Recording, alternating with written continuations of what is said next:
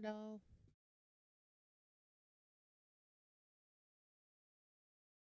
Oof. Okay. Cut all that out. Trying to figure out what I'm gonna do.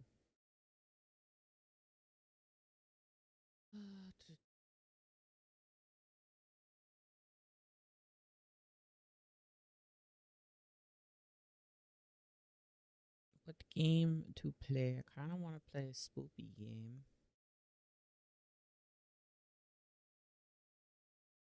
We've been going through Corpse Factory, but I don't really want to do that right now.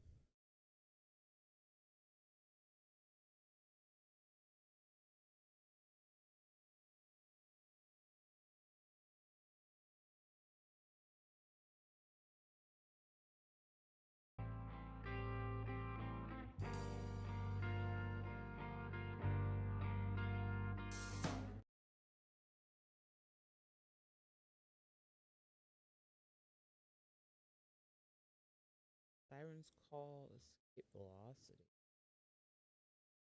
Eh?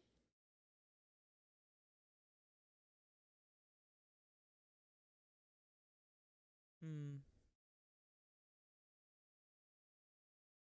Could do a Sherlock. Not really.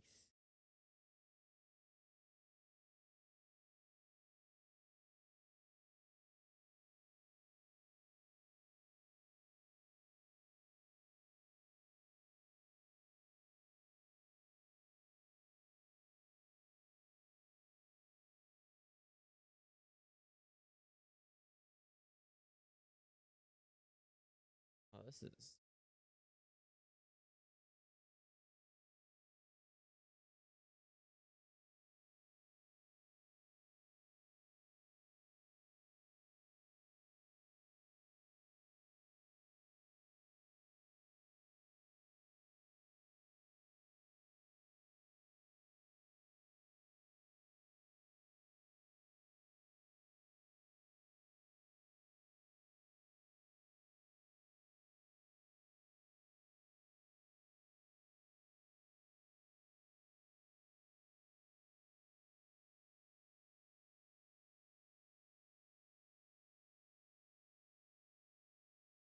got mixed.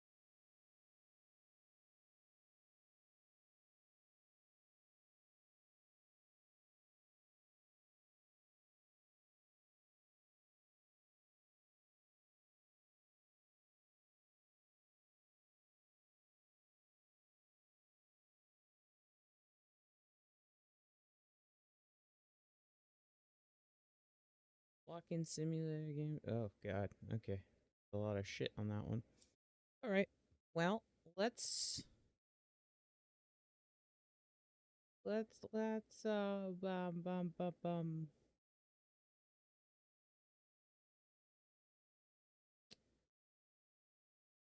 Wow, I didn't realize how many. Oh, let's play this. Sure.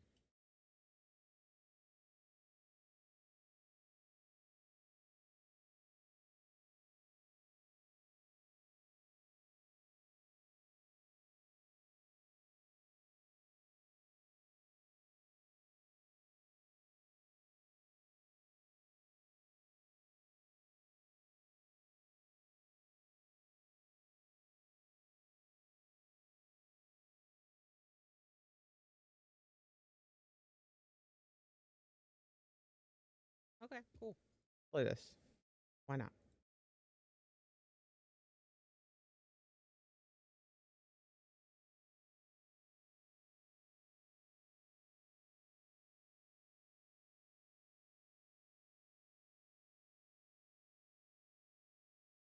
Oh, stream elements. You finally decide to work.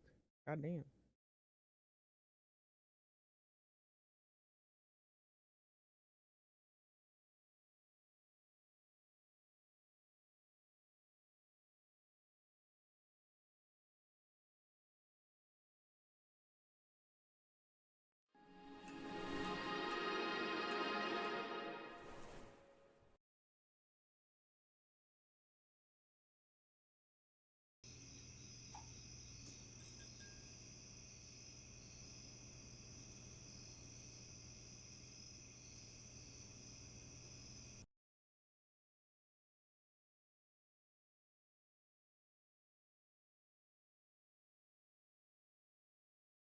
Turn that shit up.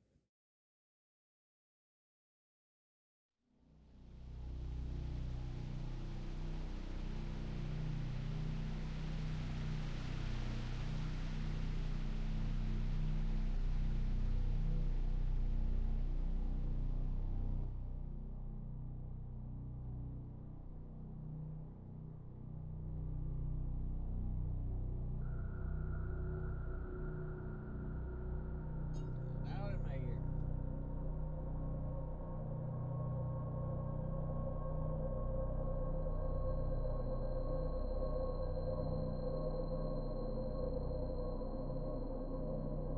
I need to move some stuff around here. Need to move some stuff.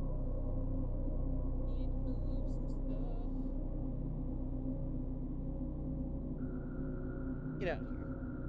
Get out of here.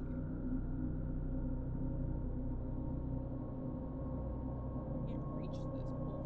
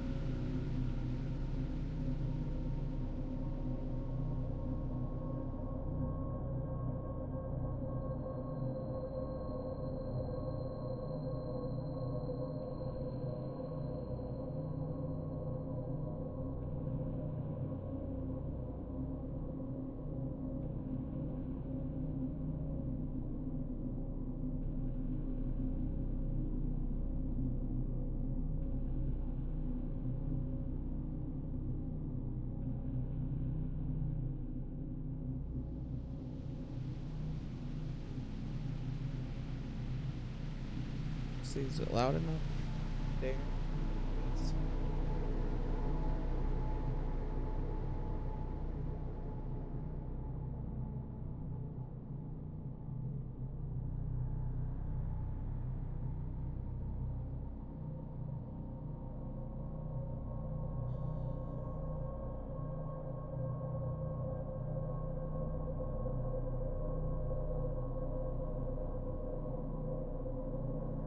So we played Martha is Dead a while ago. That was really good. I found it randomly and played it, and I fucking devoured that shit. Loved it. So I found this game from them. They're the same developers. And I think it's gonna be a treat. I think it'll be good.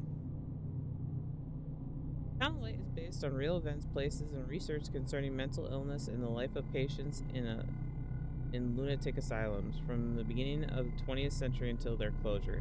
It contains stories which may be disturbing. The characters and names are fictitious, and any reference to people living or dead is purely coincidental. This game uses artistic interpretation of a former Italian psychiatric institution for dramatic purposes. Please note the mental health services have radically improved around the world. If you think you may have psychological problems, please speak to a local doctor or specialist. There. True. 1942, Volterra.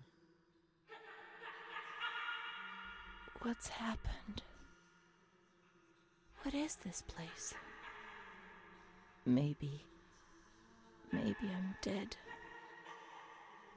I can't see any light. Maybe I am dead. I can't get up. What's going on? What's happening to me? There's no one here, but these noises. God, my head is killing me. I can't keep my eyes open. Reality fades away and my skin is gone. Every breath of wind is really excruciatingly painful. Inspired by real events.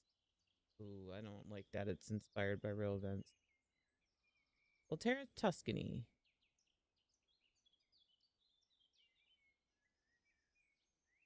2016. Wow. clothes used. Yeah.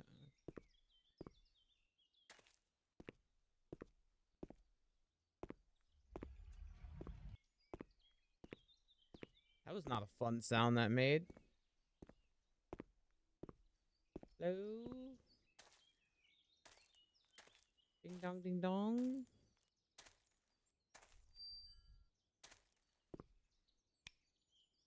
Hello? Place abandoned now? What the hell? With smoke.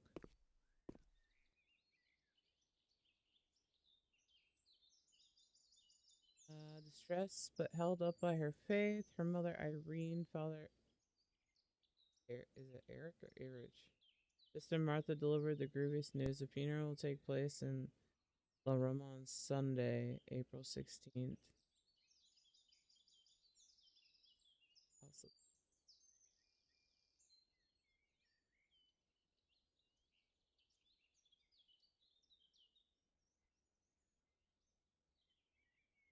Martha. I wonder if that's the same Martha. First food rationing improvements. On April 20th, bread rations increased by 50 grams per day, an extra kilogram per month of soup products, agricultural labor treatment reform, and extraordinary marmalade distribution. Oh.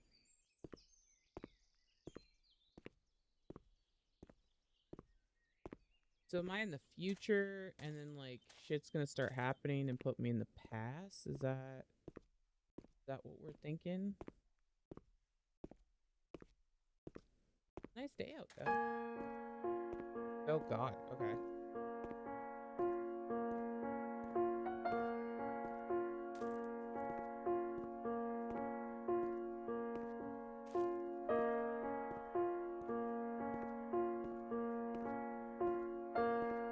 Present.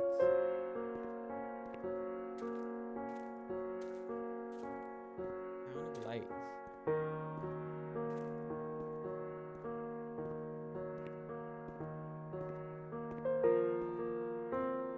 This is as fast as I can go, by the way. Wait, can I go faster?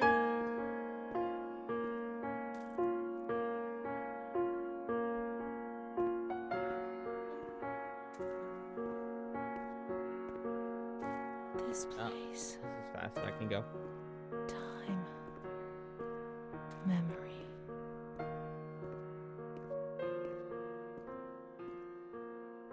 Yeah, was I a patient here?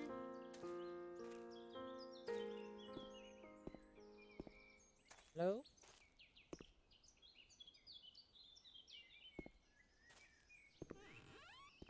Oh.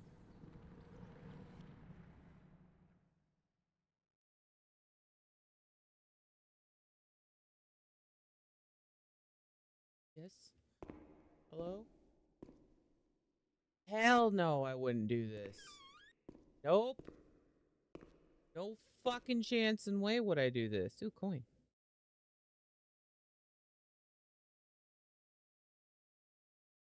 And zoom. Oh.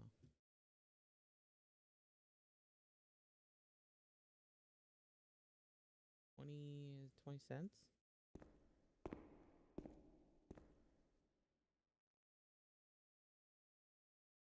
If I had a group with me, maybe. Even then, Sidetrack, psych, hospital, administrative file of Amara. Died 1942.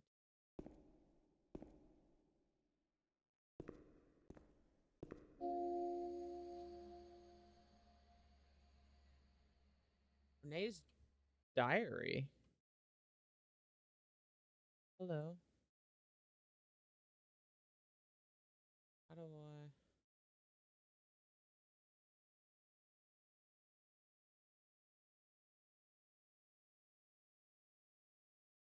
Whoa.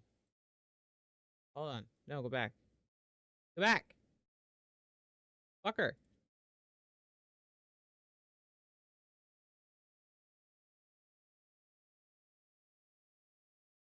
My memory of those years is hazy. Between the age of about 7 and 10, my memories are disconnected, and I couldn't say how many times and how frequently the light used to come. My mother gave me a doll around that time. Charlotte. Thinking back to it makes me want to laugh. But at the beginning, I remembered that I was afraid of her. I thought she wanted to harm me, to kill me and take my place. But when the light came, she would stay beside me, and her presence.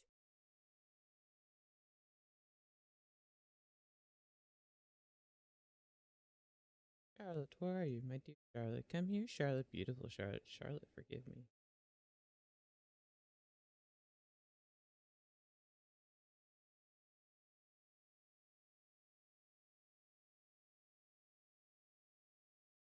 Oh.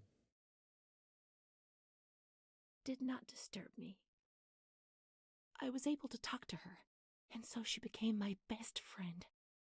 At least until I was in grade 2, when everything changed. She didn't laugh at me, and if I had to say something to my mother, I asked her to say it. When things inside me turned bad, she was the only one I could turn to. Now all of this makes me blush, but Charlotte was a real friend to me. I knew that she was just a doll. I wasn't stupid, but at the same time, she was real too. I don't know how to explain it. It's difficult. My mother would cuddle her and tell her things. I guess she was trying to communicate with me, but back then I was too afraid to understand it.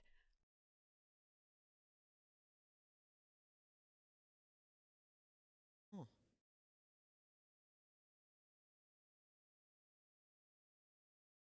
Ooh, creepy doll. Okay. Okay. Interesting. Hmm.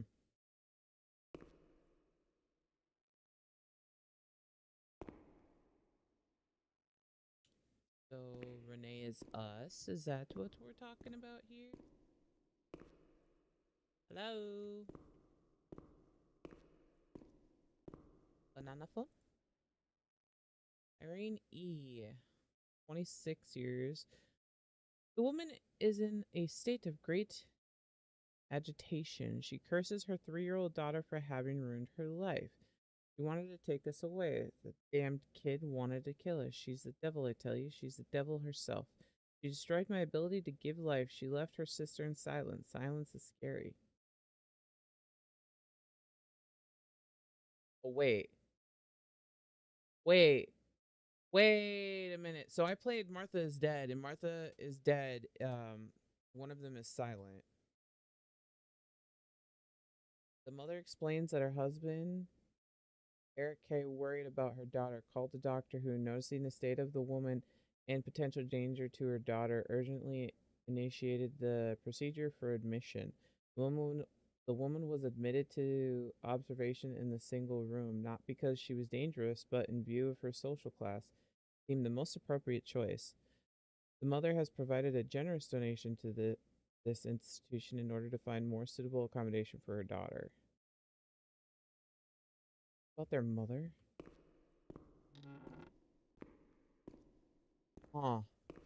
I wonder if we're in the same story.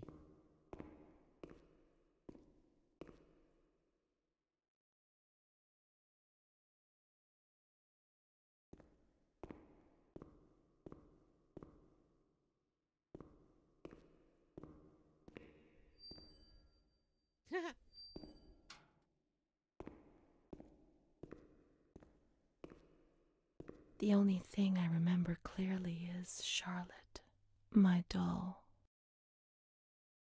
I hope nothing's gonna fucking pop out at me.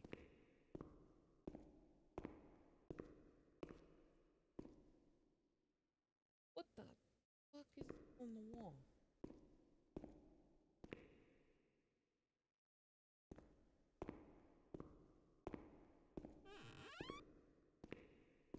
Oh, oh, oh. I If I had to fucking have a toilet like that, I would hate it. I would hate it so fucking much.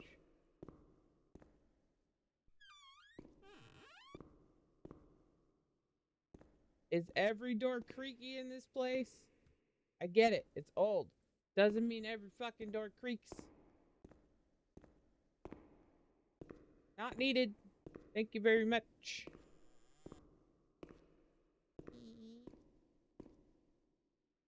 Ooh, pictures.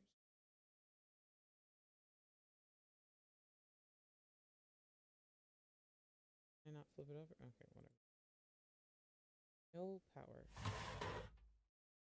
Why? Why slow? Why weird noise after pull out? No. Oh, hello, power? No? Button. Is that all I had to do? Power?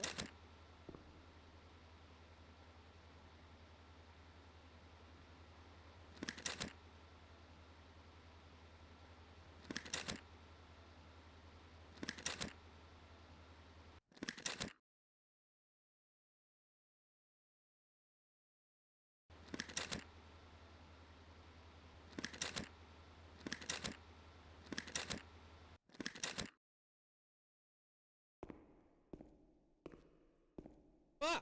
Wow! Was that face there before? Mamma mia.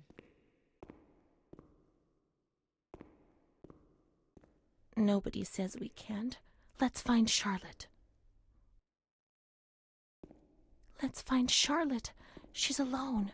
She's alone in the dark. Okay. Let her be alone in the dark. Fuck her. She's a doll.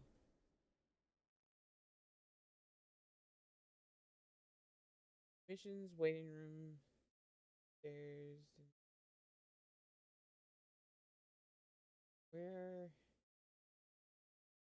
Where are we going? Why is 3 out? Why is 3... Let's search the wards on the upper floor. There's a plan on the wall which shows their location. upper floor?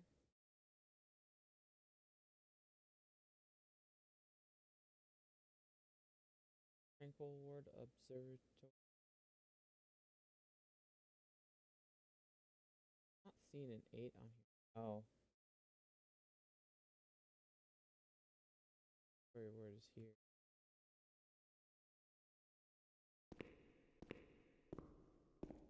Do I have to go up one first?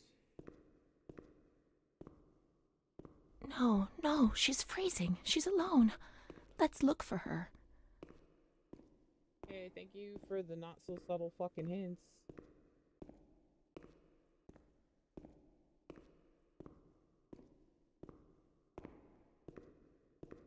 Why? Why? Why? Why is there eyeballs? What the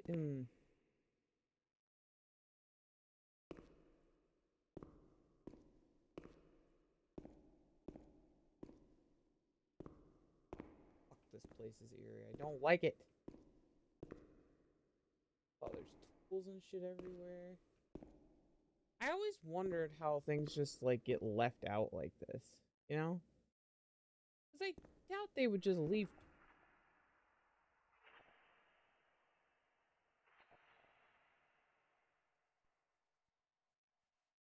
So what we're not going to do is that. All right? I'm already jumping. I don't even know if this has jump scares. I don't need that in my life. Okay? I don't need that in my life.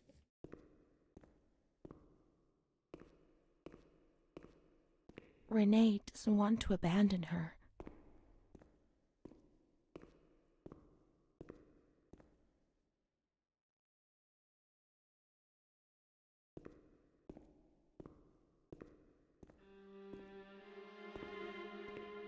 Oh?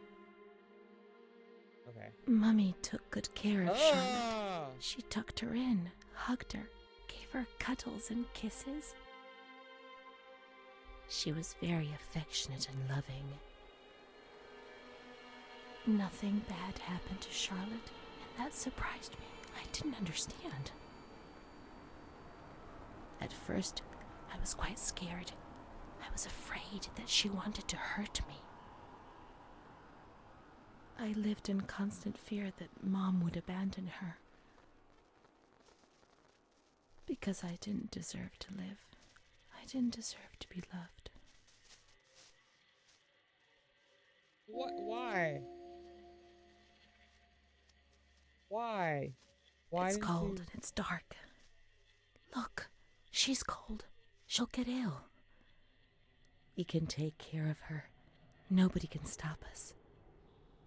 Charlotte is a good girl.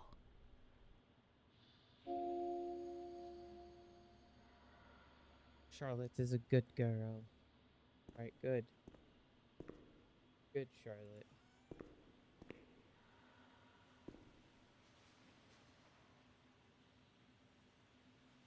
Oh no.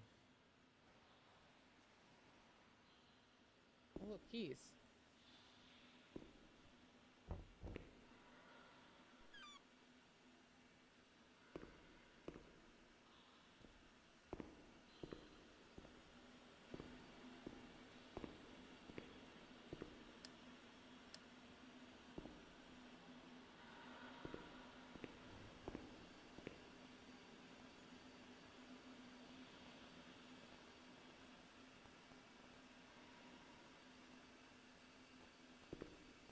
Don't like the noises. Okay. Time to leave? Well, actually, I guess I should look at... Oh, memory. Oh, okay.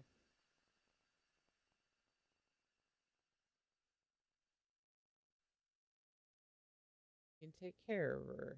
Okay. How do we take care of her?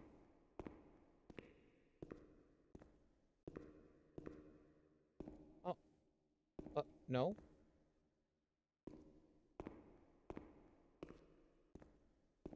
I guess leaving isn't the way to take care of her.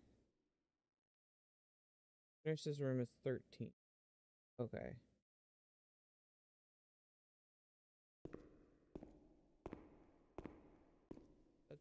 That's taking care of her, right? He doesn't want to. No. In the Town of Light, he doesn't want to. Who doesn't want to? What? Okay, let's go back up here, I guess.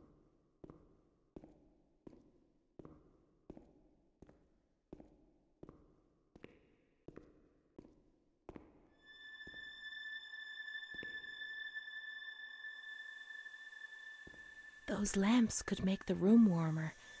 But Charlotte's not happy. She doesn't feel well.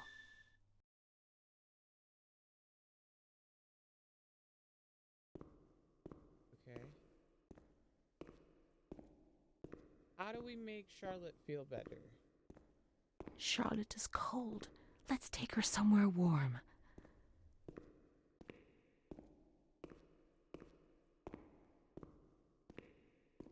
Radiology?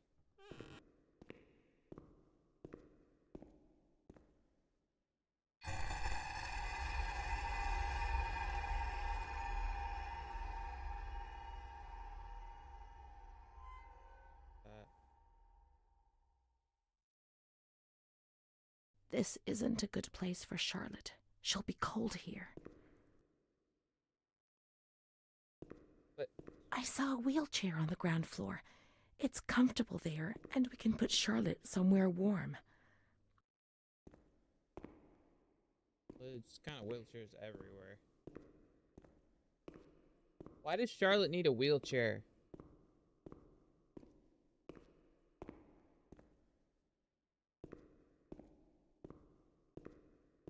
That would be the main question.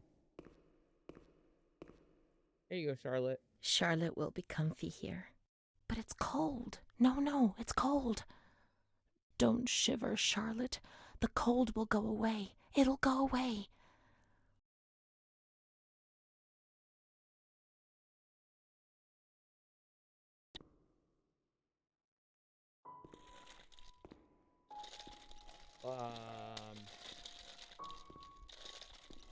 Just shove her under her shirt. She won't be cold then.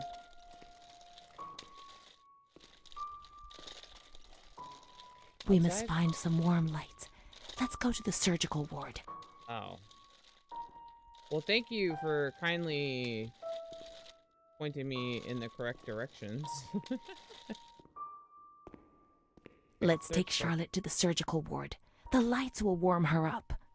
Surgical ward. Where's the surgical ward? I see tranquil observation ward.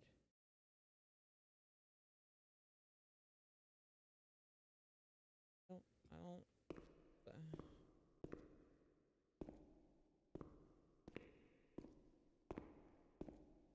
Where is surgical?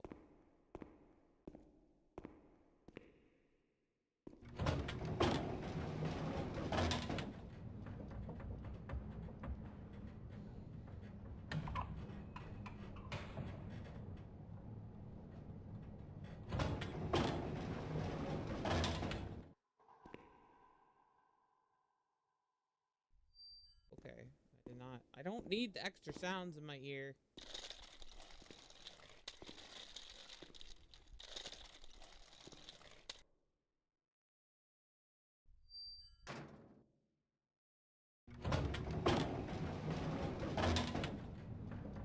We're gonna fix you up bright as rain, Charlotte.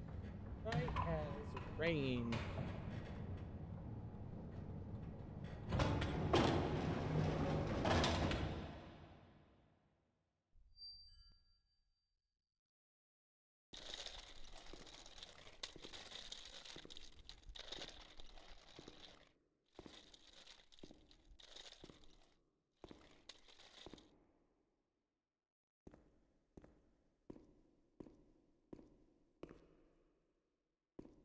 It's not there. I don't know.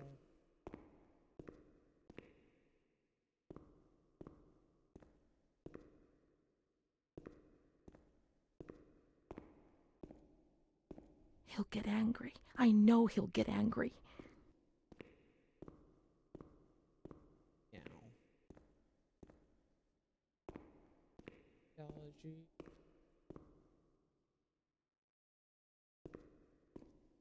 That. He doesn't want to. Not Charlotte.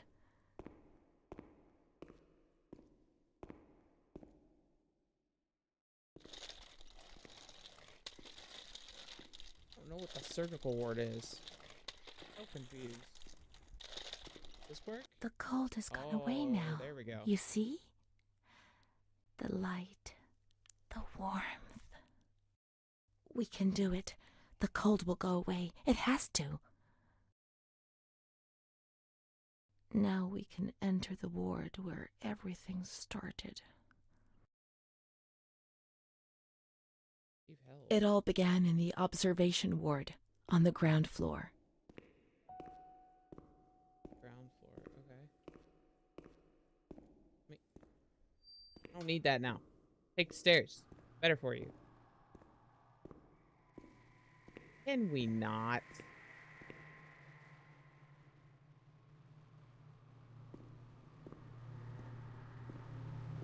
Okay. Here we go.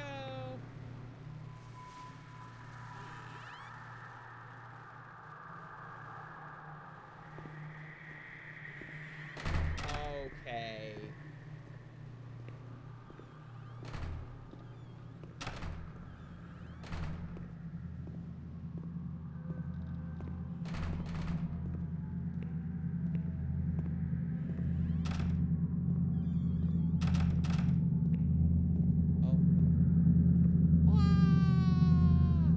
Whoa! Wait, what the fuck?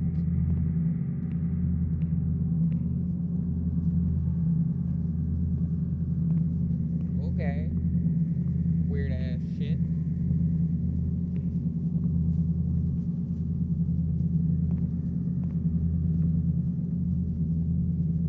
That's some demon shit right here. This fucking demon shit. It's cool gravity just works like this, and I can easily shift to what floor I'm on.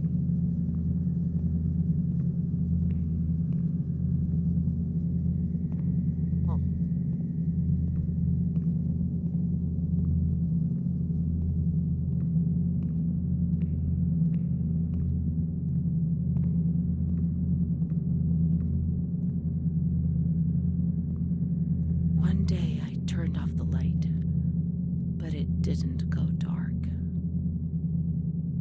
It was a limitless immensity, a blinding, merciless light.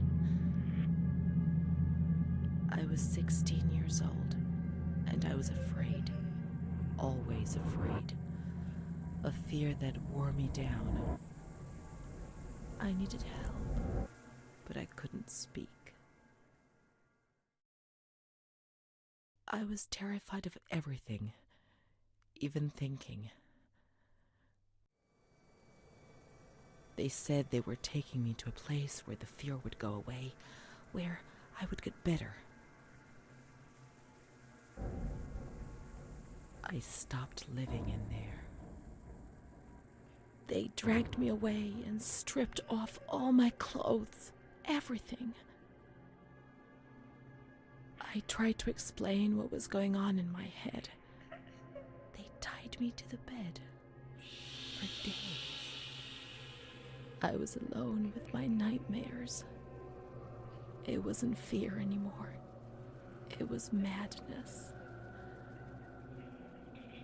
And when you're mad, you cease to exist.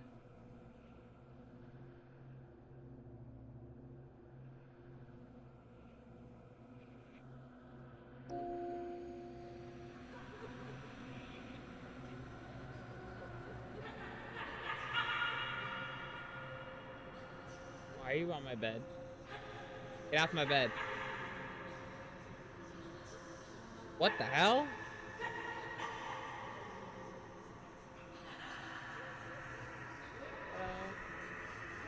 Ah! What?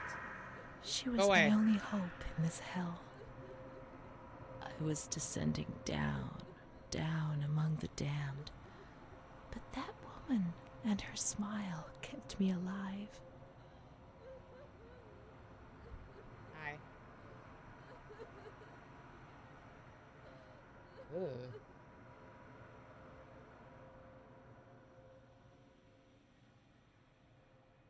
Oh, why did we lie down in the bed? There.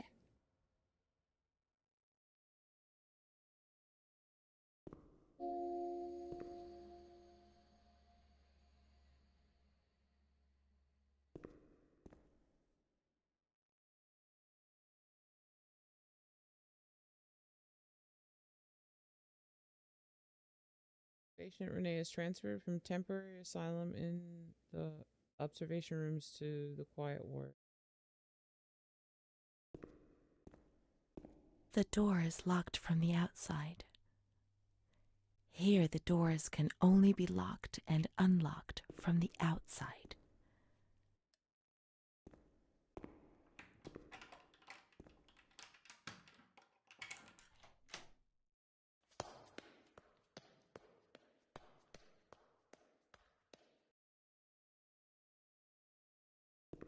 Hello? What was that?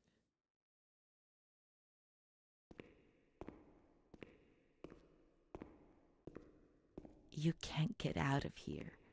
Only the dead can leave this place. Well, that's fun. That's a positive outlook on life. Oh, that is a dark hallway.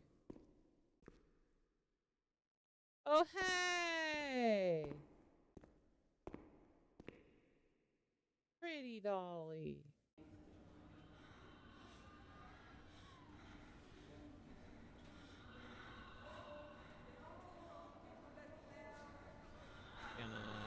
Excuse me, pardon me.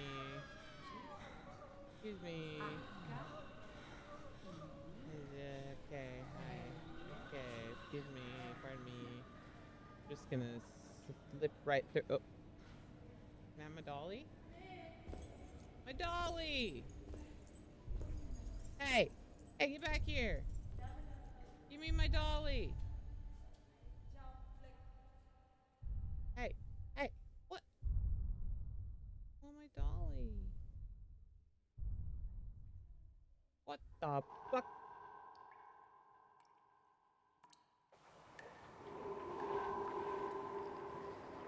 What'd you do? What am I hearing?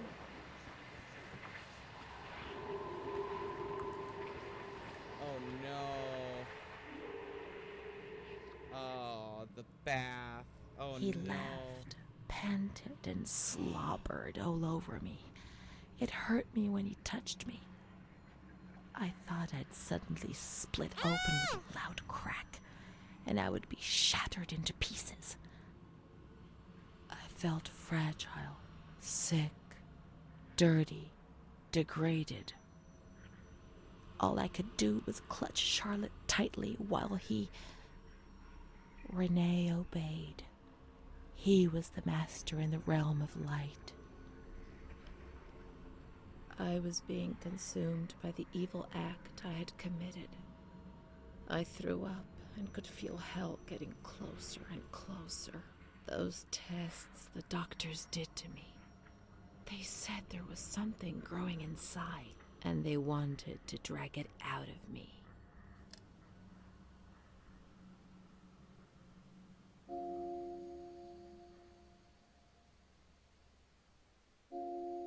Oh, so she was being abused and she got pregnant out of it? Oh no.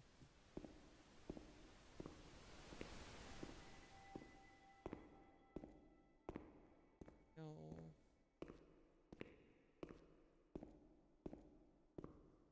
Oh my gosh.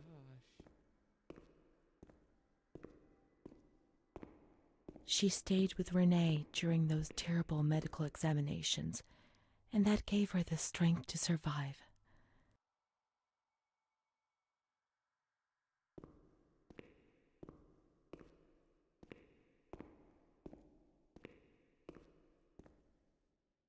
They went to the gynecology ward on the upper floor. My lord. Oh, you you walked in at a weird time. Yeah.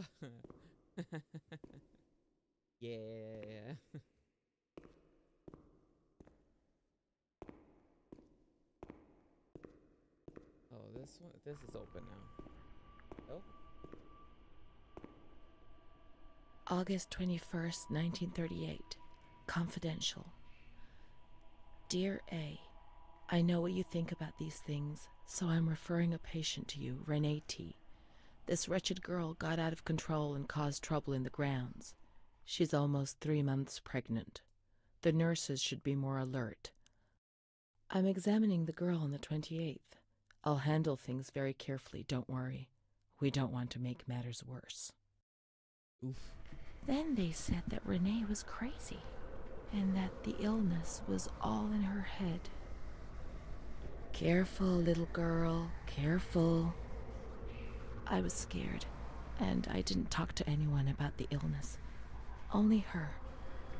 Not even the other doctor. He never touched Renee. He just wrote things down. You can tell me everything. Don't be afraid, he said.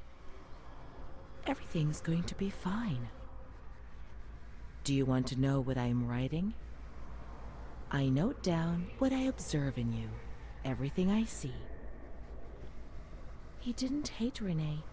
He tried to help her, but he rarely examined her in those small surgeries. Jesus.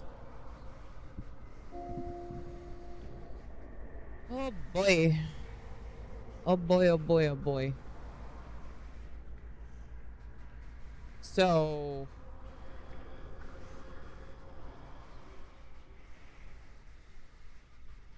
she is Renee. She's just talking in third person.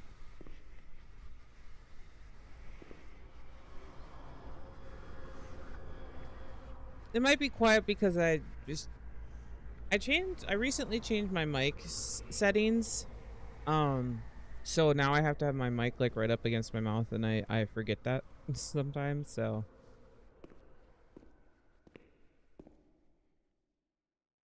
all right, well then.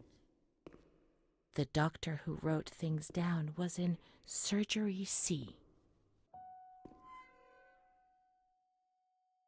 I heard that.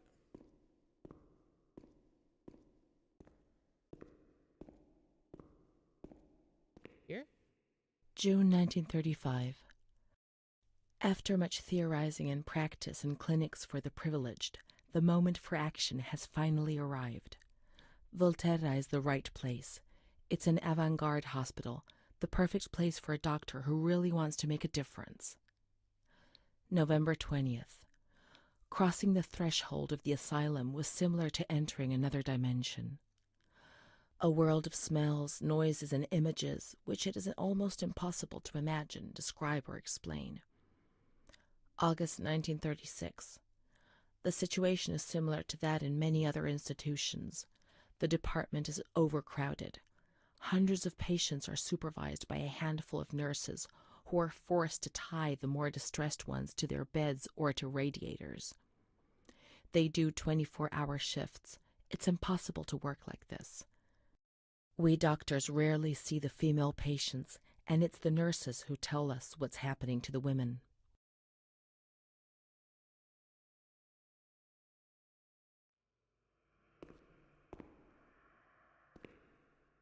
So this is the good doctor. Okay. I mean, you haven't really missed much. It's 2016. This girl Renee is coming back to the asylum that it seems like she was a part of, and it's going through her trauma in this asylum. But it has voice acting, so I don't have to read a bunch of shit. And it was picking a spoopy game. So this developer they made Martha is Dead, which I played quite a bit ago now. And this is the one that came right before that, and it seems to kind of tie into Martha is Dead a little bit. And Martha is Dead was really good, so Martha is Dead was really creepy and had a lot more jump scares and stuff. This is very tame and supposedly doesn't have any jump scares because I wasn't. My body ain't ready for that.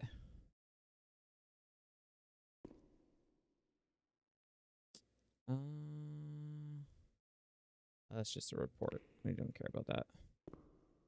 This is just supposed to be a short little game.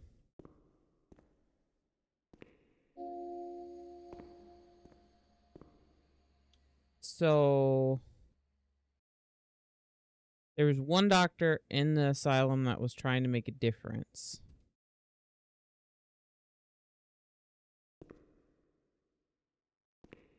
Is that not Surgery C?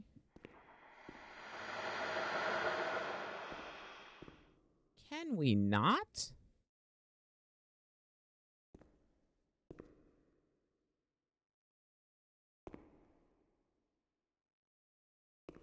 I still don't get how all this shit would just be laying around. Oh, no. Anything to have to do with brains means lobotomy. Oh, hello. March 12th, 1938. Renee T., 16 years old. Menstruation at age 12. Housewife. Father unknown. Mother a seamstress. Admitted in observation yesterday morning from Pontedera, accompanied by a police officer authorized by the examining magistrate of the Court of Pisa to be admitted for a psychiatric evaluation, which I have carried out. Medical certificate. Mental illness preceded by warning signs. Has suffered from depression for a year, believing she had tuberculosis. Food deprivation. We can't read this document. It is forbidden. We mustn't. If they find out, there will be trouble.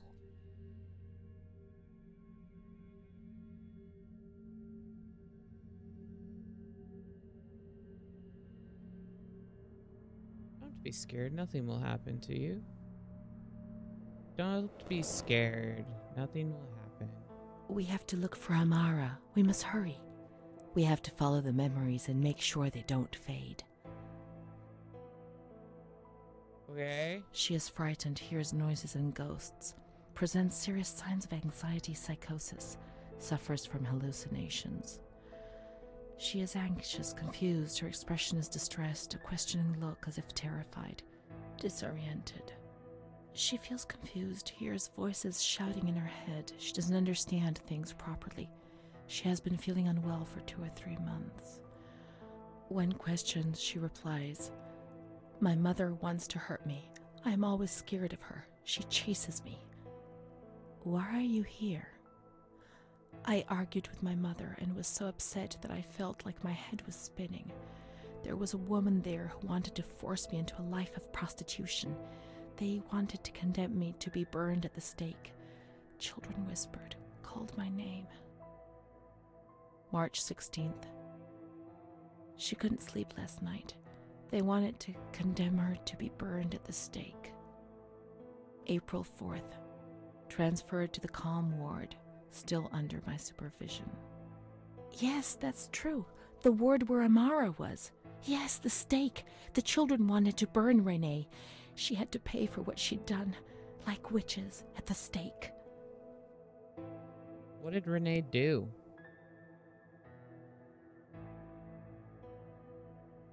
Hi, Chair. What'd she do?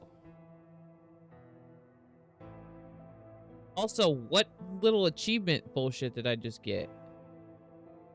I have a feeling we're trying to, like, either make Renee realize that she is a person, because right now she talks in third person like she's multiple people.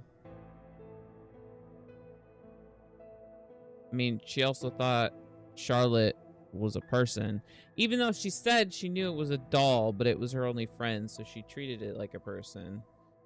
Also, with her mom personifying a fucking doll, didn't help that situation, I guess. Ugh.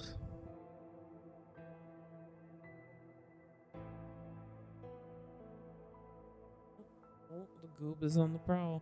Also, this chick talks like she's doing ASMR because she's like right up into the mic and going like you can hear everything. See that green? See the green? That's Goob. Goobert. Yeah, that's right. Go away. No. No. No. They can't hear you now. Sucks to suck. All your protests go unheard. You have something to say to them? Got something to say? Goob would like the floor.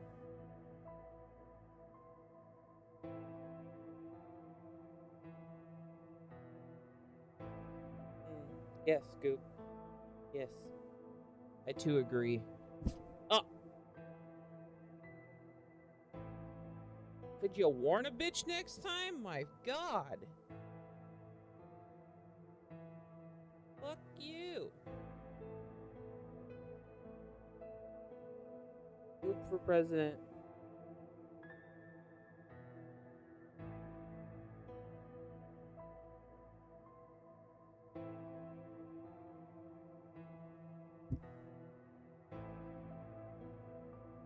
Goob for next president. What do we think?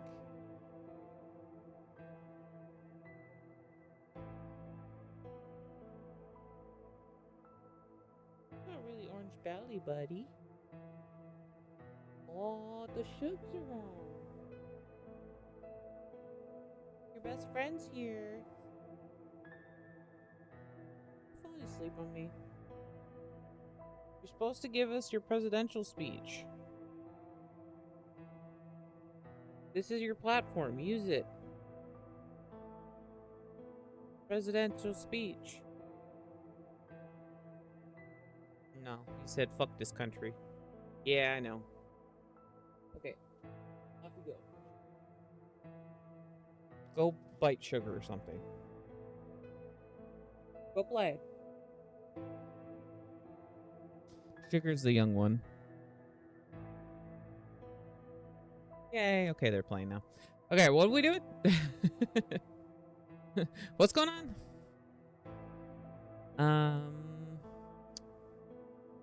You had to pay for what's at stake. Was this what frightened you? They were just hallucinations? What had you done to deserve to be punished? Yes, that's what we want to know. Oh. April 21st. She's more awake this morning and is responding to questions, complains of headaches. She became agitated when she found out her mother was there.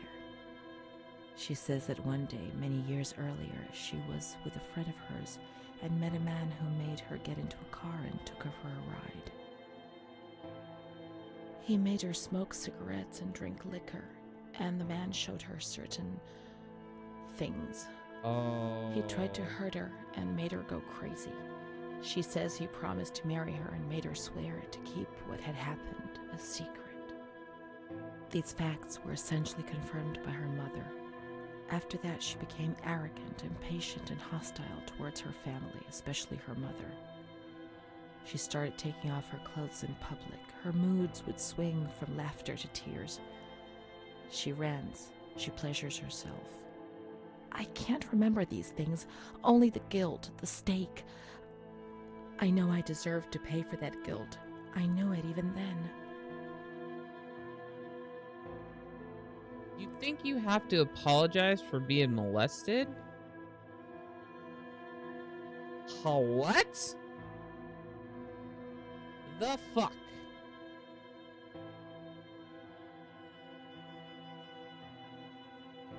I don't know if it's the wrong choice or not. It seems like it is. You deserve it because you tried to hide it from yourself? Bruh! Let's look for the rest of the clinical diary to understand. Everything will become clear. Yeah, let's look for more. What the fuck is that answer? Fuck you. Okay. She was uncooperative during the examination. Good answer, She didn't I think. want to be stripped, and her body remained rigid. Voluntary attention almost totally absent.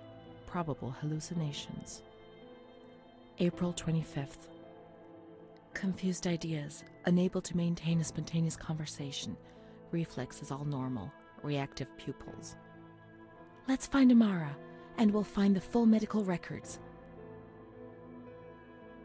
Who's Amara now? Who the hell is Amara?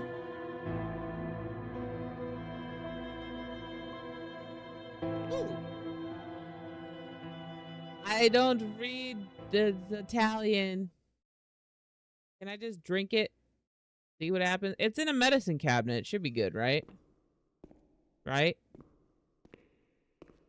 No, wrong. Kids, don't drink random liquids. The grounds at the back of the hospital, and then down to the kitchens. Grounds at the back of the hospital and down to the kitchens. Okay. Grounds at the back of the hospital. How do I get there, though? Here? Yes.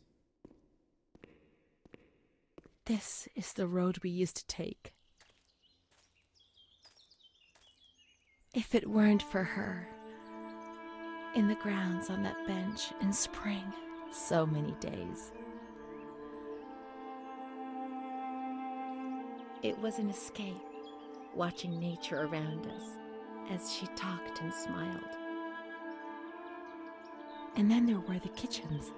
Sometimes we stole food and ran back to the bench to eat it in secret, and we laughed.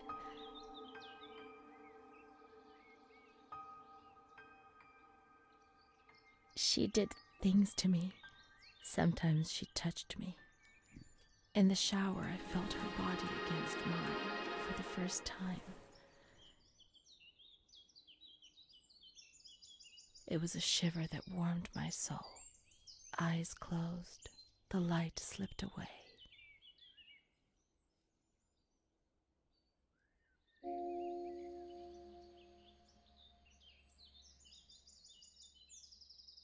She wasn't in the system.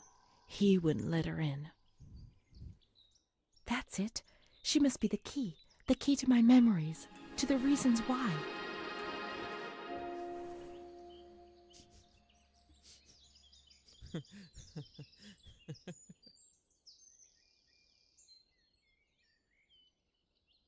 All right, then.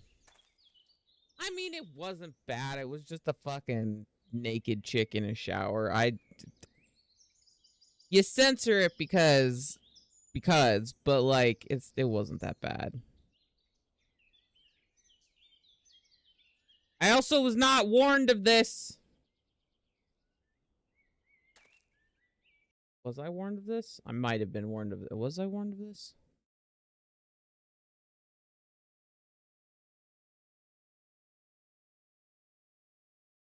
I don't think I was warned. Yeah. Let's look for Amara in the kitchens in the basement of the building, behind the greenhouse. Behind the greenhouse. Nature helped me to forget, to escape from the system.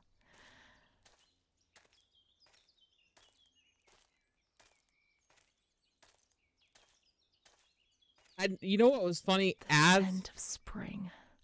The land of light was far away, and we spent the days chatting on the stone benches. Renee, you just interrupted me. What the fuck? Trying to talk. What was funny is as she was talking about Amara originally, I was like, I wonder if those two got like really close, because it seemed the way she was how fondly she was talking of her. And then that happened. So I was like, okay, I was right. I should have pieced that together a hell of a lot quicker. This is a nice little walkway, though. Oh.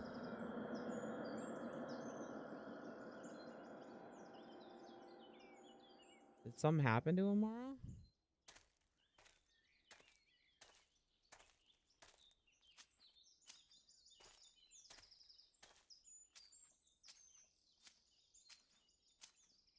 I mean, if I have to, I'll take the live stream down and I'll make a video of it and just edit it. I'm not that worried about it.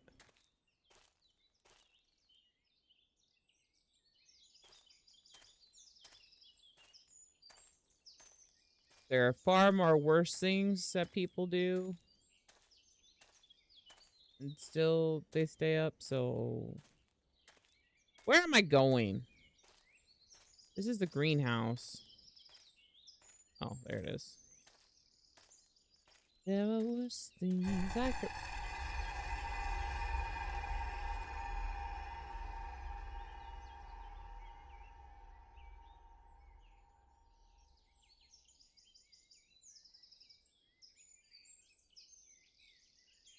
Was that Amara? Was Amara a nympho?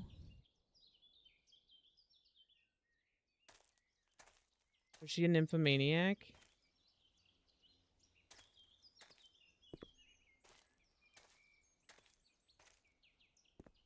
I think the white spot was just, like the lighting situation. There was things I could do and sleep around with a boy or two.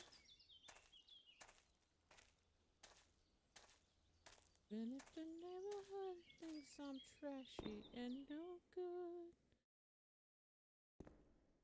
there was things.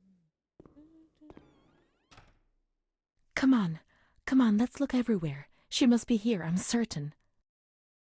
But are we looking for Amara? Huh. Hello. You open one of these, you just find her body. Hello. Amara. I don't know why you would be here, but the crazy lady said so.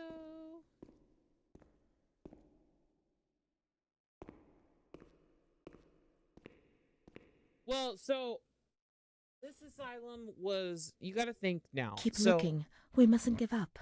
Shut up, Renee, I'm talking. So this is back in 1940s. when things were not regulated at all. This is like the height of bad shit happening. If you think of Inception. Where could she Um be? We've got to talk to her. Everything will be all right. But being here now, I don't like it. Come on, let's look for her quickly. Shut up, Renee. Yeah, so if you think of like the movie Inception, it's that same type of stuff. It's where they treated people really badly. If you've seen the show Ratchet, which depicts shit that can go real quick, like there was very much a lot of illegal activities happening. This is back when they just like lobotomized people, basically just like right away. They didn't really have real reason to. This was when a man could be like, "Oh, my wife's crazy," and the asylum would take her. Like they didn't need real proof or anything. It was just, "Hey, she's crazy," and you could drop her off, and there you go. I can't think of the name of the movie, but there's another movie. It's like Alice in Wonderland inspired, but she goes to asylum and ends up getting lobotomized and stuff like that. It's yeah. This shit happened all of the time back in the day, and that's why a lot of these places are haunted, because a lot of evil shit went down in them.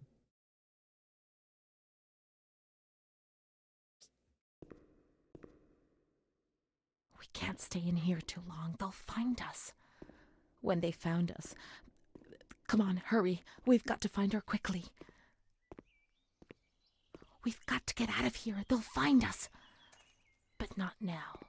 Not yet. Amara's not here. Maybe she's in the showers. We can find her there. The water was often cold. When it was cold, we ran away. But when it was hot, then she came to Renee under that cruel white light. I can still feel the shivers her body gave me. Everything must return to how it was. If we recreate that magic, she'll come to us. Yeah, you don't sound crazy at all. At all. Not one bit. Nah.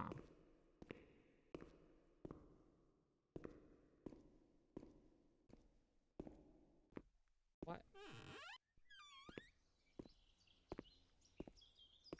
Do we need to recreate showers?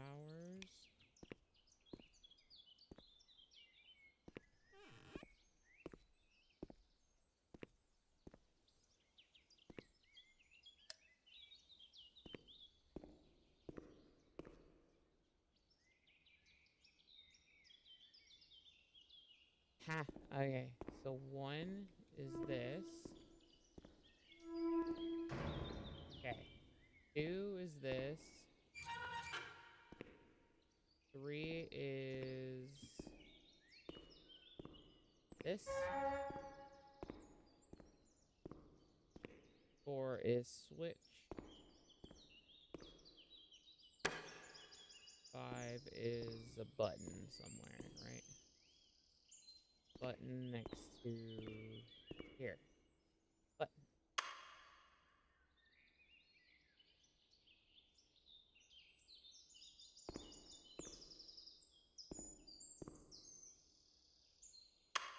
Oh. All these have to be closed?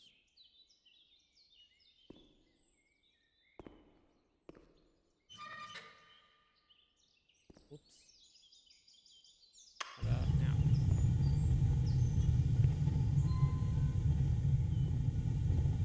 Something opened.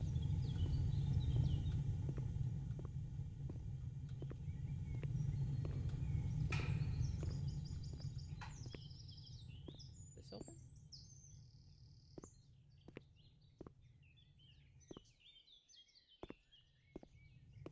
Something just opened to me.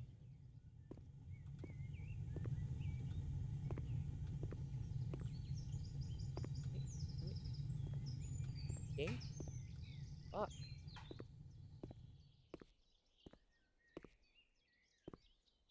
just warm up the shower? Is that what we did?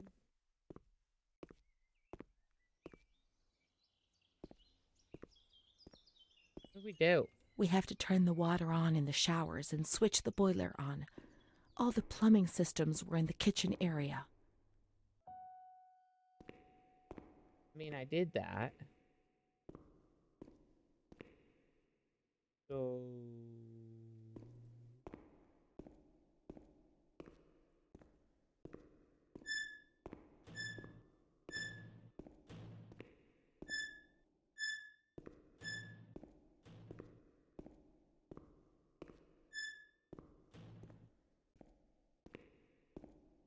I mean, is that not just what I did?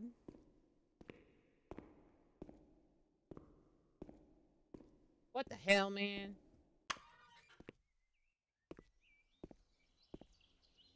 The fuck just happened?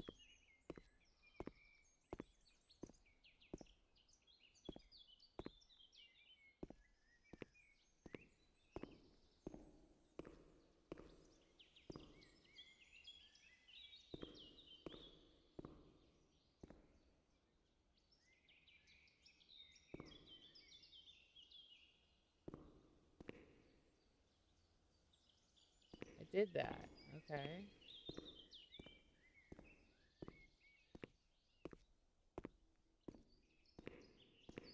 Okay.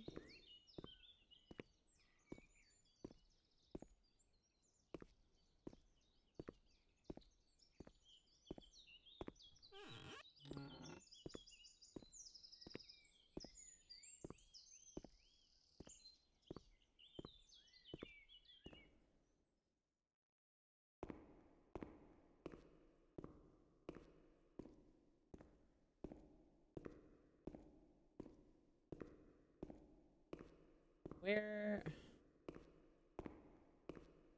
What am I doing now?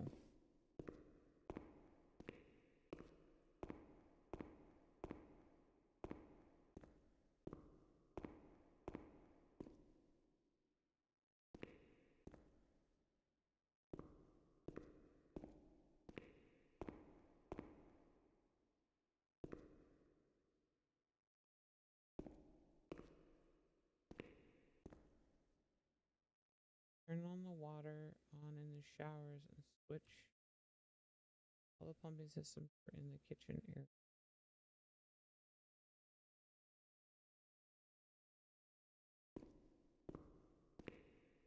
Is that not what I just did?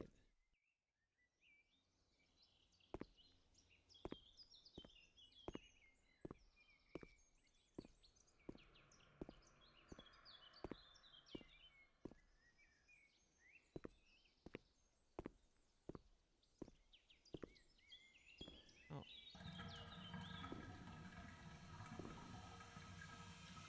Now everything is ready. We can go to the bathrooms. We can go along that narrow corridor in the kitchens. We'll meet her in the showers, yes.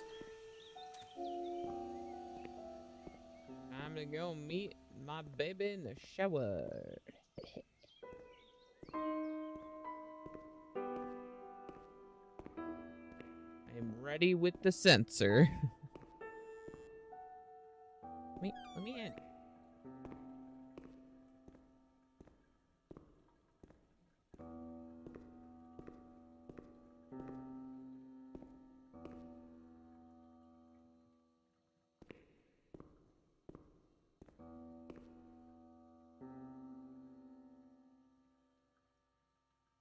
At the end of the hallway.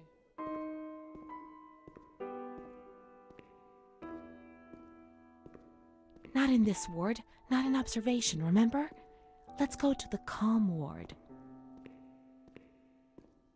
No, I don't remember that. Upstairs?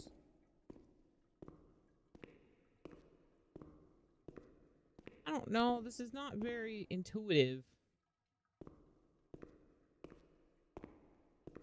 So this is my ward. Okay. Here? No, that's whatever it is. Nope. Nope.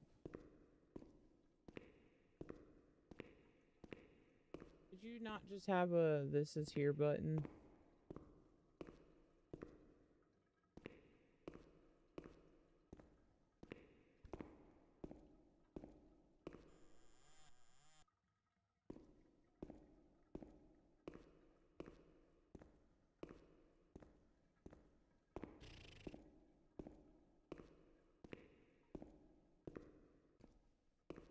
Where are the fucking bathrooms?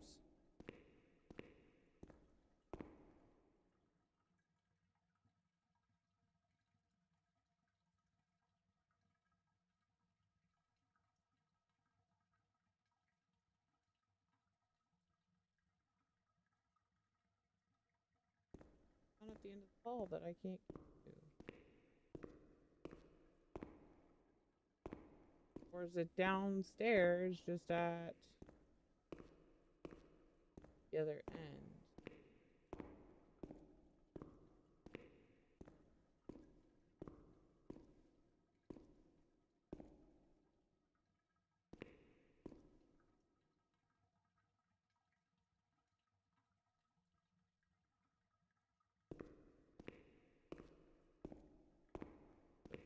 Toilet there.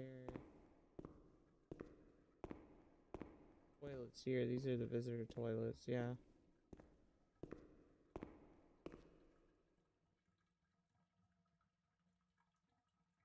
See, they call it, I think this is the calm ward, but they call it the tranquil ward in the maps. At least I think that's what they mean. Gonna figure it out, I guess. Hello? Hello? Is it me you're looking for?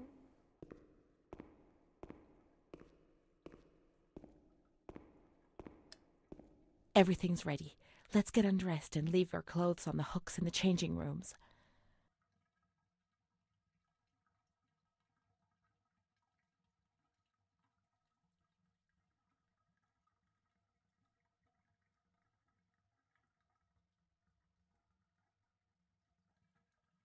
Let's turn the water on now, and everything will be as before.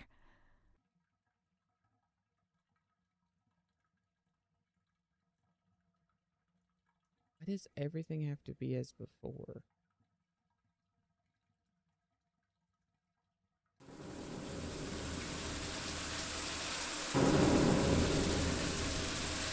Oh god. Oh god. There's naked women everywhere.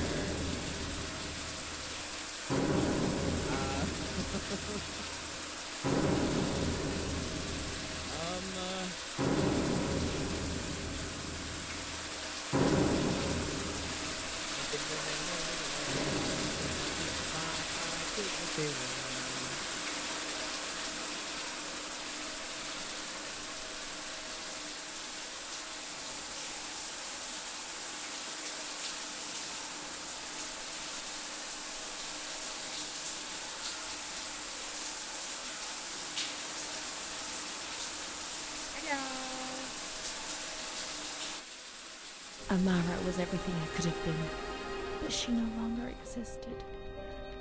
I'd have loved to erase everything I did, but instead I always went ahead and did it again. It was my fault, and she disappeared from my life.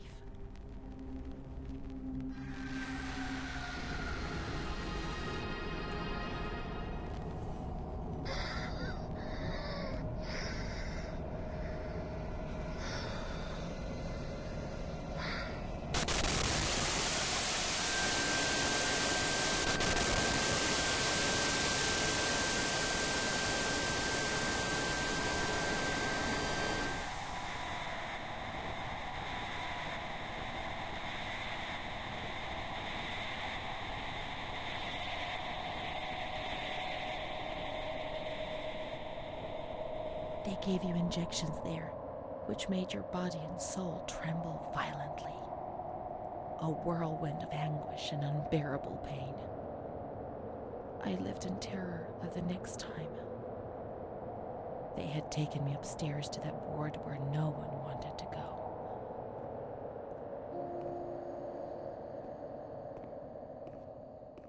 another thing, back in this time, being a lesbian was a medical condition. So that on top of all of the other shit that was going on with her probably is why they got taken apart from each other. Let's that among other things, but that was probably a big reason. That's just that was this day and age. Doesn't make it right, but ooh. I cannot recommend the show Ratchet enough. It it definitely like depicted a lot of the stuff happening in that day and age.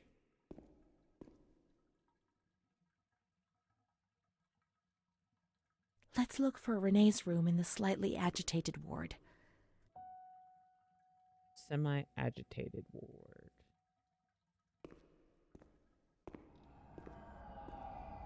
That's fun. When there was too much chaos, they closed all the windows and the door. They turned off the lights, and it was pitch black. Some people fell asleep. Some others stopped seeing their demons and became more calm.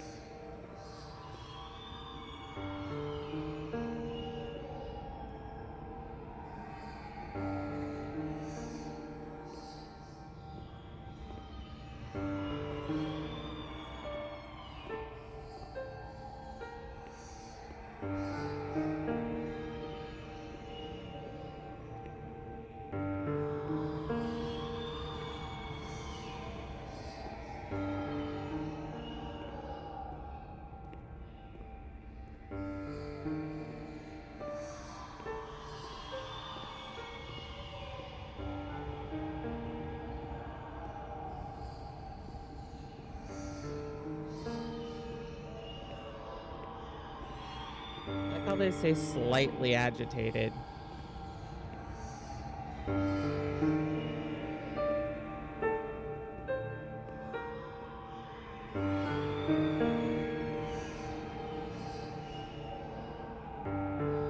Whoa!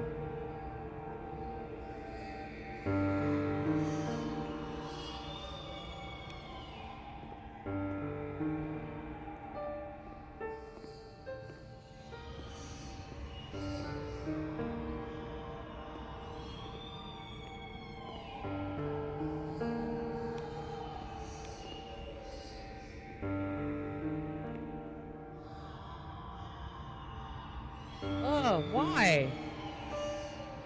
Why would you do that?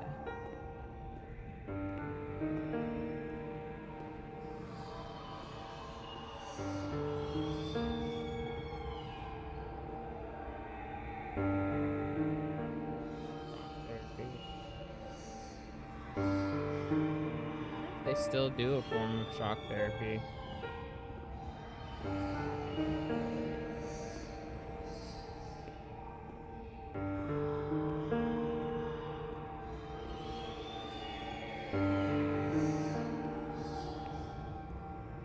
I have no idea who's screaming. I'm trying to find her Let's room. close the window shutters, the door, and switch off all the lights.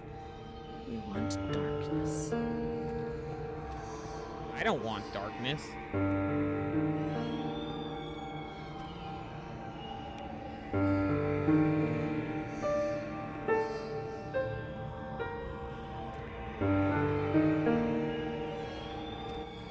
They put a straight jacket on you.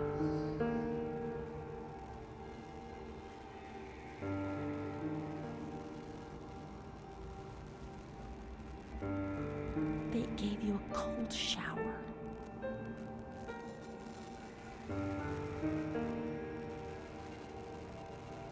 They suffocated you with a sheet. Ah.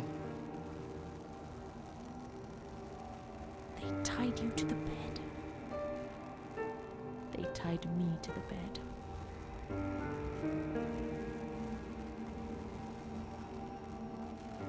A woman died next to me, choked by her own vomit. She was tied down because she wouldn't stop pleasuring herself. I can still hear her death rattle. I screamed, but nobody came. Everybody screamed in there, all of them.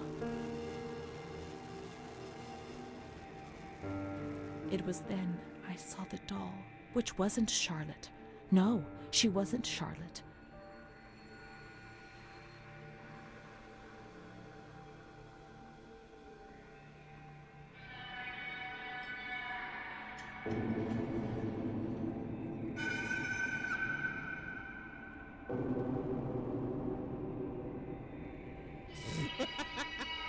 What the fuck?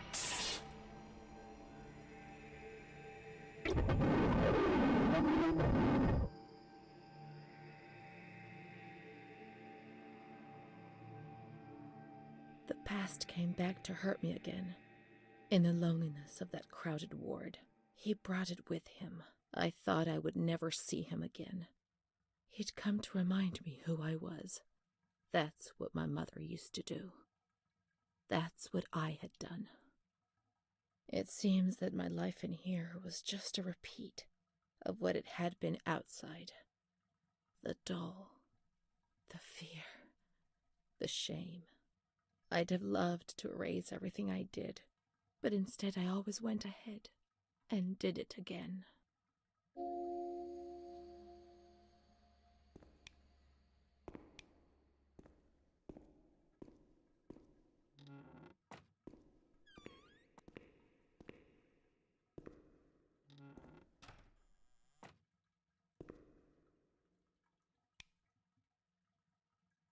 Spooky, scary skeletons. Let me out!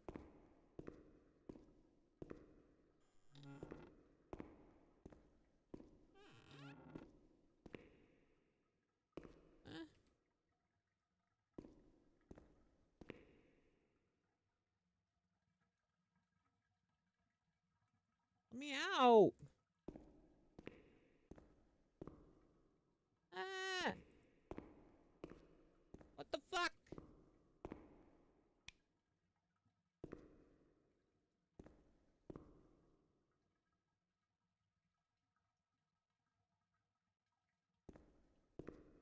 Am I just stuck in here now?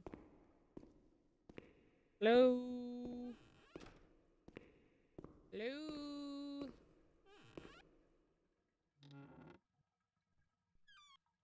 Hello?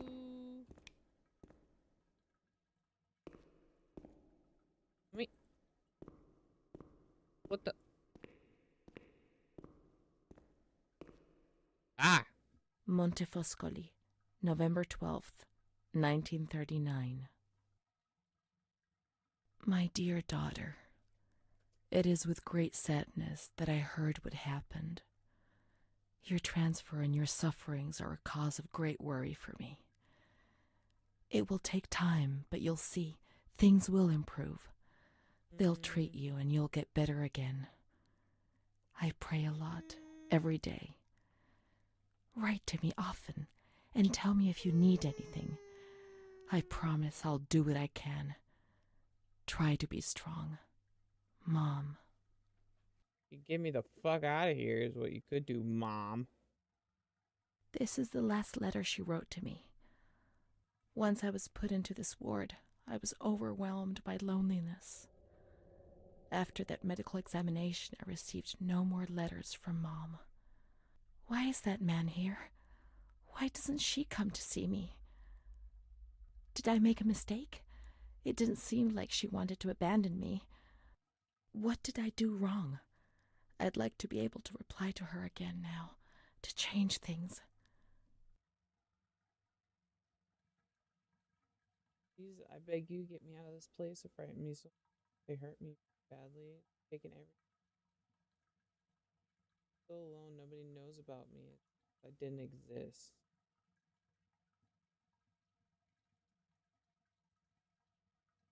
God.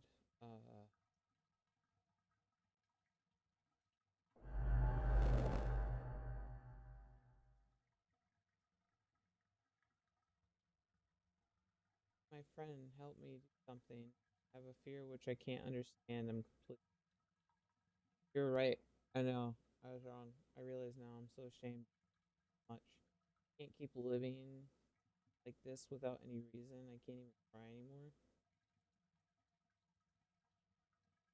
I don't like any of these options. I have a fear.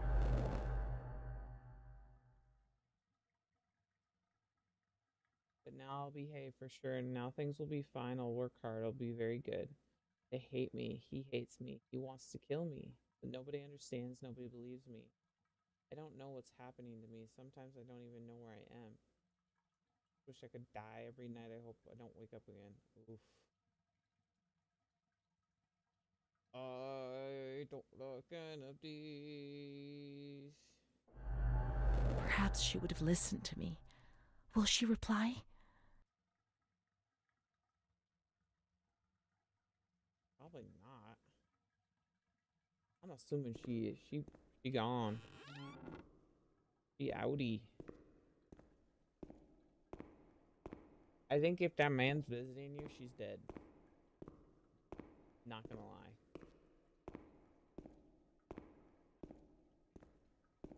Listen, just gotta be straight up with her about these things.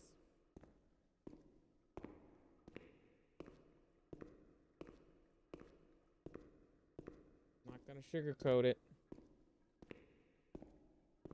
Put it in the mailbox.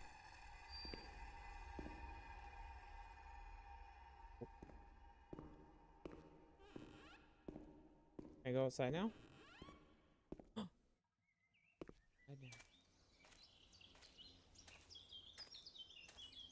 Mama, ooh, didn't mean to make you cry. Sometimes wish I never was born at all. Carry on, carry on. There's nothing even matters. We're here.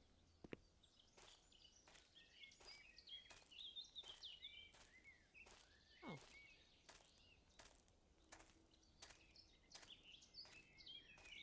Backwards to this place. The letters were sent to the archive. It was their job to post them.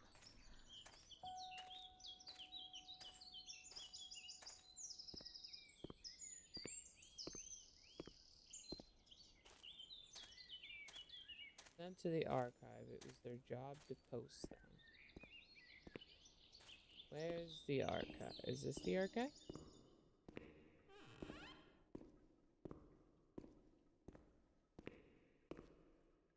Assuming this is the archive.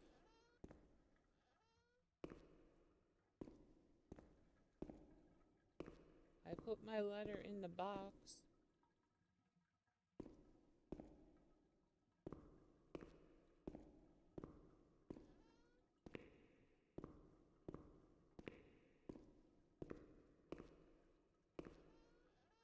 Oh.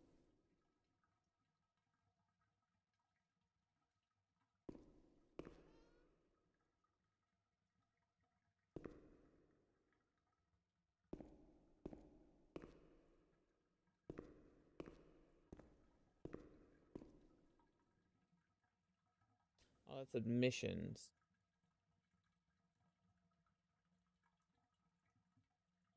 So was I... Did I go the wrong way then? You can most likely assume I went the wrong way. Yep. Patient storeroom and archive in 12, which is this way. You can always assume I go the wrong way, 'cause I don't pay attention. Do. Very low attention span for people talking in my ear. When you were sent to a lunatic asylum, you lost the right to possess anything. Everything you arrived with was packed up and stored here, even the clothes you were wearing, in case you were released one day, but far too many never left. Sounds about right.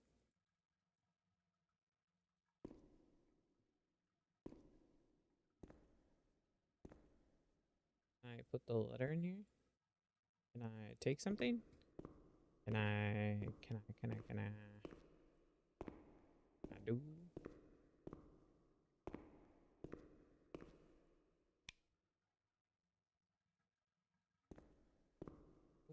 I want to put my letter. We just got a letter. We just got a letter. We just got a letter. I wonder who it's from. Put my letter in there. Are we holding on to this bitch? There must be a file with my name in the filing cabinet somewhere. R. Me. Dear Mother, please, I beg you, get me out of this place. I'm so frightened here. You were right. I know I was wrong. I understand. I'm so ashamed. If only you knew how much. But now I'll behave myself, I promise. Now things will be fine. I'll work hard. I'll be very good. Your daughter, Renee. This letter. It was Renee's letter, just as she wrote it back then. But it was never sent. Why? Why did this happen?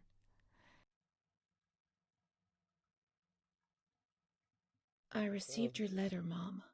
You tell me to be patient and strong, while I only feel fear and pain. And you don't write to me anymore. If only these words could be my soul, I'd tell you what was happening to me. The kids want to kill me. They all look the other way and tell me what to do. I don't understand. She helps me, but what have they done to her? Can you tell me? Will you help me? Renee.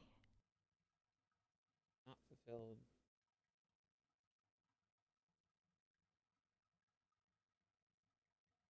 Not delivered. Montefoscoli, July 7th, 1940. My dear daughter, I have received no news from you. You have not contacted me in months. I'm sorry, but I don't have the money to come and visit you. Do you remember Mr. Onofrio? He'll soon be in Volterra for business. I've asked him if he would be kind enough to ask the director for some news about you. I hope he'll bring me some good news when he returns. But please write to me. I know that I was strict with you. You have to forgive me. I didn't think.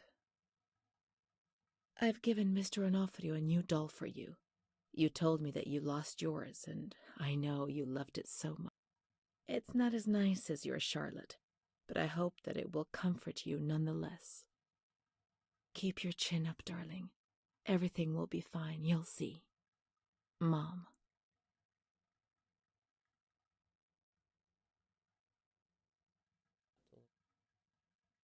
Montefoscoli, October 12th, 1940.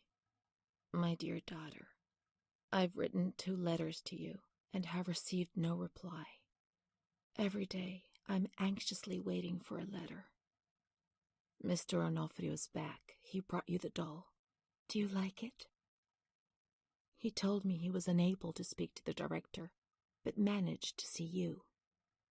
I pray for you every day.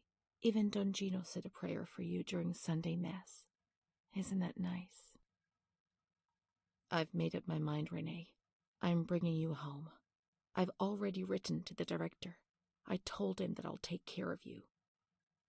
I'm not very well at the moment and can't work, but I'll get better soon, you'll see. And as soon as I can make the journey, I'll come and fetch you. I know you're suffering a lot, but please be strong, I beg you. Mom will come and fetch us, won't she? Mom is good, but she's not well. That's why that man came. She also sent us the doll.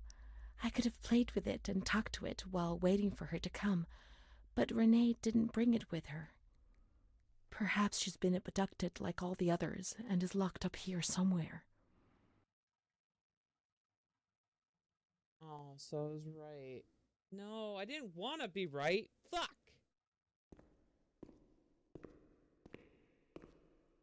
Mom passed away before she could get her. Oh. Also, fuck the other guy. Fuck that guy. Let's look for the second doll. It'll be among the bundles of the patient's belongings.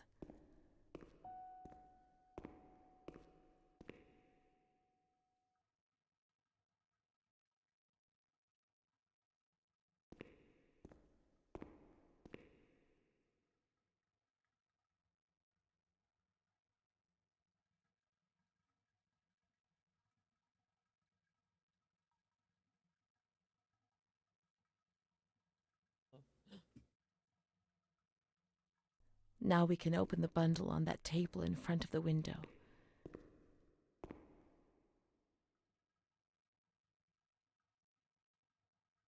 Who's? You see? Dolly. Mom was good. I was bad. Mom was worried about Renee and Charlotte. I abandoned Charlotte. We've abandoned her. I didn't abandon shit. I just got here.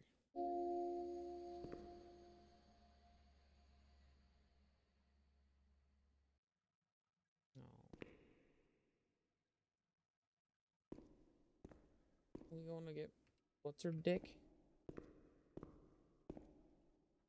Let's look for Charlotte. We have abandoned her. Will she still be where we abandoned her, under the warm lights? You keep saying abandoned, but you literally just left her there to warm up. Like, I don't think that's abandoned.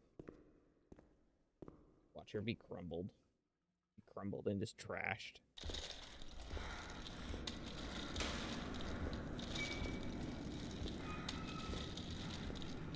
So, lovely day for a stroll.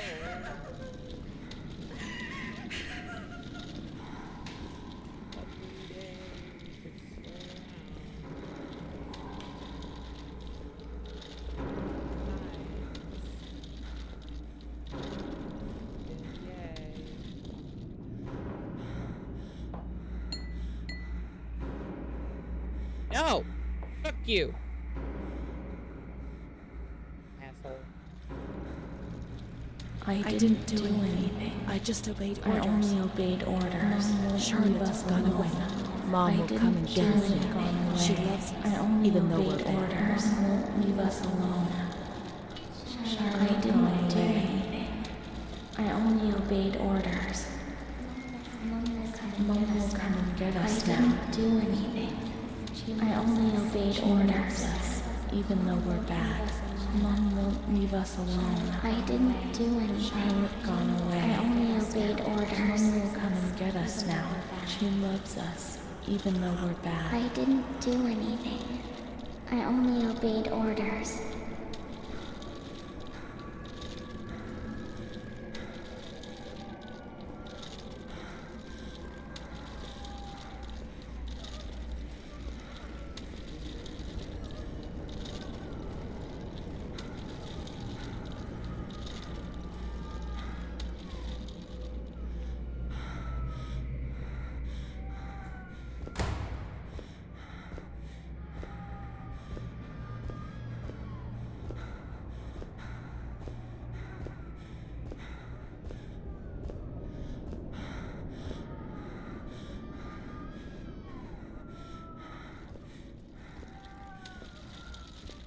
Hey, but I'm cutting in line. Like, there's like 5 other people here. Like, they can go before me.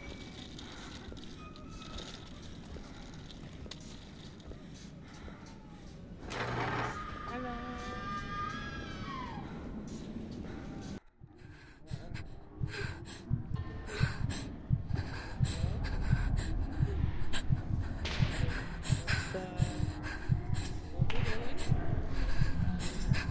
Why is there somebody here who looks like they're gonna pray for me?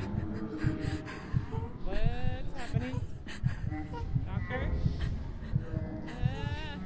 No. Anybody gonna answer me? What are you looking at? What's happening? What's happening? What are you doing? Why are you touching me? What?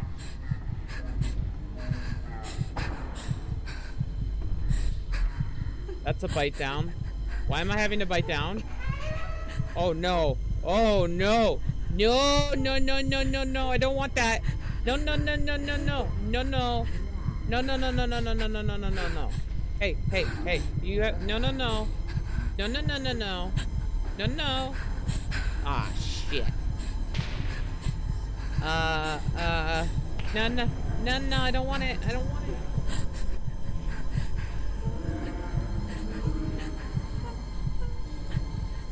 Hey, let's talk about this.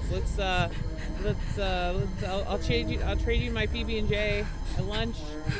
I'll trade you my, no, okay.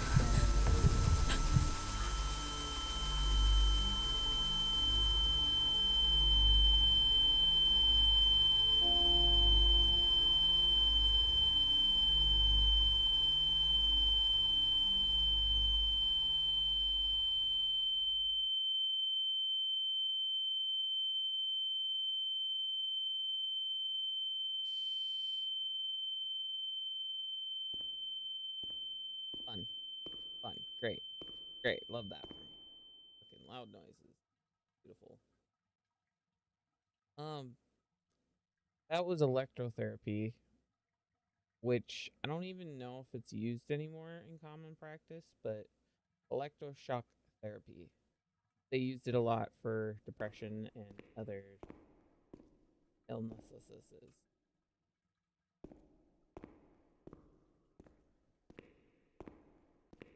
What was that doctor writing, sitting at his desk? Mm.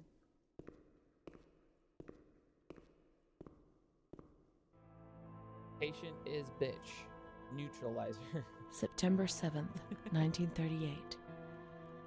The patient frequently indulges in recriminations expressed in an explosive tone of voice. This morning she threw away the milk, saying it was full of urine, spittle, and all kinds of other filth. Crazed, she hears voices that order her to do things. She says she heard children singing and that they were locked up in a school. January 20th, 1939. Introverted, dazed, cannot focus on anything. When questioned and stimulated, she starts crying and weeping. At other times, she laughs. June 1st. Apathetic. Eats very little. She refuses to be touched. Does not respond. Spends her time in the grounds. The cooks report that she sits on a bench in front of the kitchens. October 14th. Return of impulsive behavior. This morning she asked for 2 eggs to make zabayoni, but when she got them, she threw them up in the air. Excited, clamorous, slightly confused, takes her clothes off. December 8th. Tied to bed for 15 days. High-spirited, tends to make witty comments and use vulgar words, laughs hysterically and pleasures herself. The nurses report that about 2 weeks ago she remained in the showers on her own and didn't want to leave. They said that when they took her away, she swore at them and then lashed out and bit them. 2 nurses had to be treated for their injuries. They've kept her tied to the bed since then. Transferred to the slightly agitated ward, from the care of Dr. B to the care of Dr. C. I was with Amara in the showers. My memories are terrifying. They're not real, are they? Ooh.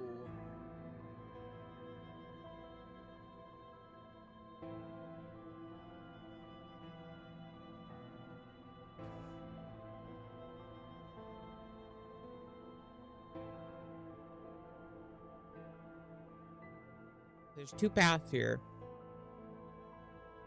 Because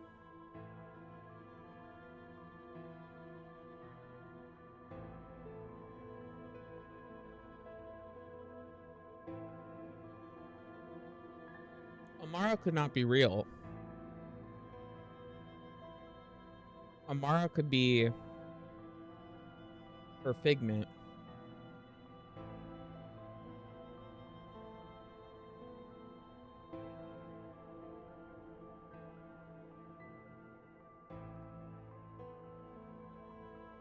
Amara could be her escape.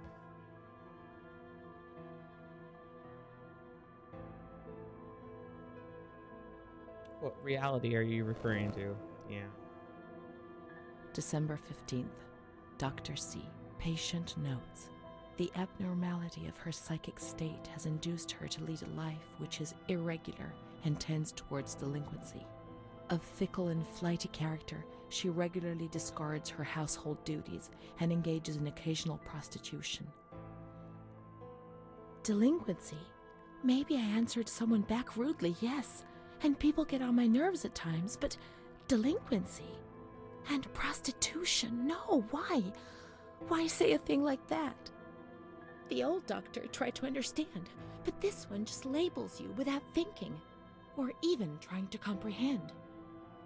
Her mental deficiency makes her deaf to the reprimands of her family. She has shown suicidal tendencies. She was brought to the ward yesterday, agitated and hysterical. Treated with Cardiazol, 2 injections a week for 5 weeks. They were only trying to confuse us with the therapy, and my God, they succeeded. It was as if they wanted to instill the madness into us.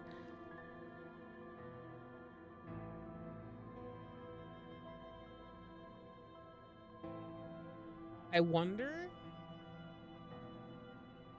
if Amara is like her, I guess, her sexual side, and so she personified it, like she personifies everything else. So it's not, she doesn't think it's actually herself doing it.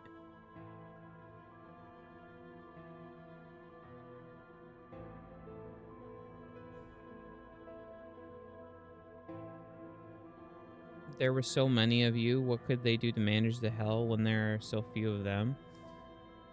It was the only treatment they could try. The ends always justify the means for those who wield the power. Ain't that the fucking truth? Jesus. Okay.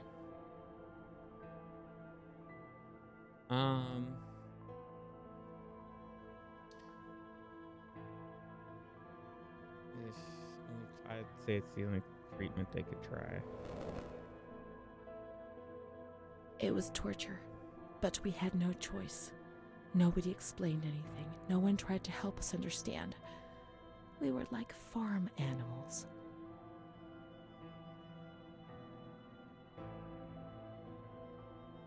You were too many, they were too few. It was impossible to do otherwise. They also had their nightmares within these walls. They didn't know what to do with you. You were damned dangerous, condemned souls. Could have taken care of you. I don't want to say this because even though it's the truth, like, there's still, they could have done so much better. This is true too, but that's no excuse. None of these are fucking, all of these fucking suck. I'm just gonna do this one. June 2nd. After a long period of calm and improvement, the patient is very agitated today and vehemently refuses to submit to a gynecological examination. She swears and curses those helping her, flailing her arms and hitting them. According to reports by Dr. B, the patient has been subjected to periodic checkups since she had a spontaneous abortion about 2 years ago in her 3rd month of pregnancy. Conception occurred after she had sexual intercourse with a stranger who sneaked into the hospital grounds. Details are contained in the charges filed at police headquarters in Volterra, a copy of which is attached to these clinical notes. ES therapy. A spontaneous abortion? It's not true. I can't believe it. How could I have invented things if I didn't even know what they were doing to me?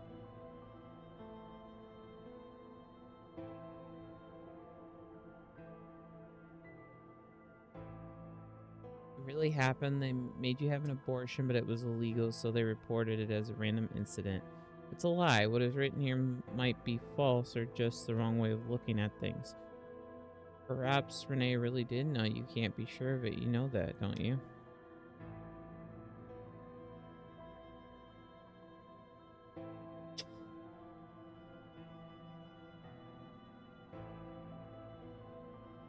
I mean, abortions weren't illegal. Were they illegal back then?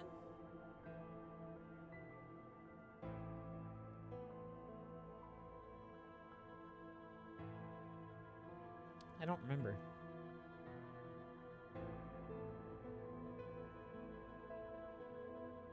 Again, I don't like any of these, but this sounds like the most sane out of them.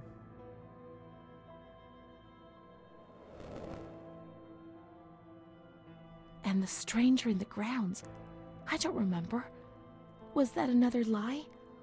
Or was another memory removed? God, my head. From what the... I got a hair stuck to my lip. From what they showed, I don't think it was a stranger. I think it was a guard. And they're just trying to make it a cover-up. Wasn't you, perhaps that was her, the other Renee? The other Renee? What?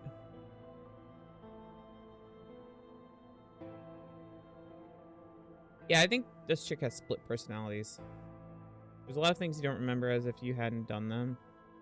I don't like any of these answers again. June 13th. The nurses report that she descended into a state of great mental confusion after receiving her mother's letter. She threw her soup over another inmate because she was very anxious, and then punched a nurse. Impulsive, flails about her. She rails against the doctor in vulgar terms while he is examining her, lashes out and spits. Block all correspondence to give the patient no further reason to become agitated. Oh, August 20th. Tied that's to why bed. she didn't get any of her The mother's nurses stuff. report that the patient is extremely agitated after the visit of a relative or family friend. 2 days later, she is still shouting all the time that he commands her, that she must obey and harm herself, and that she is not Charlotte. All visits forbidden, constrained to bed, and intensification of ES therapy until we achieve results. Calm down. You must be calm. Don't get agitated. We'll make you calm down. Is that the only thing that matters? Is tranquility worth the price of not living? 100 of us agitated, squeezed into the most inadequate of spaces. Staying calm was essential for our well-being. What alternative was there? In any case, it was a life not worth living. Certainly not, but at least that way from outside everything seemed more acceptable.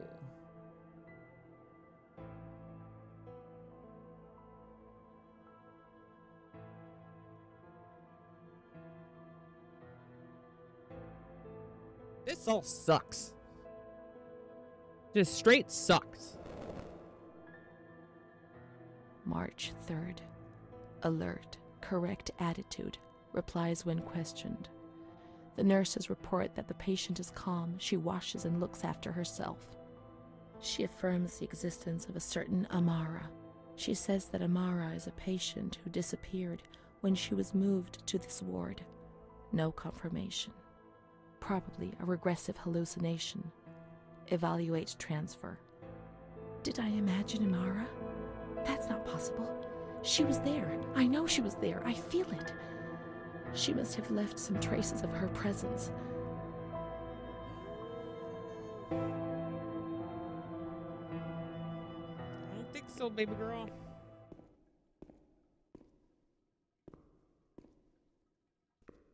We can try to find her medical records in the archive where their letters were filed.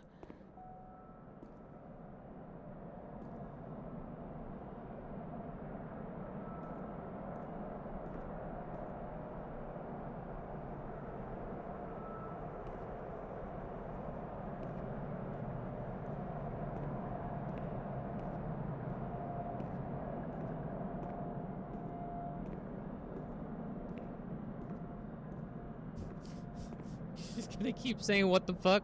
Listen, we know it's fucked. You know what stream you're in right now? Like, at this point, I'm just known for playing fucked up shit. But it makes you think.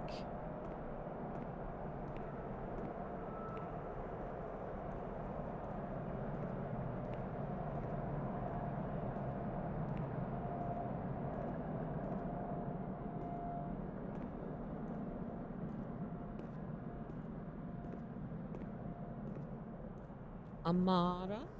Amara B., aged 32, housewife, mother of 2 daughters, married to Mario B. So Amara does exist.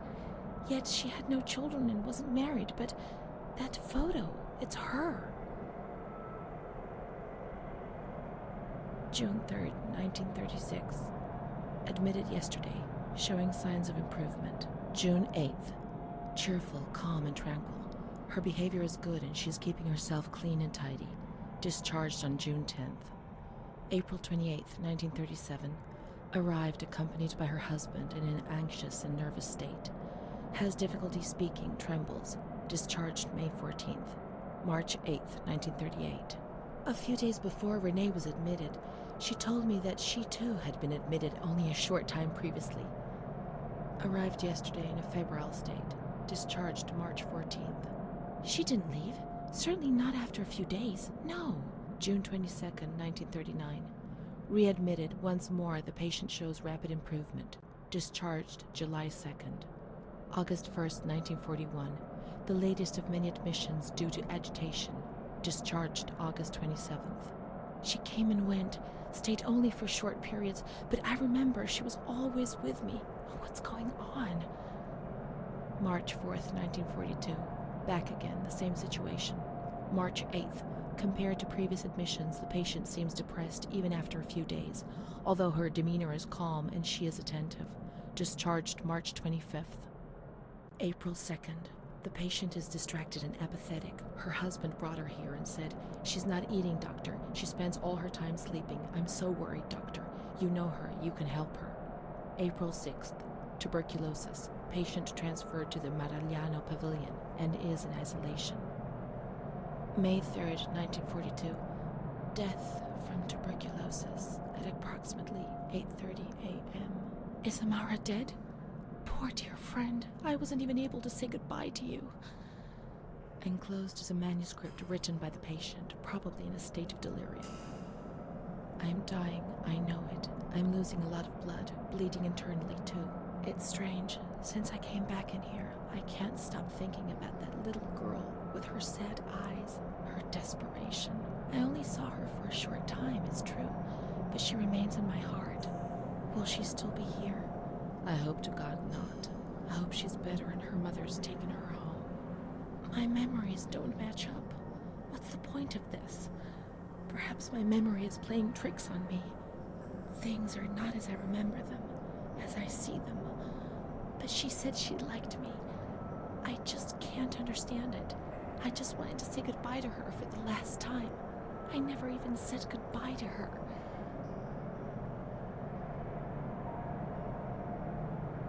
How could a soul survive in this hell? I so want to feel things again. Pain, passion.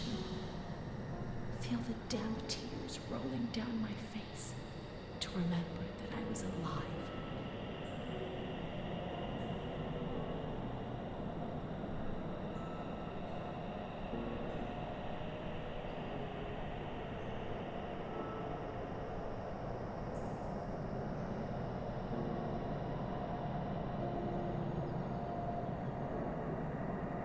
So, okay, quick catch up. So Amara did exist, but she was in and out of there for 1 month at a time. So she'd be there for a month, she'd get discharged, and then she would come back later, be there for a month, discharged, whatever. So she was in and out until she got tuberculosis and died. So what I'm assuming happened is Renee basically latched onto her that first time, saw her as a strong female figure in her life because her mom wasn't in her life anymore, and basically attached onto that, and then she formed basically an imaginary person in her mind, which was Amara.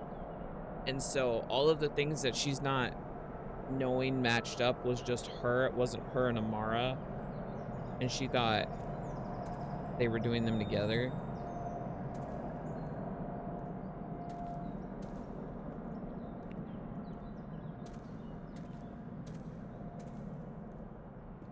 At least that's how I'm interpreting it. I can't be sure it's Amara's. These crosses are nameless. How will we ever know who is buried here? Man.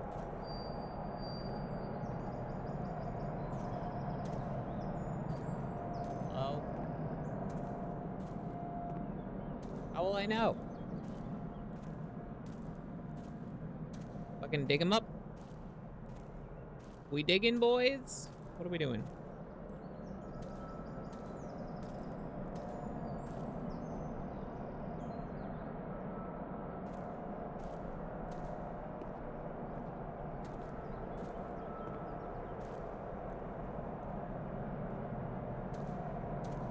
Here's a shovel.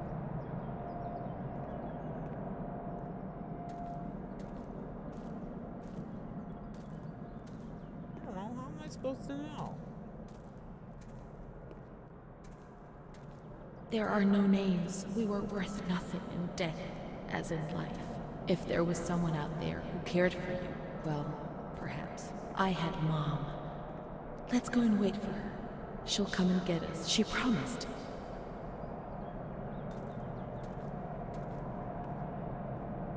Sure.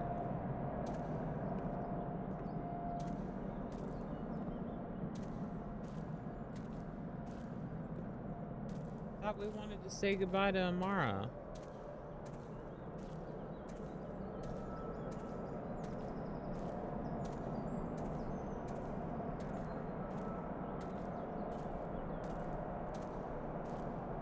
Mom will come. She'll come. Yeah. She promised, and she'll come to get us. Yeah. She'll definitely come.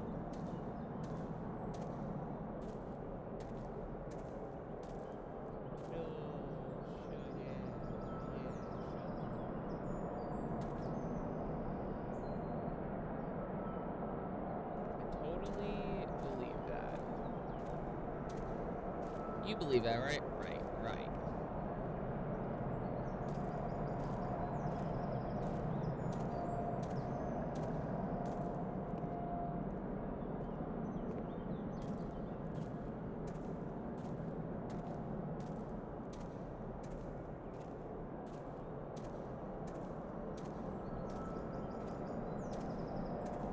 We're losing her. She'll take us home. Now I understand. I won't misbehave anymore.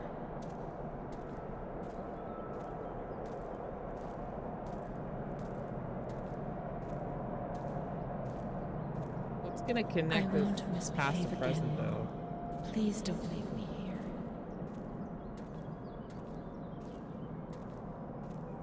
I won't cause any trouble. I'll be quiet in my corner.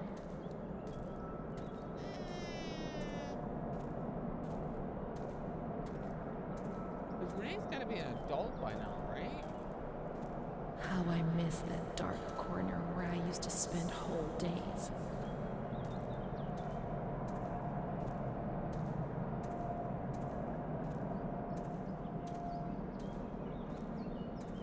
I'll stay there like a good little girl, but take me away from this place. I must always concentrate on nothingness. That's not. Otherwise, I get confused and I'm afraid I won't be able to find my way back. Any thoughts upset me so violently, and I can't handle them. I'm afraid of myself, of what I might do when I get confused and don't remember anything. There are some wounds I'm not aware of. You know, that might be a good And thing. that's the pain that causes me the most anguish. I only wish I could hide away in a shell, in my little corner.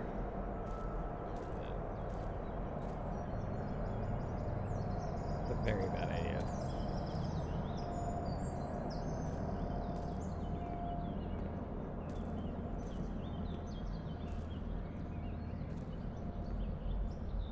Mom?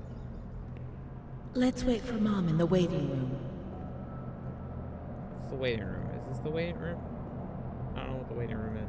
This What if waiting she's room? been already, and she's already left? Let's check in reception. Reception? Is this reception? Miss, please send the following telegram to Ada T. Discharge of Renee T. Impossible.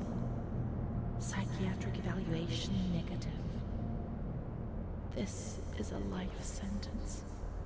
I can't spend my whole life in here. I can't.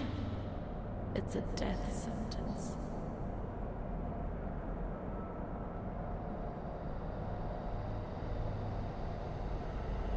Sorry?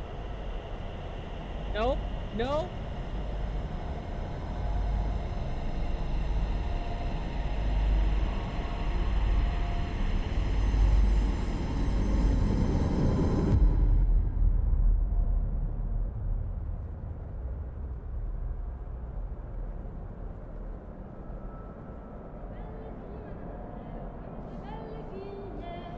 Belle me le tengo, Madame Adoressa, belle me le tengo.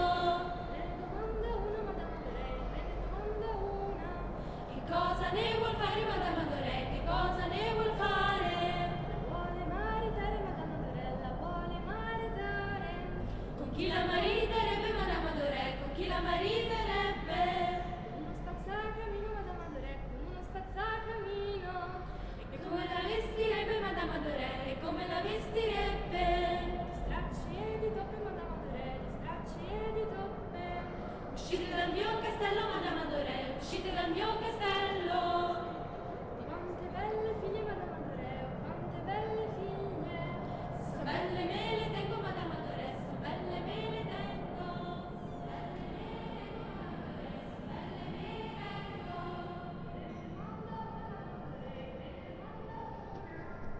Cosa ne vuol fare, Madame Adorei, che cosa ne vuol fare? Vuole maritare, vuole maritare. Chi la mariterebbe, Madame Adorei, chi la mariterebbe?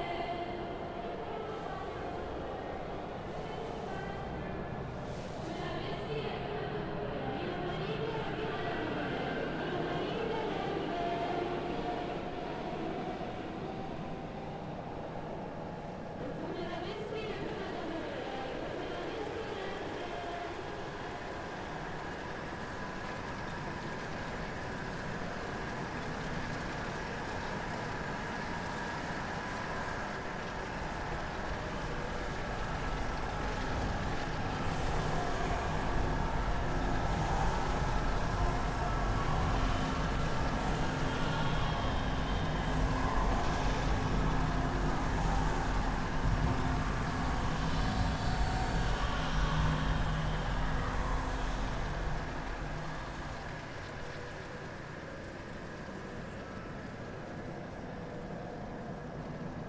My schoolmates, when the light's there.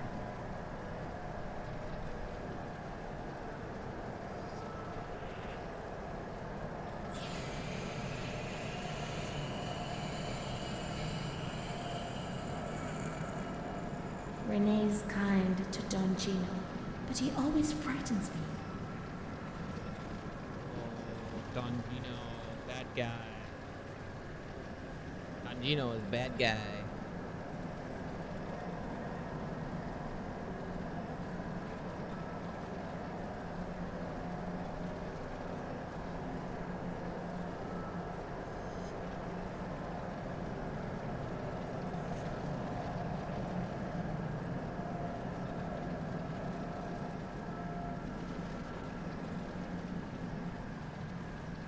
I do a lot of bad things. I don't tell anyone, but Mom knows just the same. We learn so many things at school, and so we have to attend. How would we get on if we didn't?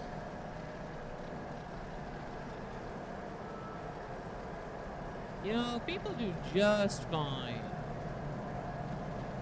without schooling. Ooh, I don't like those noises. Don't like the noises. A blackbirds eating my head. That's why it hurts so much. Yeah, that's what's happening right now.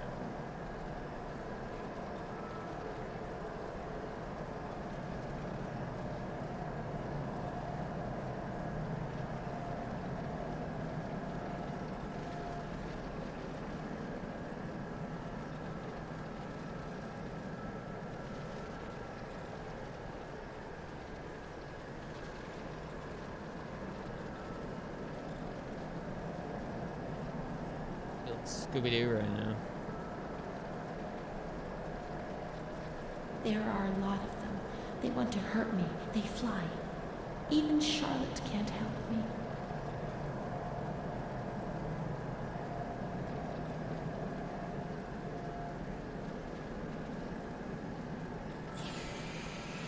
Mom works so hard because I have to eat, or I won't grow.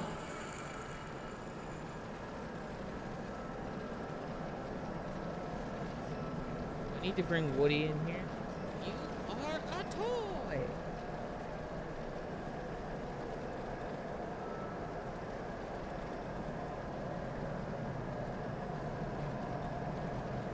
My baby Charlotte is so beautiful, and she's so good. But Renee isn't. She's a doll.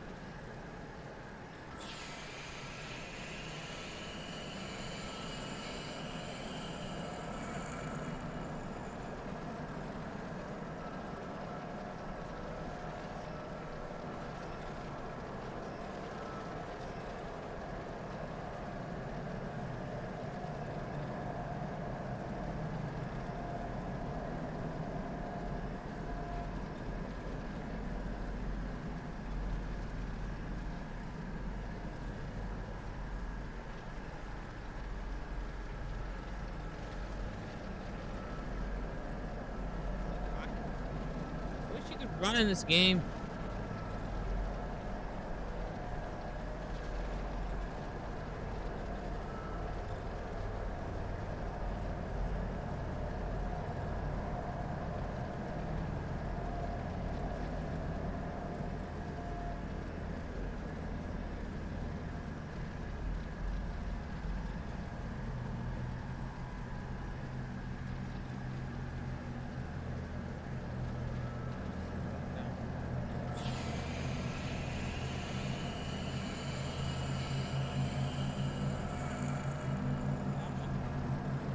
I'm not like the others, Mom.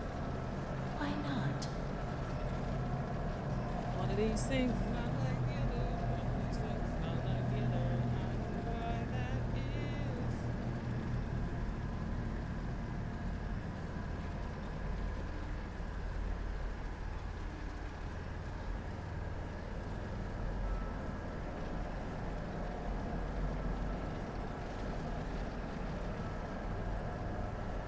Mr. Onofrio is very kind and helps us. If he's not here, I have good reason to be afraid.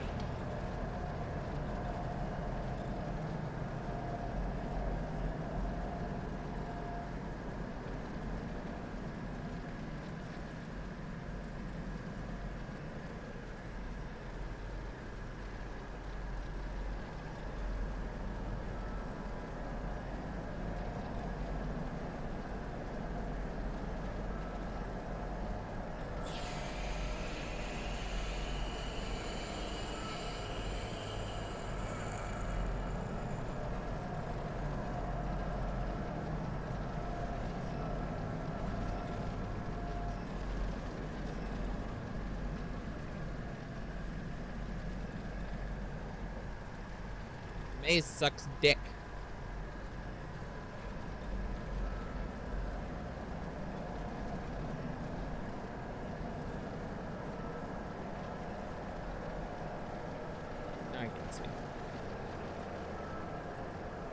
The hell? Uh-oh. Uh-oh.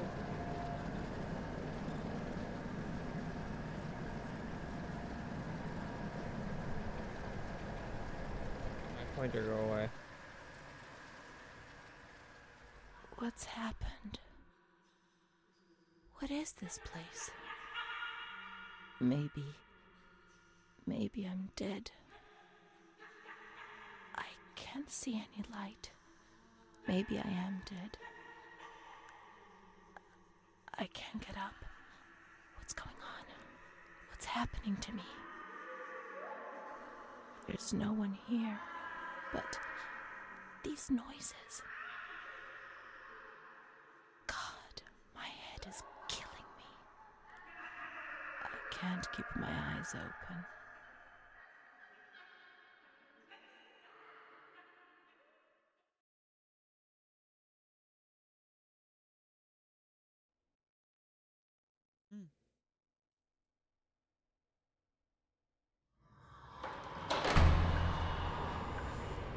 Hi. That for us.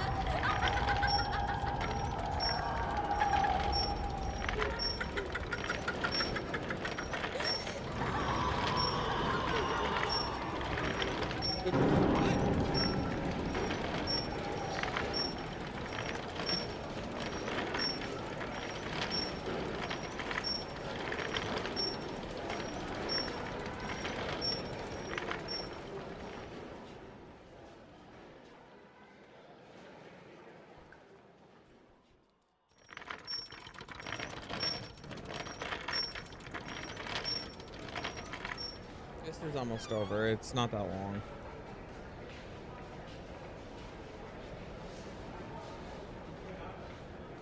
2.5 to 3 hours, so, and we've been playing it about 2.5-ish. So. Wi-Fi oofed. The weather or just Wi-Fi being Wi-Fi?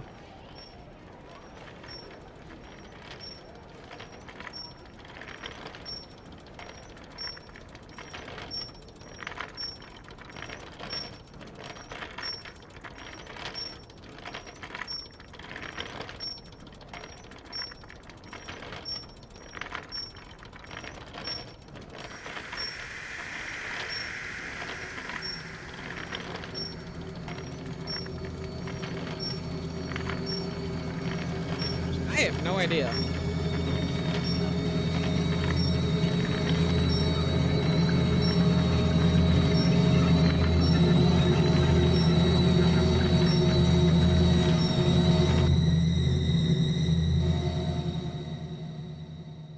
I think she's alive and she's like going in between her own mind and the real world. I think.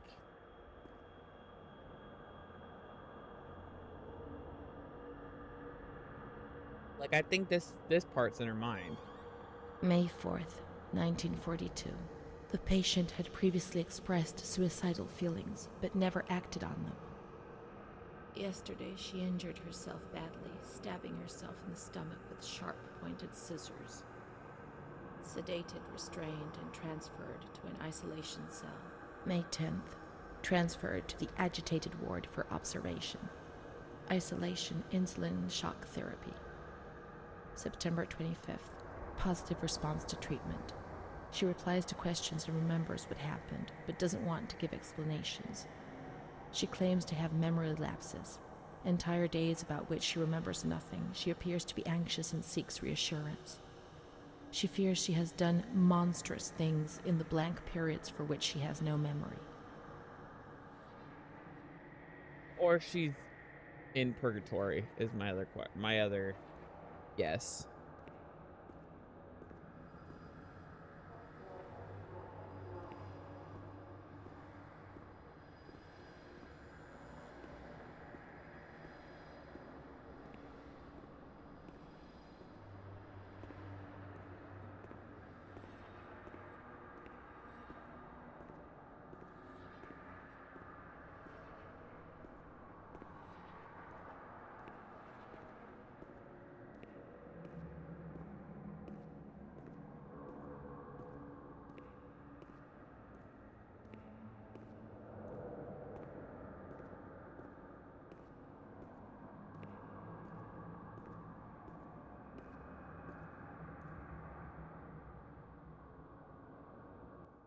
Okay. Here's the thing about Overwatch 2. It's boring. um, I still will go back and play it sometimes, and I'll probably, if they add anything new, or when the new character drops, all that stuff. It still has a really close place to me. Like, I really still love Overwatch. I just can't constantly play it. It is something that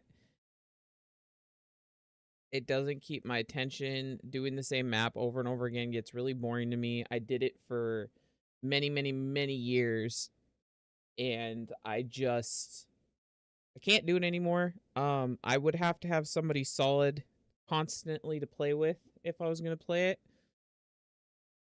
Like, I would need somebody to talk to. I can't just solo it anymore.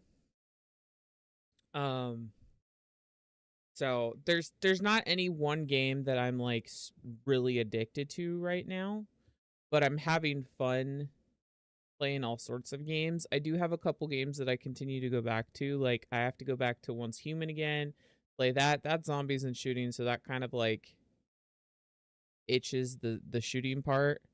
And then I have Critter Cove, which is more Animal Crossing Stardew Valley. Like, I have another Stardew Valley-esque game. I have all my simulators and stuff. So really, when it comes down to it, I love Overwatch. I always will. But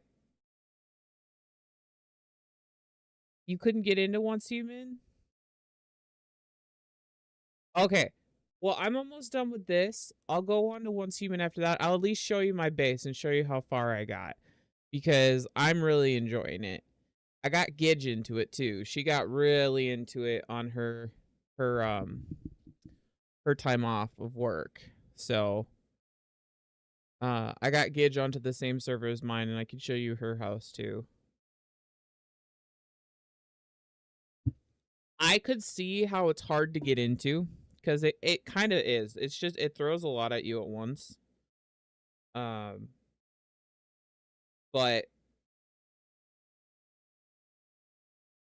I don't know. I really like this Once Human because of, I think the cinematics got me into it, and then the little creatures, and then the cosmetics. I still haven't decided if I was gonna. I don't think I'm gonna buy it because it has a battle pass. I don't play it enough, even though I really want to buy it. But,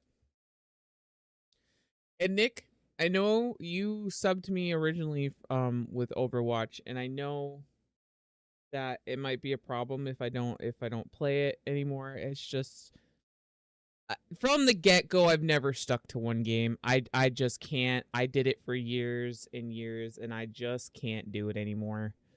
I really like the freedom to do all types of games. I really like doing indie games. I really like doing the fucked up, like, psychological games. I like doing games that are recommended to me.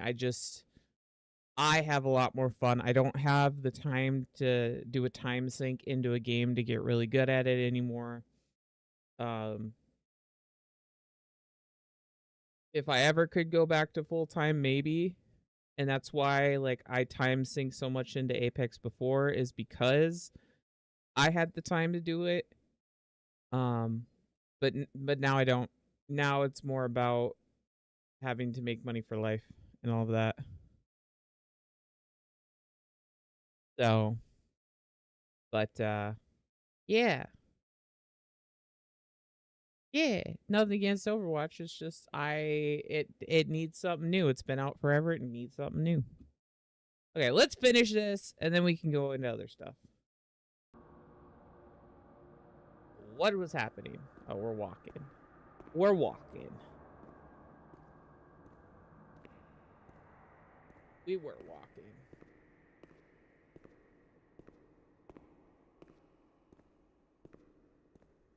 Nope.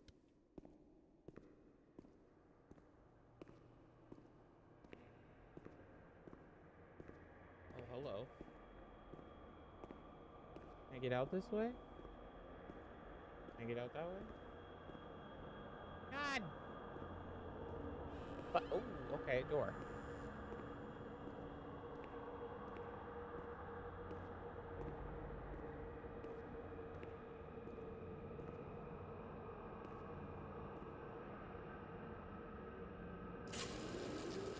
Nobody laughs in here. I mean, really laughs. Not those crazy fools who laugh because people say they're mad. I don't know why they laugh out loud. They say I'm mad too, but I never feel like laughing. People used to laugh at me, but they were right, you know? You can't always cry and people laugh when they're afraid, don't they? It happened to you, not to me. It's better that way. They do that to show they're lucky. You mustn't take offense because it's true. And deep down it's just like pity, if you see what I mean.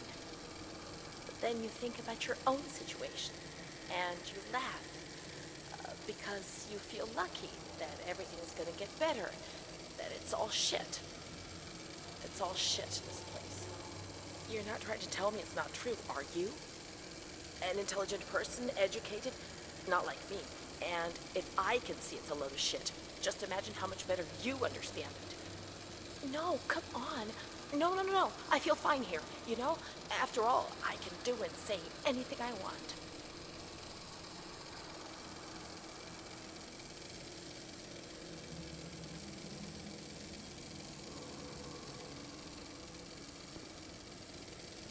That was Renee.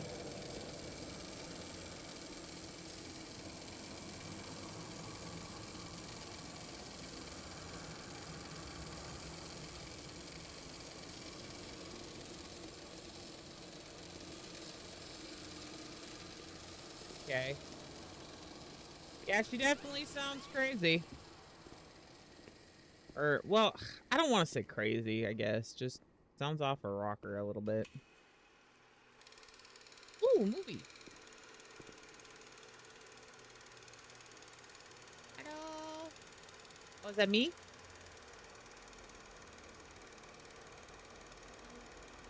That me?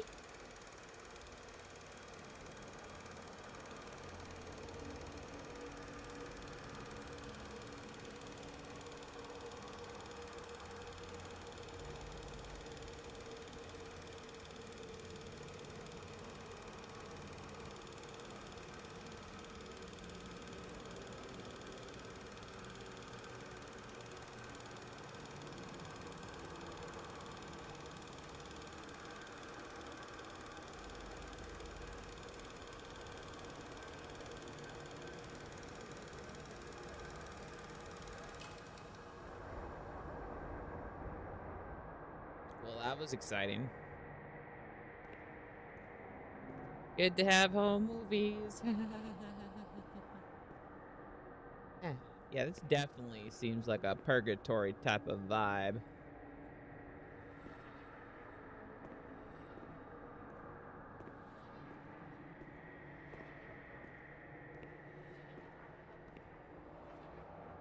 Telegram.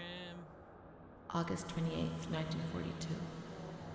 We hereby notify you of the death of Ada T., mother of Renee T., a patient in your institution.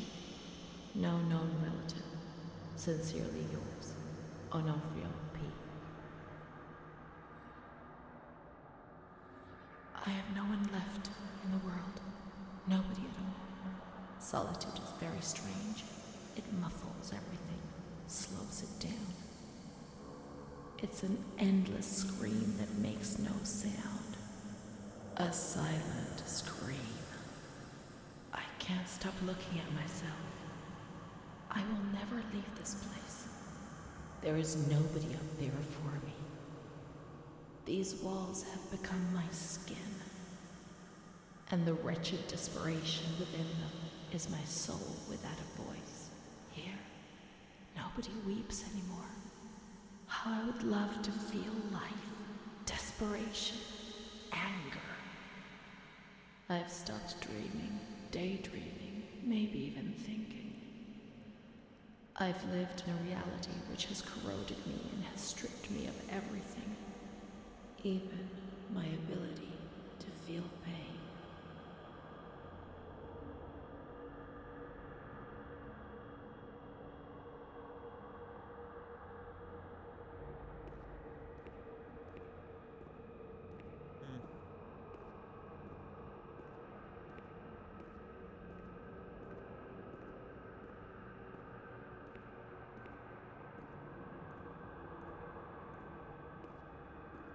Did she actually find out that her mother died?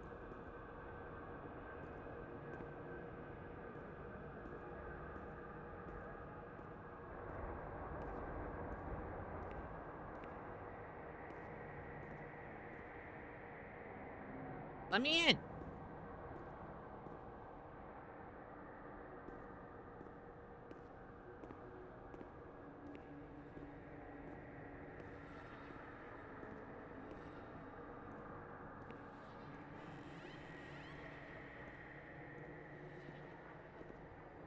God, these are fucking some narrow stairs. Jesus. Okay. Yep. Love a open door for me. Yay. Oh, yay. We made it. Woo. Let's run away. Get out of this hell. Oh, that's where I have to go, isn't it? No, just run away. Run. Run. Shift to run. Let me out. Let me out. Damn it. My own fucking personal hell at this point. Shit.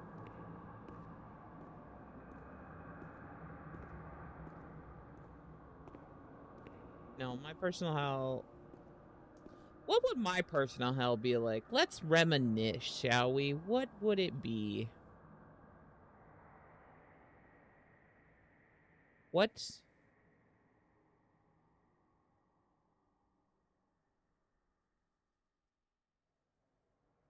Probably really bad clowns.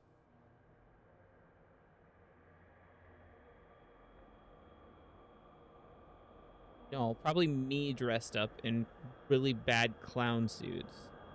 Just a bunch of me's. Like, making bad jokes about my life at me. Ugh. Speaking of which, I have this book of dad jokes. Furbies? Oh, man.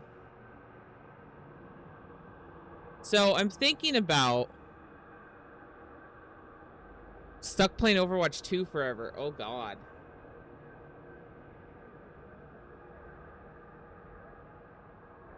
See? I don't think that would... Okay, it would suck. Yes. Guaranteed would suck. But I think my hell on that would probably be Apex. Stuck playing that forever. I think I could get away with playing Overwatch 2 forever. Probably have to be like Overwatch 2, but just straight trolls. Only trolls. You never have a good game. I would die. But anyways, so I got this book of dad jokes for my birthday. And I was thinking about making a command in chat that's either dad jokes or jokes or something. So when you do it, it's like, make Rose read a joke, and then I read a joke from here. For funsies.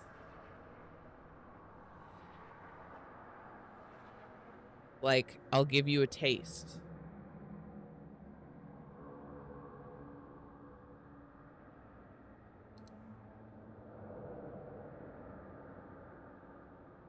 So this.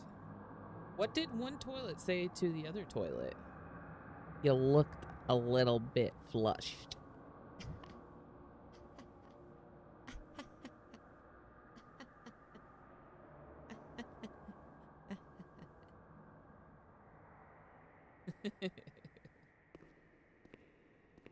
Especially for the times like when we're doing really hard stuff like this, it'd be nice to just...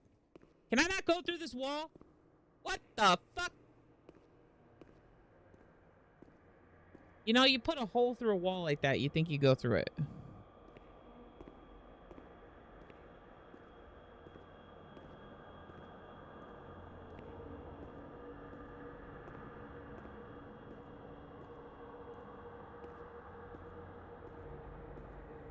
May 5th, 1943. Renee's state of health is good. She is eating and speaking. Her spatial and temporal orientation is good. Therapy suspended. December 3rd. She calmly asks if she can leave the hospital. Evaluate patient for 6 months. May 2nd, 1944. Discharge denied despite a favorable psychiatric opinion. The patient has no home or means of support. Oh. She might have got out. Oh. May 4th. The reasons why discharge is impossible are explained, and this is how Renee learns of her mother's death 2 years after the fact.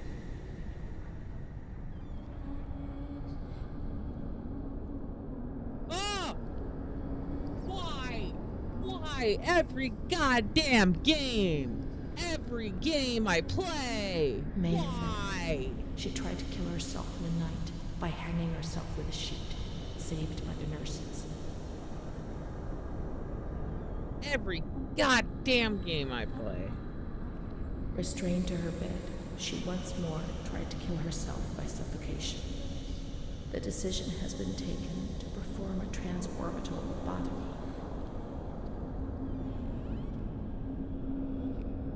They did do a lobotomy on her. God damn, I'm so good at this shit. That's bad. That's bad. I should not be that good. God damn. I know too much.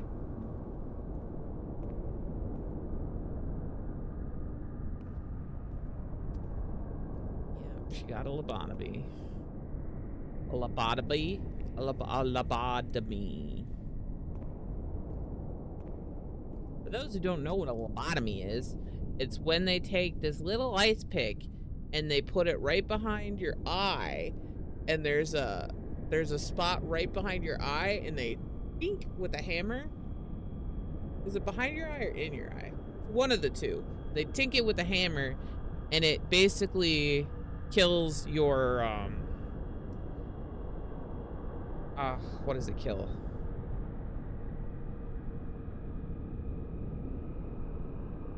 Basically makes you a vegetable, is at the end of the day. It makes you a vegetable. They did these all too frequently back in this time. I have to figure out what that goddamn movie was. There's literally a movie that's this.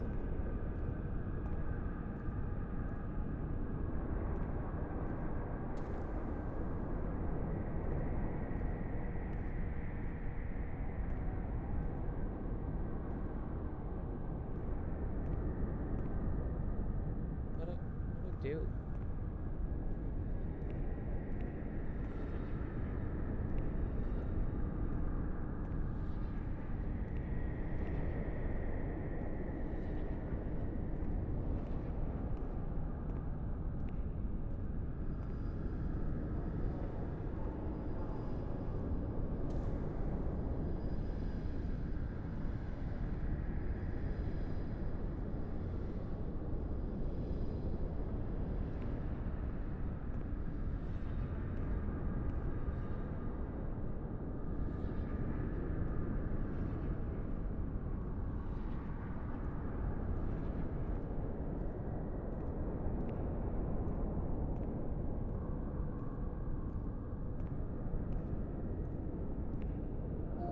I had to click on it.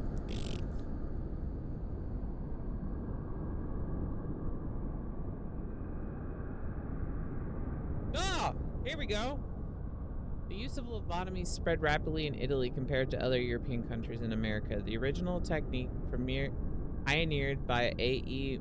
Monez was perfected in 1937. The operation involved gaining access to the frontal lobes of the brain by sawing through the orbital bone above the eyelids, then damaging the lobes by means of alcohol or formaldehyde injection or using a special instrument. Contrary to what was often thought, the patients did not always receive invalidating damage, although this was often the case. Montes was awarded the Nobel Prize for Medicine in 1949. This therapy gradually fell into disuse. Something. I didn't get to read that. Yeah. I'm glad they explained what it was.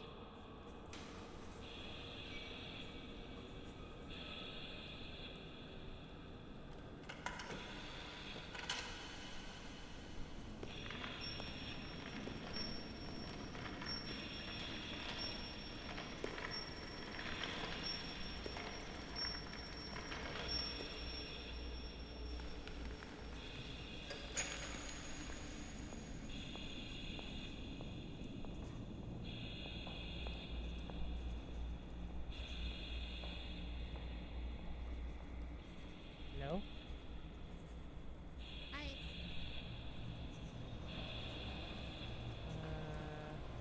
Dude, I like your pen. Got one of those nice pens. Oh, god damn it. Get out of my face, please. Oh, hey. Oh, dude, that guy in the back. Oh, god. Why do you guys have, like, fucking huge eyes? Hey. Your breast stinks. Thought you should know. No? Okay. I'm not gonna wake up with that thing near my eye, am I? Oh. Oh!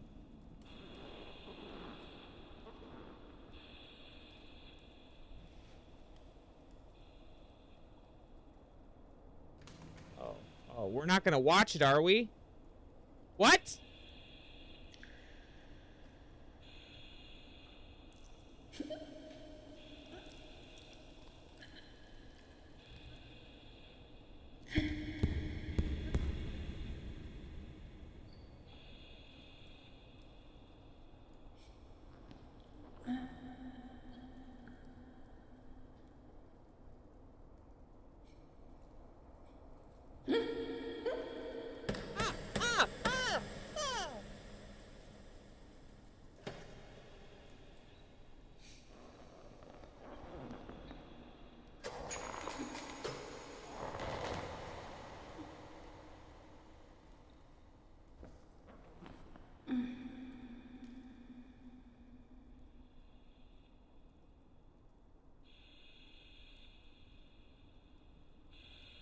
Ah! 10th of June, 1944. Operation successful. Patient tranquil and collaborative. Motor coordination capacity reduced, but she's improving. Transferred to the Tranquil department in the care of Dr. B. 25th of October. Continues to talk about Amara and her doll, Charlotte. The disturbances of motor capacity show slight signs of improvement. Difficulty walking, not capable of riding, and the nurses report that they have to help her dress, wash, and feed herself. In the summer of 1944, Renee was transferred back into my department. Aware of little, indifferent, hardly ever spoke.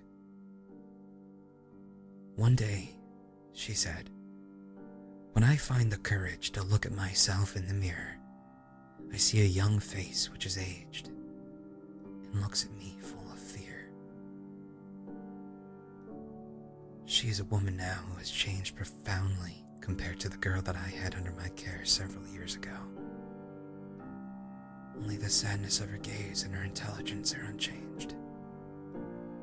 She's so young, just 23 years old, but is lacking all vitality. Perhaps her condition may improve, but probably not. Her life has been thrown away. And nobody did a thing to try to avoid this.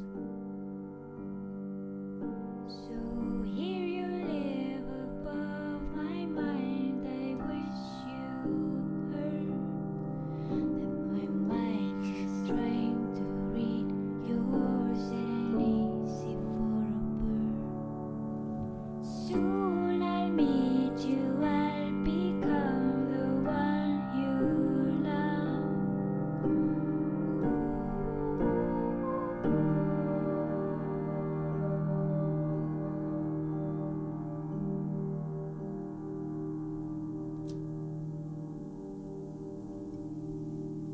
We're growing, so we'll have claws while looking for ourselves.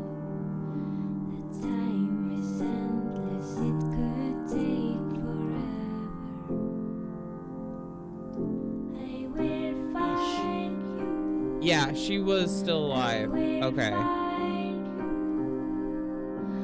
will find you, our home, our heart. So she got a lobotomy. I will find you. I will find you. I will find you, our home, our heart.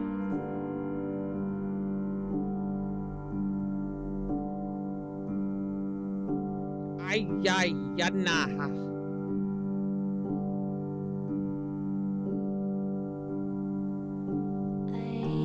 I did not expect them to show the actual lobotomy happening.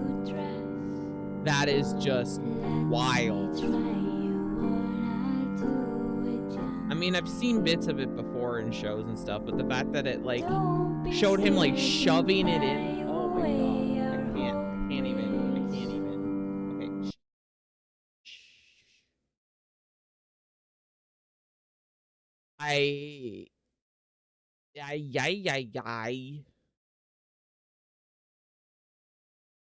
I can't believe it showed that.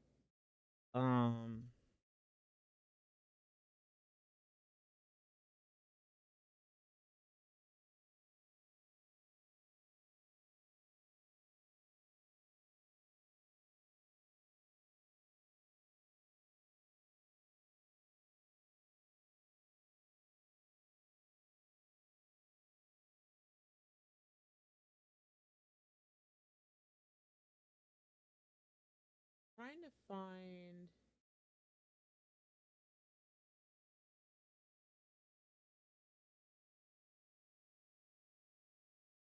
Anybody know what that movie's called? It was. It's like it. She gets thrown in an asylum, and she like she helps out the people there so that she can get out or tries to get out. And every time they go through a mission, they like go into this Alice in Wonderland sequence. I can't think of the name.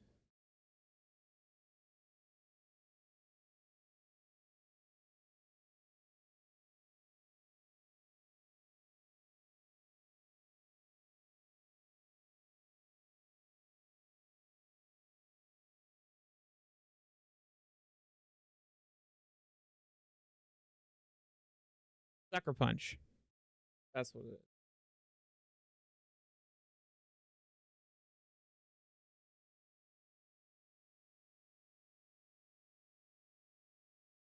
It heavily reminds me of that.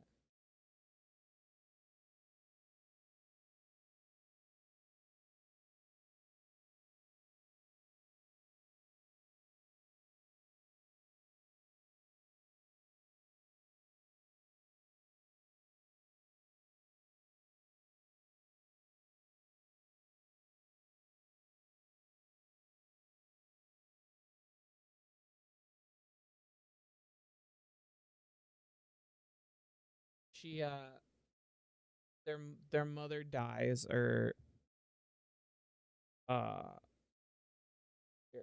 I'll show you the trailer.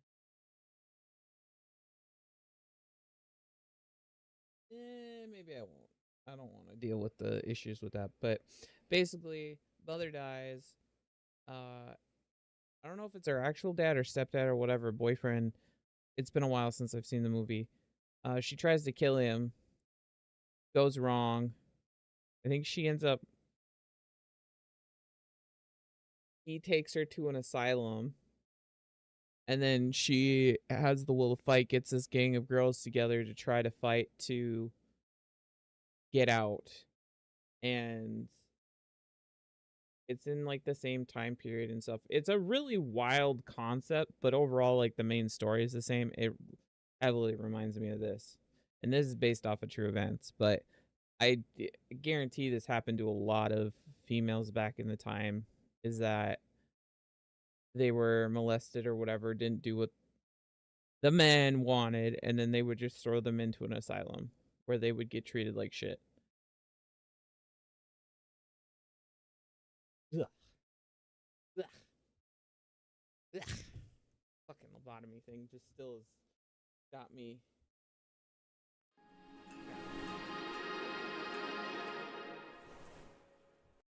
It got me, man. It got me. I still can't believe they did that. Still can't believe they did that. That fucking was weird. It was good. It was a good story to go through, though.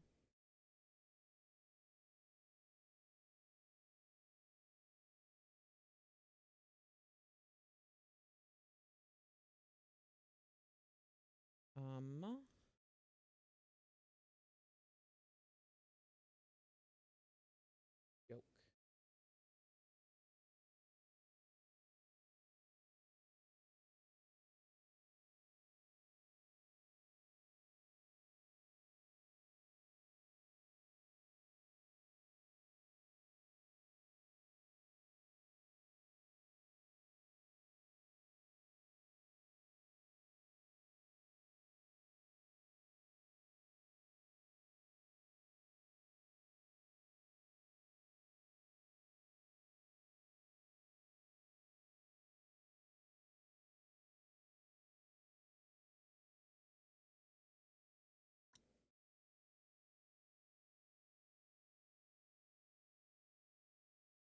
Yeah, it should work now.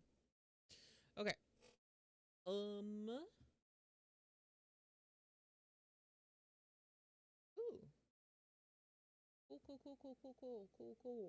Cool. We did a whole game already. Hell yeah. Let's go. Hell yeah. Hell yeah. Oh wow, you weren't kidding. It's like super low.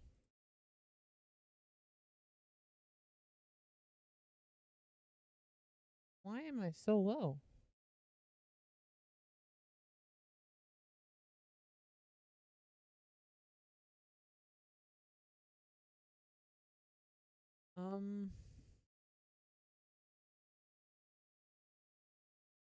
Gain that bitch. Oh.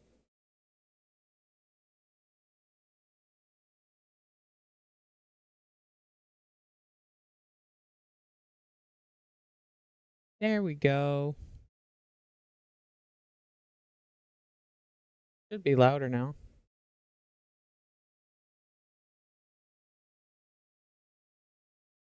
Gain. Gains. Oh, turn it back down. Okay. I'm going to be your B for a small minute. And then we will be back with something. Oh, I was going to show off my stuff in Once Human. Maybe.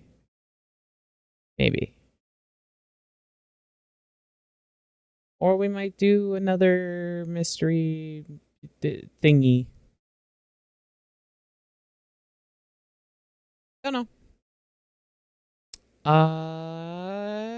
BRB.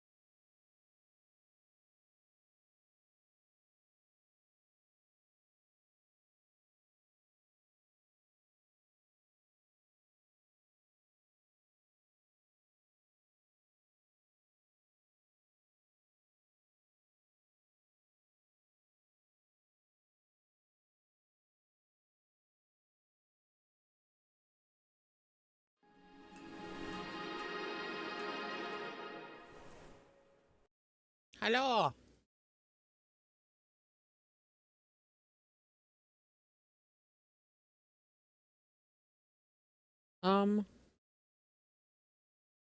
Right, are you still here?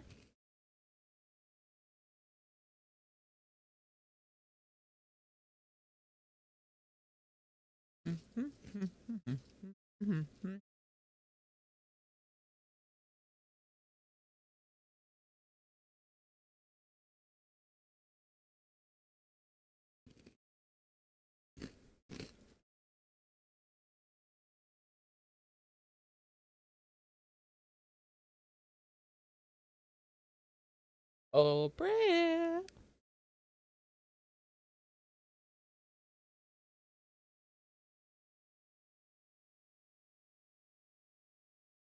She might be playing games too.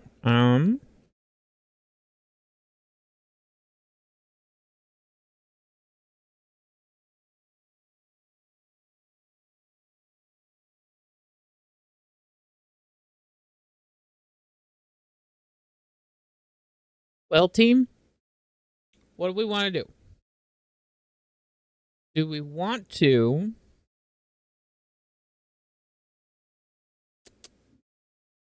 Widow Cove? Well, okay, I guess I should give this. I'll give this.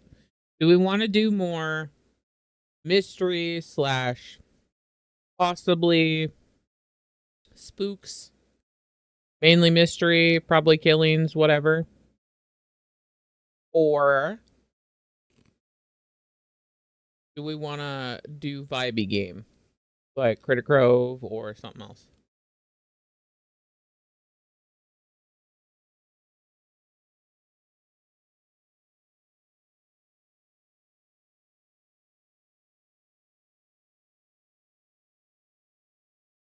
I am going to finish Corpse Factory, but I think I'm going to finish it off stream and then put videos out. I'm in the home stretch for that for sure. At least I know I am. I looked up how much more I needed.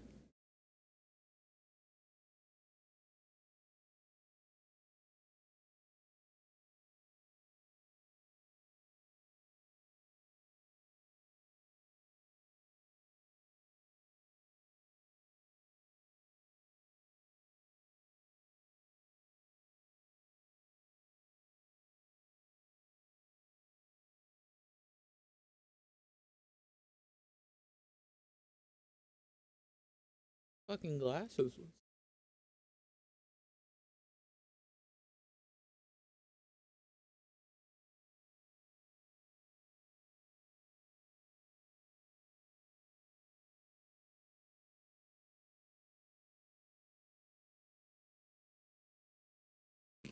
Fruit Loop just fell.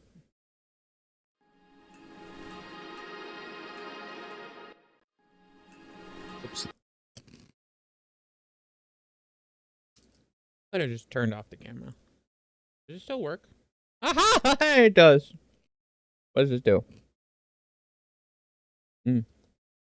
Whee! I didn't know my disappear still worked. Well, that's good to know. I need to go through my Elgato.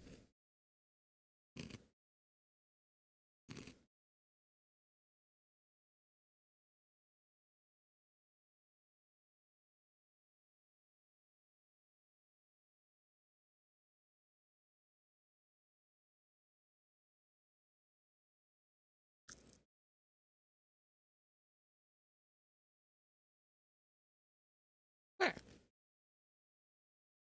Well, so the joke thing is now in the chat. So if you do exclamation joke, it should pop up, and then I have to weed a joke. But it is on cooldown, so.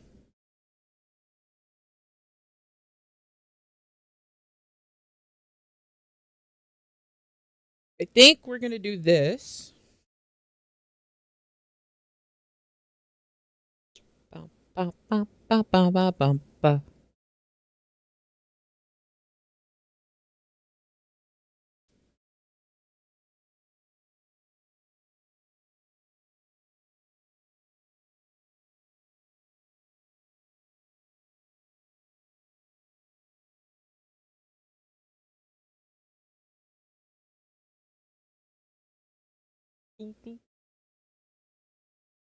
I don't know anything about this. Randomly found it. All I know is it's detective, supernatural, mystery case solving.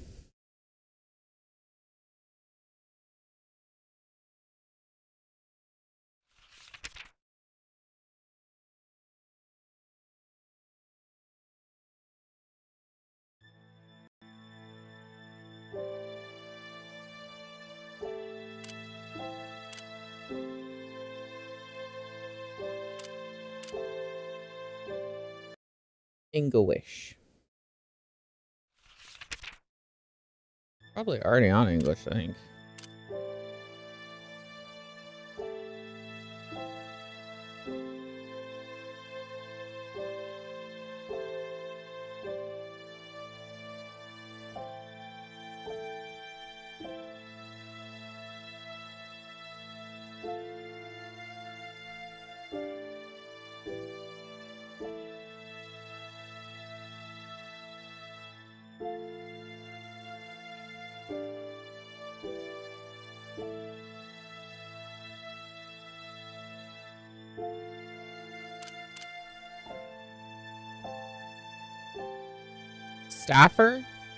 Stafer? Don't even know how to say it. Well, let's go.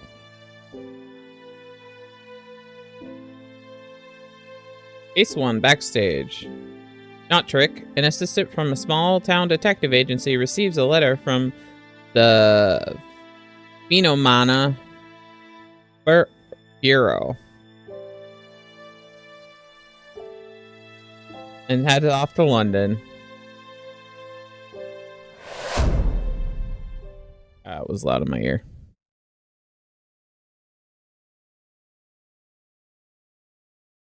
Would you like to skip the prologue? If this is your first playthrough, we recommend you don't skip. Don't skip!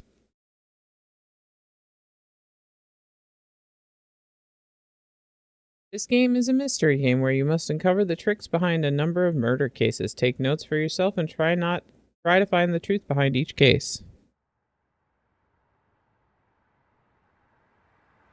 Is not spoopy. Is this your first time? Oh, sir, take me to dinner first. Oh my god. Excuse me? Does he have a pen in his hair? Dude. Is this us? Dude, we're fucking nice. Just saying. This is your first time in London? No? It is. Why do you ask? Ah! I knew it. How is it? How does it feel to take in all that London scenery for the first time? Well, it's just as astounding as they said it would be. The buildings, the smoky haze, though I haven't seen Big Ben. Yeah, indeed. She's important, Big Ben is. I'm afraid, young lad, you won't be able to get a good look at her from around these parts. By the by, that bag sure looks heavy. I'm planning to be here a while. I'm here because I received a job offer. I imagine I'll be living here until I get fired. Oh, rather young to be working. You must be something else, huh? When I was your age, well, that was the height of the big war. I mean, back then. I figured taxi drivers in London would be the quiet sort. Did I grab the wrong one? What's the name of this new employer of yours? For another shilling, I'll take you right up to the front door of their building. That's quite alright. In front of the park will be fine. I mean, you're already paying for an expensive cab ride. What's another shilling? Most like yourself visiting London for the first time, try to find the way themselves, and before they know it, they find themselves lost in more ways than one, you know? Pretty much forcing my hand here. If I keep turning him down, he'll probably just keep pestering me. Well, then I'll place my fate in your knowing hands. The name of the place was... What was the name of the agency? I believe it was written on the letter I received from that man calling himself the Detective Chief Inspector. It was Phenomena.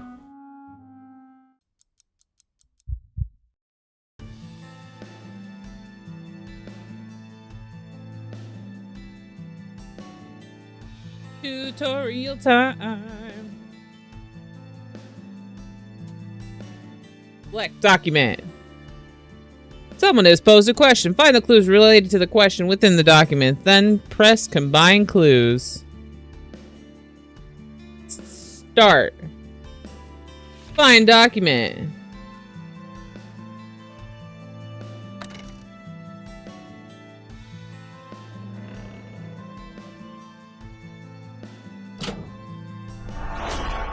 Mystery solved! Oh my god, I'm a detective. The Phenomena Bureau. I've heard people around here call it Bureau for short. You know where the Bureau is located, right? You can take me there, I'd appreciate it. Understood, sir. What's wrong, sir? Something troubling you? No, it's just... You're really polite all of a sudden. Do you just forget to mind your P's and Q's at times? London taxi drivers always cart around their fares as if they were the queen herself. I think I get it. Funny, really. Right when he heard me say the Bureau, his attitude shifted. The Bureau. According to the rumors I've heard, the institution's reputation is far from a good one. To come all the way to London after receiving a suspicious letter from a suspect institution, I must be out of my mind. Yet, to be able to carry out an investigation in a city like this, well, that's been a lifelong goal of mine. We're here, sir. The gray building on the left over there is the London branch of the Bureau. Yeah, put respect on that name. Thank you. You said that would be 1 shilling. Where'd I put my money I exchanged? You might want to check the front pocket of your bag. Front pocket? Ah, it's all right there. How'd you know? Pwah. Such things shouldn't come as much of a surprise if you intend to stay in London for that long, it is. Huh? Was I supposed to... Have a great day, sir. I do believe you'll find the city isn't half bad a match for you. Did he take my money?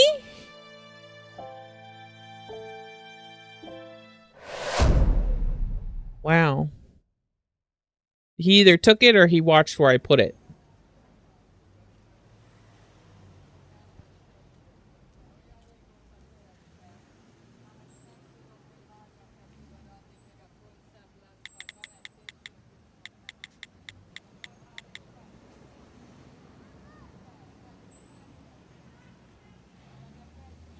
Do you hear them in the background? I wonder what they're speaking. So this is the Bureau. This will be my place of work starting from today. Compared to the investigator's office back home, this place is just floor after floor straight up. If I tried to catch a glimpse of the top, I bet my head would be touching my back. Am I really going to be working at a place like this?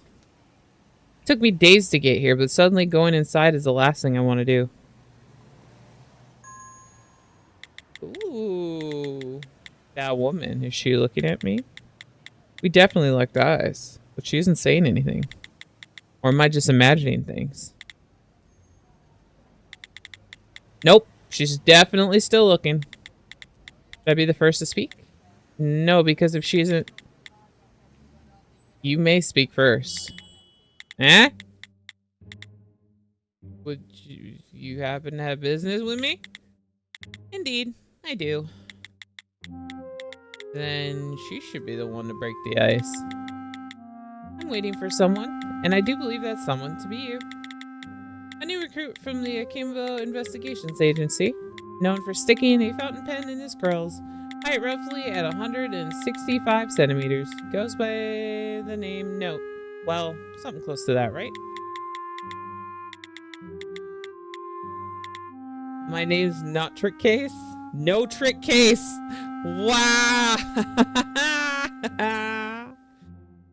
You're a member of the Mana Affairs Division, aren't you? That I am. The name's Pandoria Redfins. It's a pleasure to meet you. No, the pleasure's all mine. I'll pass on the handshake if you don't mind. Huh? Ah, Now that I'm thinking about it, I do remember something about the British not shaking hands all that often. Don't take it the wrong way. It's just I'm extremely reluctant to come into physical contact with you in any way. Wow. You're right. I almost did take that the wrong way. I guess you could say I suffer from mesophobia. It's a bit of a bother, but you'll just have to put up with it. Just have to put up with it. I mean, is it really okay to have a detective who's scared of germs? Well, enough with the introductions. Shall we head inside? You'll have to follow close behind.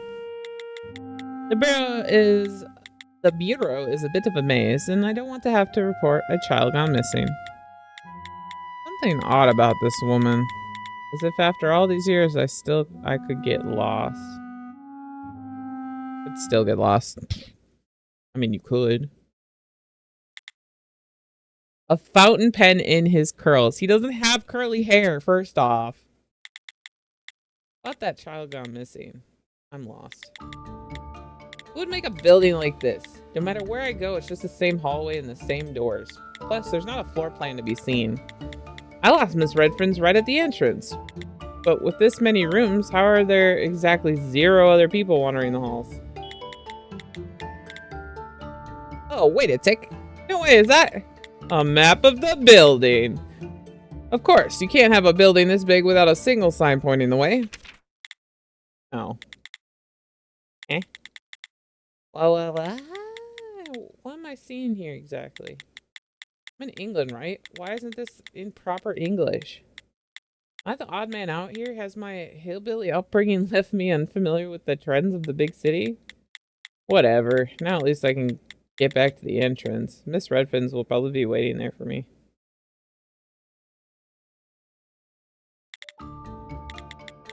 Map. Here because someone's able to read it, right? Then maybe the writing on here must be a unique code that only the employees can make sense of. There must be some way of me to figure out where the Office of Mana Affairs Division is. After all, I'm an employee here now too. Let me have a look through my things. Certainly there must be something enclosed in the parcel I received that could be of some use.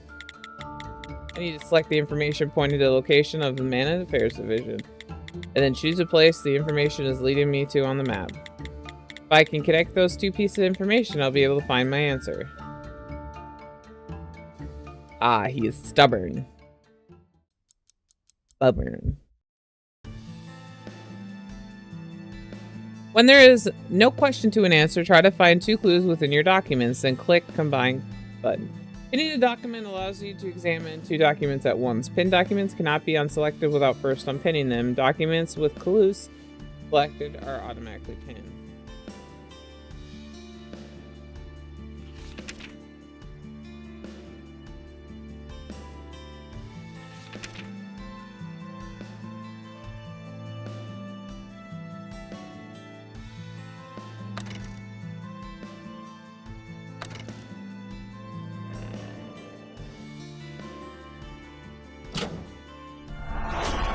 I'm a detective. I'm a detective. I did it easy. I'm a detective. The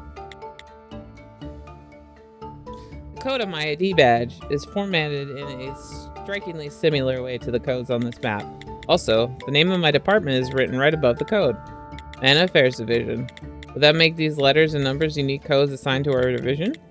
The same code is written on the floor of the map. Then maybe if that's the Mana Affairs Division, that certainly seems where it's pointing me. Seriously?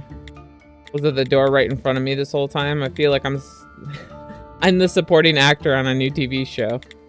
Well, guess I should head inside. Excuse me. Are you talking to me? Is this the 4th wall? What? Why'd you say excuse me?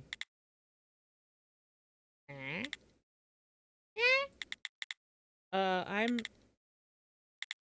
Nah. Hands in the air.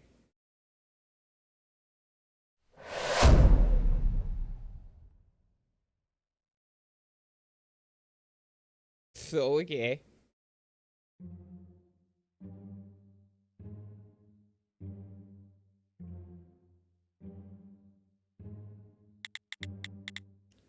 So, just like that, I found myself here. Makes sense for a rookie. Your accent is rather unique. You're not from around here, are you? Nope. I'm from New Mexico. I worked for a private investigator down there. Mexico. And perhaps you prefer a cup of my finest black tea on ice. Sorry. But could I get a coffee instead of tea? But of course. It's been a while since we brewed it, though, so it's probably gone stale. Let me brew you a new pot. That's alright, even stale is fine with me. I didn't catch your name. Caucasus Brian? Caucasus. Cockatoo. Brian, at your service. During our cases, I'm the man in charge of investigating the scene of whatever incident has taken place. Hey, thank you, Detective Brian. How should I put this? I'm sorry to be such a bother, but could you ask your colleague to put away your revolver? This revolver? You don't need to let it worry you. I'm just following protocol. So you're not gonna shoot me? The name's Athena Hervinus. My main charge is interrogations. Call me Thena. Nice to meet you, Detective Thena. But again, you're not gonna shoot me, right? Would you like the honest answer? No.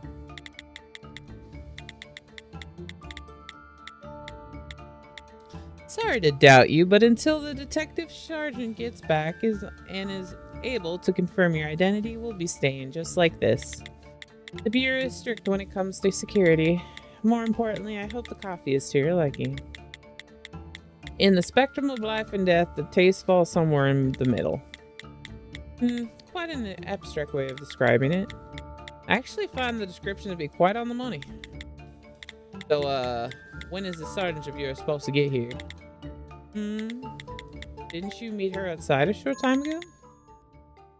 I'm back.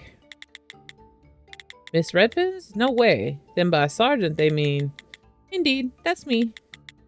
I mean, isn't that something she should have led with? How'd you find your way here? I went out looking for you, but I had no idea where to find your... But I had no idea you'd find your way here before I could catch up. Found the place by comparing the code on my ID badge to the code on the building's floor plan. Your ID badge? Oh, you noticed the apartment codes. But, why are you sipping on a cup of coffee at gunpoint? I was just about to bring that up. Looks like you've been cleared of suspicion. Excuse us for that. Yeah, sorry. We just held your welcoming party and your farewell ceremony at the same time. Well, there's a joke I can't laugh at. Sarge, this is sort of sudden. I haven't heard word of a new recruit joining us. I only heard word 20 minutes ago myself, from the Director Chief Inspector, no less. Of course. Wouldn't expect any different. Still, we should be thankful for extra hands on deck. It's just been 3 of us for 2 years now. You've all had a chance to introduce yourselves, right? Our friend Note here is going to be joining our investigation team starting from today. It's not no trick case. Right, I'll keep that in mind. Note. Call me what you will. Now that I'm thinking about it, we haven't heard about the most important thing yet. Most important thing? I'm talking about your skill. What is it? What can you do? My skill, well, I haven't really learned any special skills, and honestly, this is my first time leaving my hometown. I do have a license to operate heavy machinery. Maybe that'll be of some help. You must be joking. I guess they wouldn't need that, huh? Heavy machinery. I'm just asking this to be certain, but... Mr. Case, are you not a staffer? No, I'm not. What? Is that gonna be a problem? I see. Well, it's less of a problem. More like you're fired. Excuse me?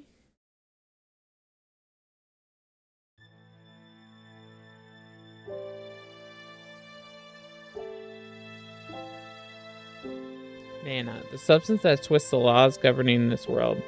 The strange anomalies that followed in its wake were called miracles in one era and magic in another. In the current era, such events are collectively referred to as phenomena. Among these phenomena, the one showing a marked increase in recent days is the mana-wielding humans known as staffers.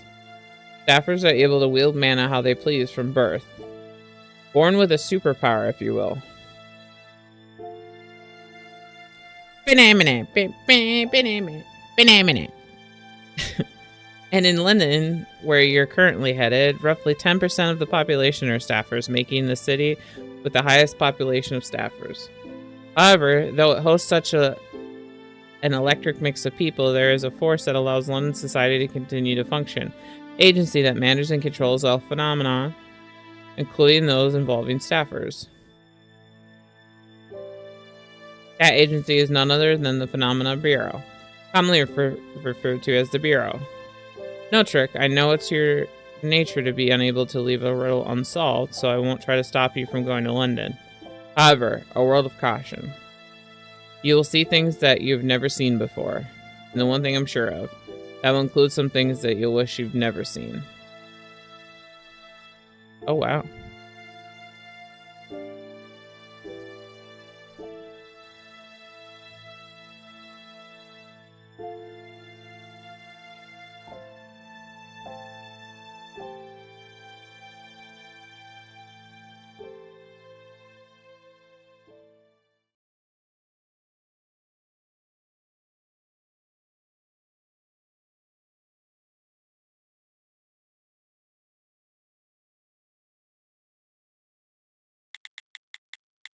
Been a while since we've had some drama. I wonder if Note's on his boat back home right now. I'm, still right here. Ah, so you are.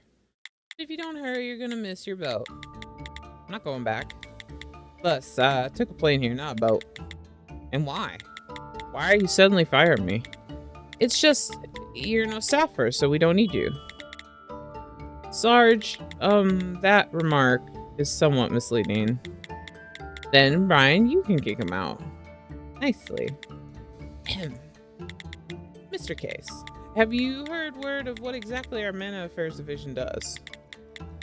When I read in the letter I received, y'all get the cases that normal investigators can't solve. That's precisely it. There are some among the staffers able to take the life of another human without leaving a single scrap of evidence. No matter how hard you try, a normal person could never hope to solve such cases. Cases revolving around phenomena. We call such cases mana affairs.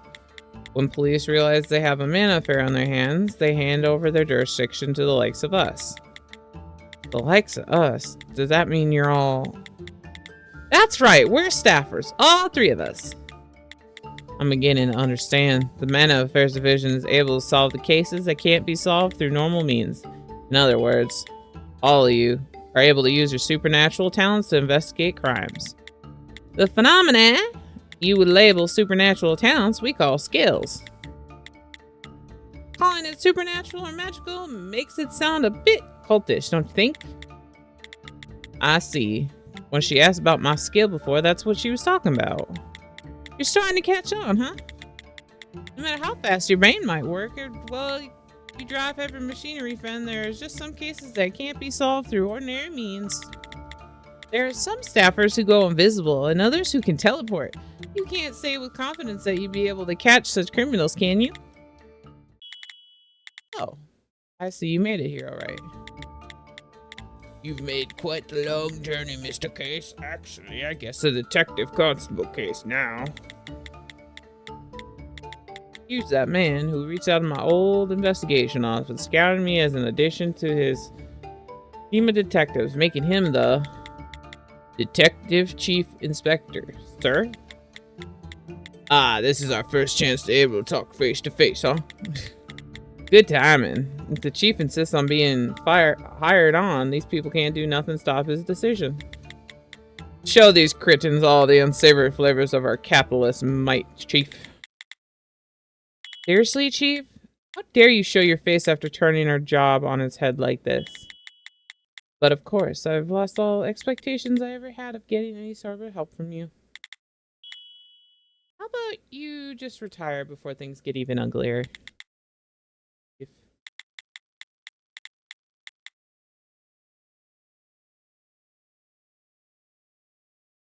Public opinion of you seems on the level of coup d'etat. Look at the lot of you. I guess the rookie joining us has got you all worked up. Actually, I was just about to ask your intent with this one. Why exactly did you hire a new detective who's not even a staffer? Sergeant Redfins, are you meaning to say you don't wish to take on a detective constable case? That's right. Could have used even the slightest hint of hesitation there. Then let's try this out. Y'all are gonna give Detective Case here a test. Test? Detective Case passes your little test. It'll let him in on the team and accept him as an equal. And of course, if he fails, you can do with him as you please. How's that? Fair? Regarding the contents of said test, is it up to me? Do whatever you please. This kid's a genius. I mean, I wouldn't go as far as to say genius. Tina, you and Brian are in the middle of a case, aren't you? Huh? Oh, yeah, you're talking about the circus homicide? Hold up. Are you serious right now? That evidence you were telling me about before. Show it to note. I'm kind of busy. Looks like you have all your work cut out for you. Tell me how it turns out. Once again, making his escape after giving us a bunch of work to do. All of this is a bit chaotic, but if I pass the test, that means I'll be able to stay on, right?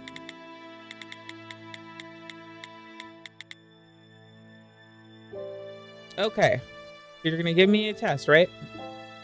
What do I have to do? Before we get to that, take a look at this document for me.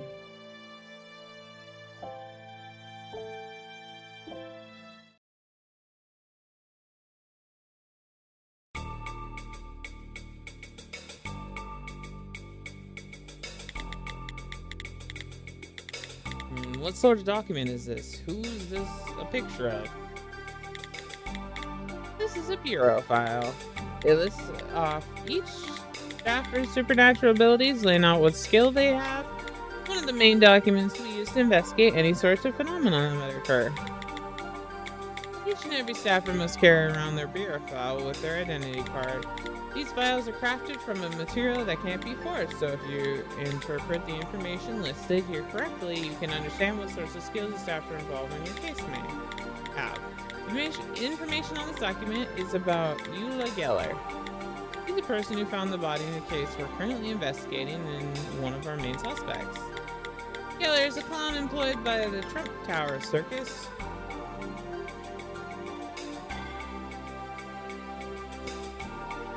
Which is precisely where the murder occurred. The victim was none other than the ringleader of said circus. His name was Jean Henry Houdini. I'll give you all the details of the case later on, but first off, I'd like to continue my explanation of the bureau files. Under the staffer's name, we got the name of the staffer skill written out. Geller's skill is what the bureau has named Indiscernible Object Manipulation. What sort of skill is that? The name doesn't really spell out what it entails. According to the statements gathered from those who know her, her skill allows her to manipulate objects through some unseen force. Basically, she's got telekinesis. Why can't you just write telekinesis? Do you think it's somehow more professional to describe her skills like this? We'd never do such a thing. Don't you think you're being a little bit harsh? There are over 100 staffers able to move objects without touching them in London alone. We have to take an academic approach to naming because filing them under such overarching words as telekinesis does nothing to distinguish the subtitles, subtleties of their skills. You can usually infer what sort of skills staffer has by the name listed on the file, though there are occasional exceptions like this one.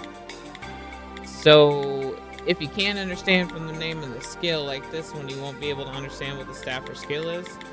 In cases like this, details about the staffer skill can be found out through the course of the investigation. Beulah Geller has been using her skill to perform acrobatic stunts at the circus, so it's easy to find out that her indiscernible object manipulation equals telekinesis. If that's the case, I'm not sure why we even have these files, but anyway, I'll follow. Then how about we take a look at the bottom part? Threat level. The threat of each staffer is ranked by the risk posed by his or her skill. If they pose no threat, they're labeled unarmed. If their risk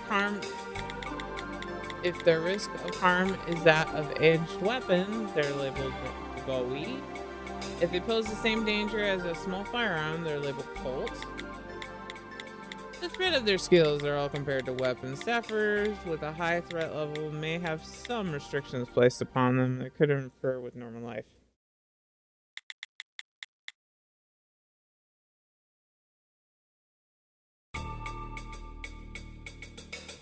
Beulah Geller's rated Colt. Does that really mean her skills is dangerous to someone wielding a pistol?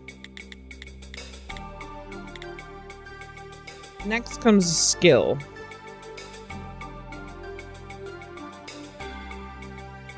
Shows how far each staffer's skill can reach. Miss Geller's case says she can only manipulate objects that were within 2 meters of her. Callus section below shows what the staffer needs to use a particular skill, but in Geller's case, she doesn't need anything for her, so we'll skip that. Last of all, we have a section to write anything of note about the skill that isn't included in the above sections. The info in this section can vary widely depending on the skill on a person's bureau file. The skill we're about controlling something, and we have information about the substance that can be controlled. Skill we're about creating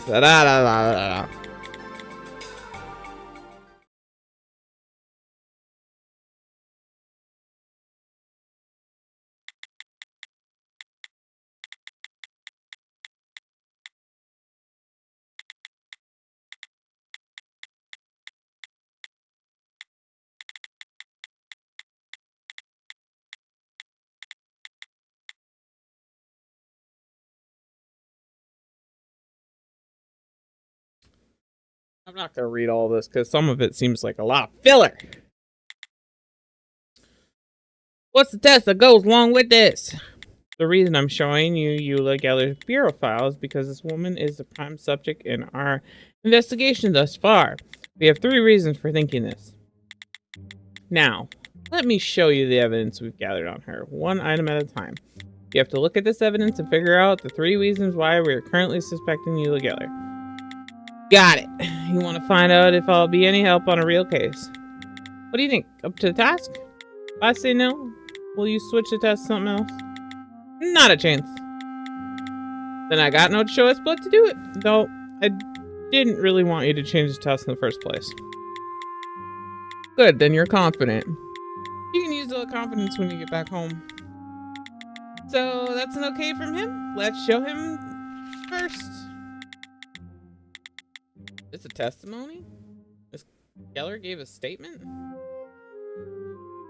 Miss Geller?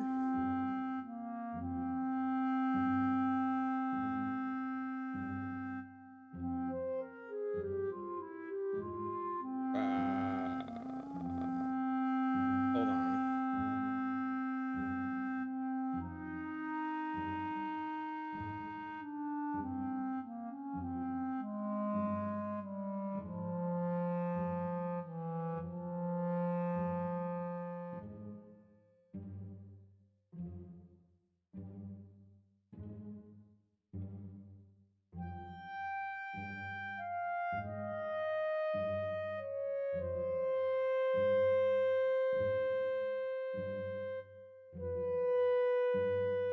I'll be right back.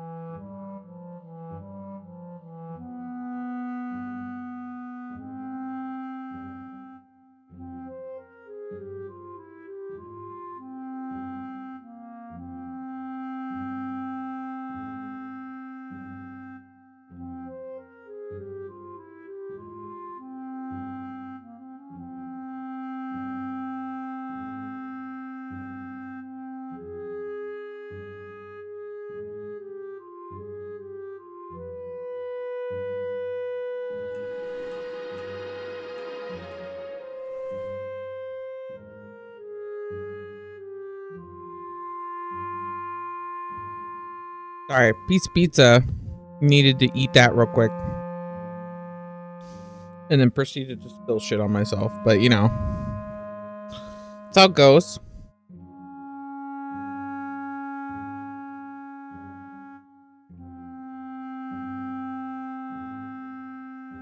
Alright.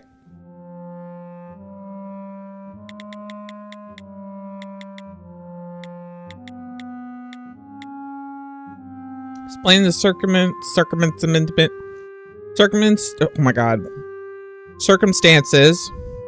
of the witness finding the body. Looks like an ordinary witness statement, but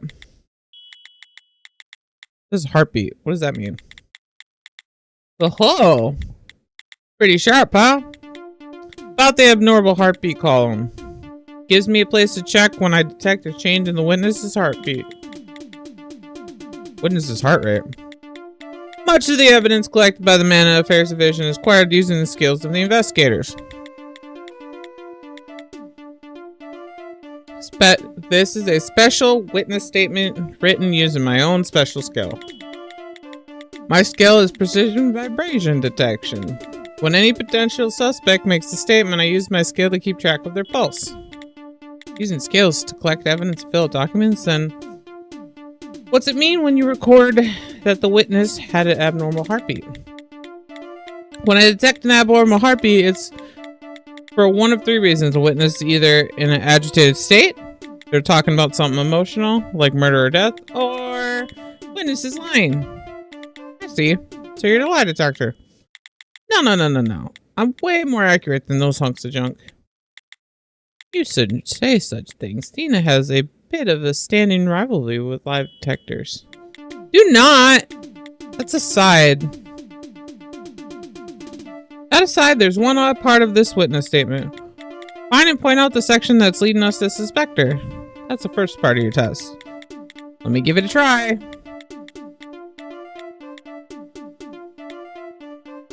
There's one falsehood in the statement.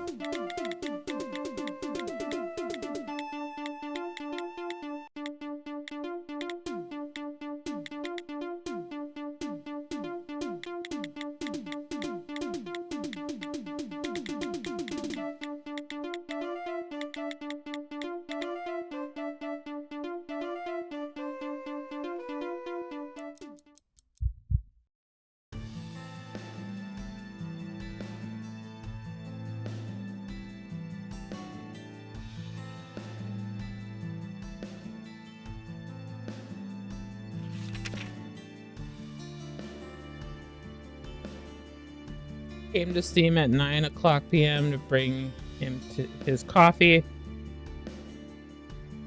but I didn't kill him.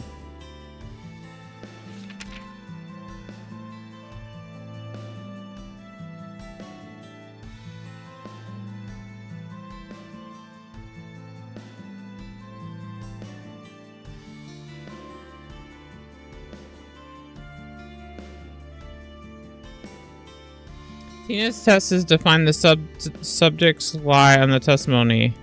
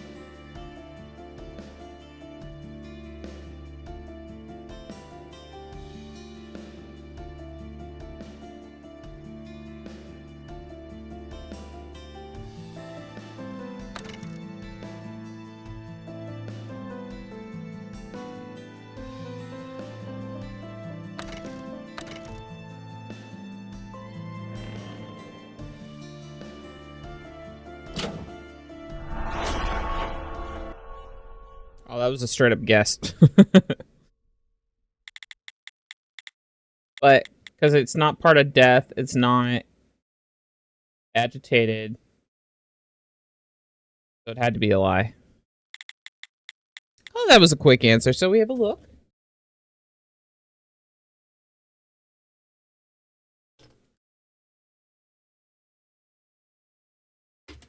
Have a look.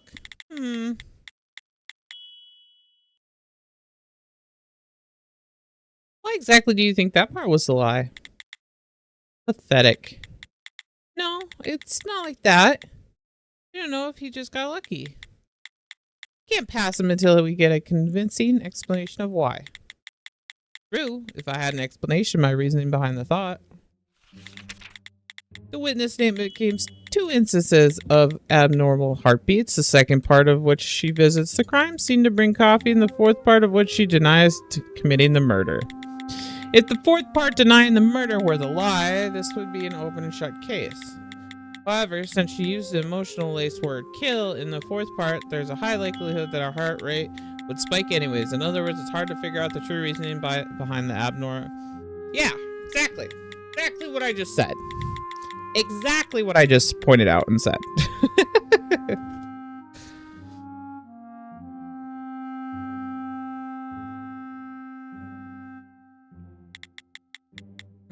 You catch on quick.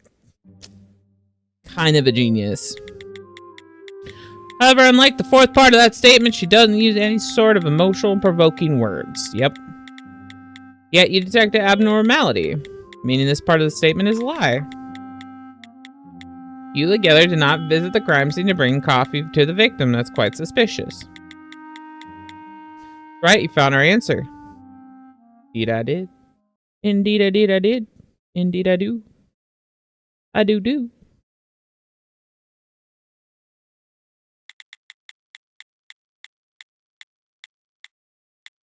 I also have my suspicions about Geller's statement and continue questioning the suspect. Here are the results of the interrogation. Another statement.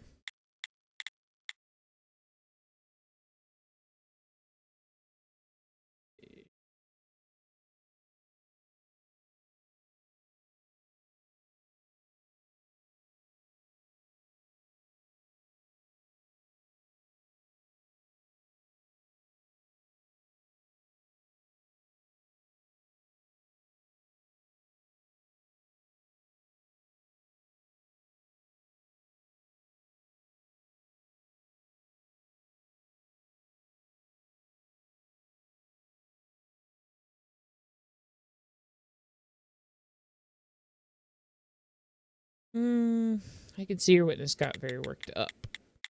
That's right. When a witness is excited or agitated, I detect strange heartbeats whether the statement is true or not. So we're unable to tell whether the testimony is true or not with this document alone. I think I better take over the explanation from here. Don't go getting smug just because you beat me. 1 out of 3 of us, I'm the run of the litter. I'm not. How was I smug? Plus, that wasn't exactly something to win or lose. You already called yourself the run of the litter, so why not accept it? Pathetic. Shut up! People always pick winners or losers. Hurry up, Brian. Show them the data you got. Alright, I guess I will. I do hate to judge others, but that was a problem I simply could not overlook. I do hope you understand. Here you go, Case. Your second test. Photo of the crime scene. Ooh. Person slumped over the desk must be the victim of the case we're investigating. Also, we're currently saying Eula Geller is our prime suspect, right? The picture of the victim was the case of death this blow to the head. What's all the green ink, though? Those are the pieces of trace evidence left behind at the crime scene. Fingerprints, footprints, scratches, and more. We've got all sorts of forensic clues. My skill is to accentuate various clues so that the others can easily see what they are. Using my skill, I can make records of the clues I find on the photos of the crime scene like this. We call them trace photos. Skill to find clues besides just staffers. This might be possible for anyone to do given enough time, yet perhaps not just about finding evidence either. The time the trace evidence was left is written here too. Nice catch. My skill makes clues appear to to shift in color and brightness depending on how much time has passed. Then I analyze all the information to determine when each trace was made or left. So Eigen uses all the information to produce these trace photos. That would certainly help out an investigation. Back to the point, these trace photos contain a piece of information that contradicts another piece of evidence. Let's call finding that contradiction your second test.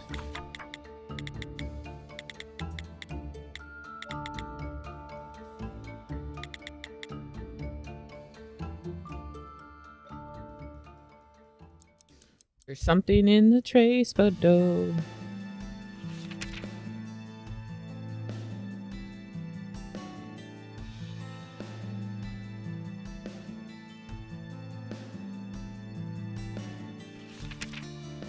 You're asking if I came on business besides bringing coffee? Why ask? Are you expecting me for this? The ringleader, the victim always took coffee at 9 p.m. After all, he normally stays out until morning, the nights after performances. It's the only reason I was there that night too. No other reason to visit the scene that day.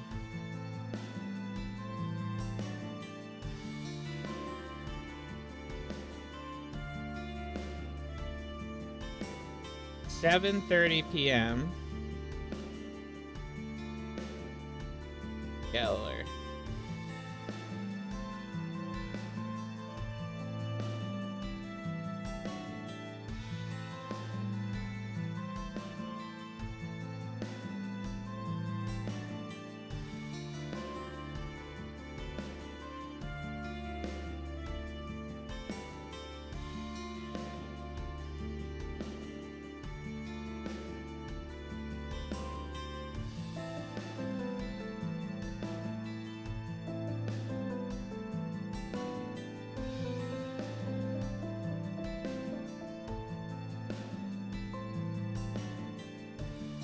So it was Houdini.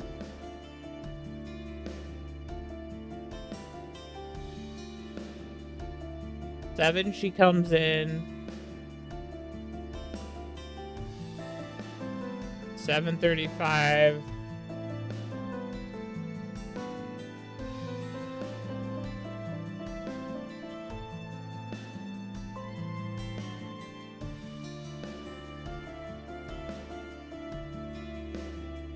A track of a square bottom something extended from the entrance of the room.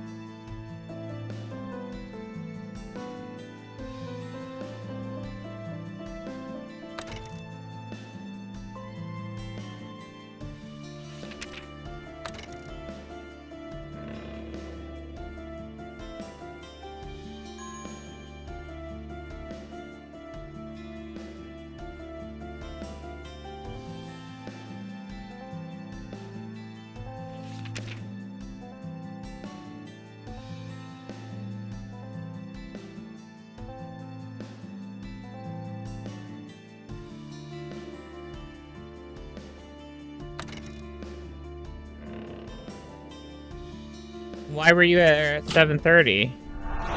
Okay, so I was right. I just picked the wrong one to start with. I got it. Take your time if you like. That's quite all right.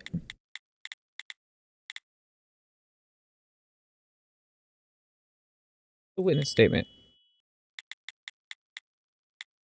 What specific part? One part that stands out. It says, I had no other reason to visit the scene that day. Given Miss Geller's agitated state, it's possible to judge the validity of that statement based on the abnormality heartbeat alone. However, by looking at this trace photo, we can now see that part of her statement was false. The trace photo clearly shows footprints Miss Hewitt Geller left behind. One part, see where footprints left at 9 o'clock.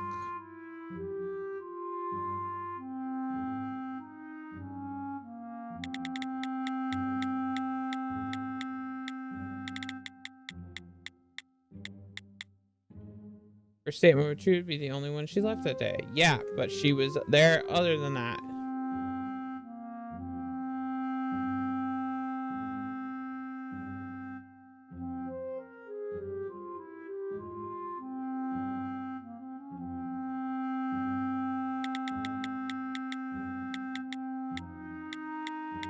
Another set of footprints. She visited the crime scene twice. Contradictory between the two.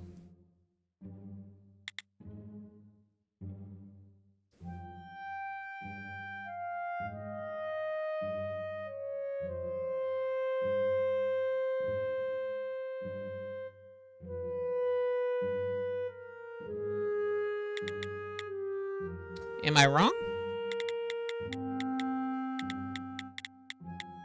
No, that is indeed the answer. It wasn't the most difficult of problems, but you've delved so far into this in such a short amount of time.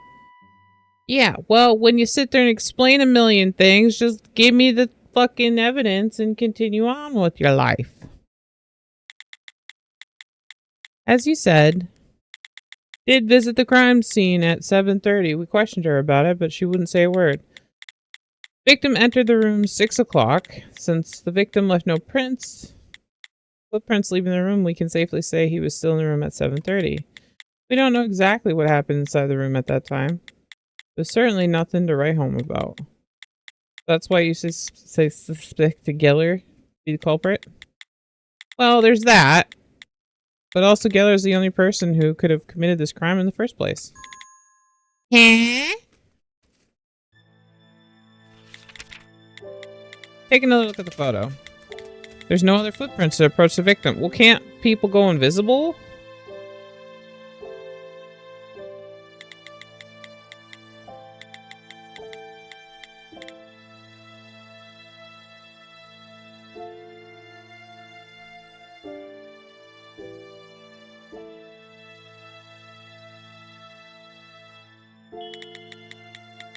That's the name of the victim. He's a sad sap slumped over his desk in the picture. It's obvious that we have the victim's footprints at the scene of the crime, right? I mean, is it really that obvious?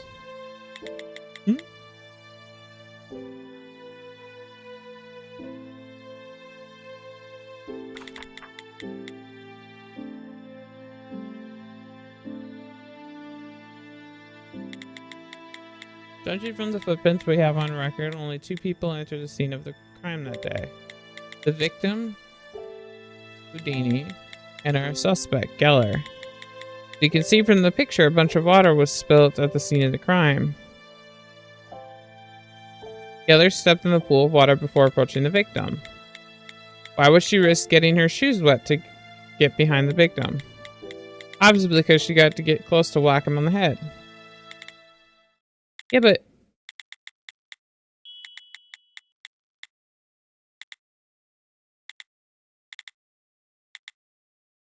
I got sort of carried away there. But I'll cut it. Sorry everyone, I just couldn't rein in these fantastic reasoning skills of mine. What's all that mean for my test? Fortunately, since our investigation is still in progress, we've got no information to show you. So until our investigation continues, we have no choice but to stop the test. What? Sarge, if I may change the subject for a moment. In this case, I don't think it calls for further investigation. What do you mean? The current juncture, we can say was near certainty that Geller is our culprit. Rather than pressing forward with further investigation, let's hand this off to the police and turn our focus to other cases. Oh, I definitely agree with you on that. We're practically drowning in cases we haven't even touched yet. Well, I can't agree with you all on that. Quite natural to point the finger at Geller as your prime suspect. But I think Detective Thena overlooked a piece of information during her explanation of her third reason for suspecting Geller. What? You mean my rationale wasn't spot on? Yeah, because she has the telekinesis. She doesn't have to get close. She overlooked something. What might that be? She did. Generally speaking, her logic would be correct. But since this is Geller we're speaking of, we must say that Thena's logic doesn't hold water. So you found a hole in her logic. But would you mind explaining what that might be? This tape recorder has everything we said just a moment ago recorded on it. Print out the part that stands out to you. After you print it out, point out which part of the transcript seems odd. So I just press print button. So I select that, oh my god. If I want to defend the argument, I'll say support. If I oppose the argument, I'll oppose and connect. Okay.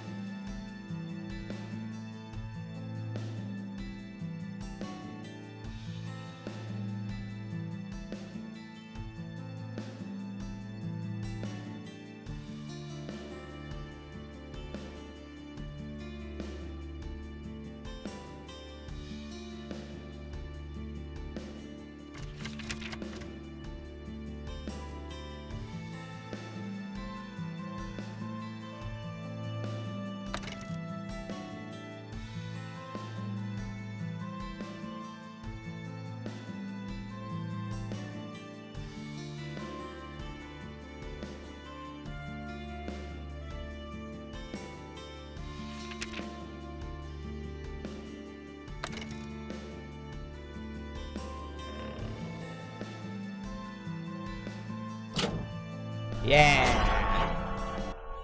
Easy.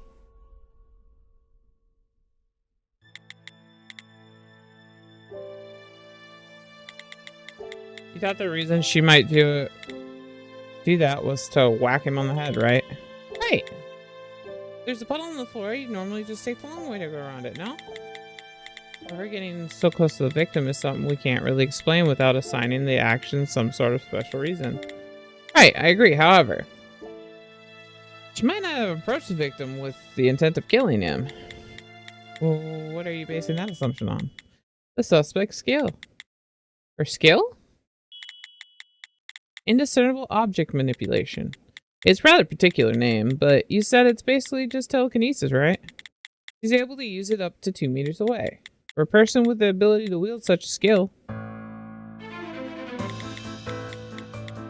would she have even had time to approach... would even have to approach the victim to hit him on the head? Ah! As you all said, such circumstantial evidence regarding the suspect approaching the victim would only add more suspicion to the accused under normal circumstances.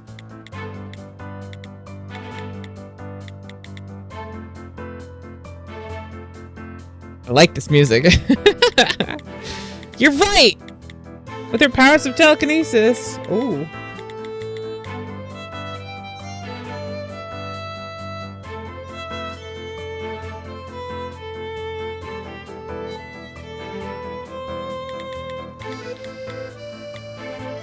Hit him 1,000 times.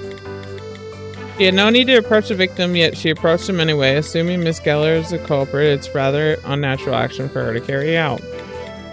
So, as things stand, we cannot conclude that Miss Geller is our culprit.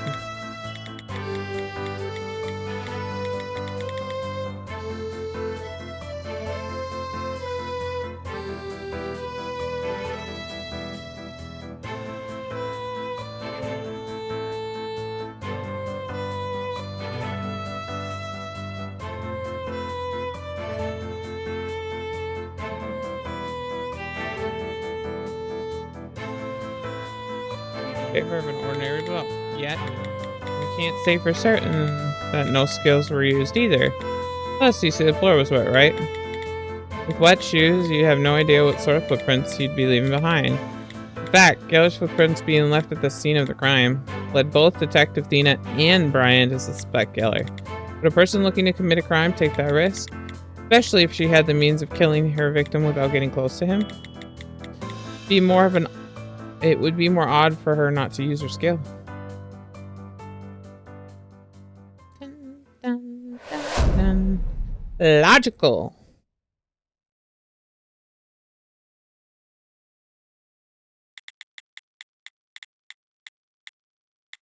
There are quite a number of staffers able to commit a crime without entering a room.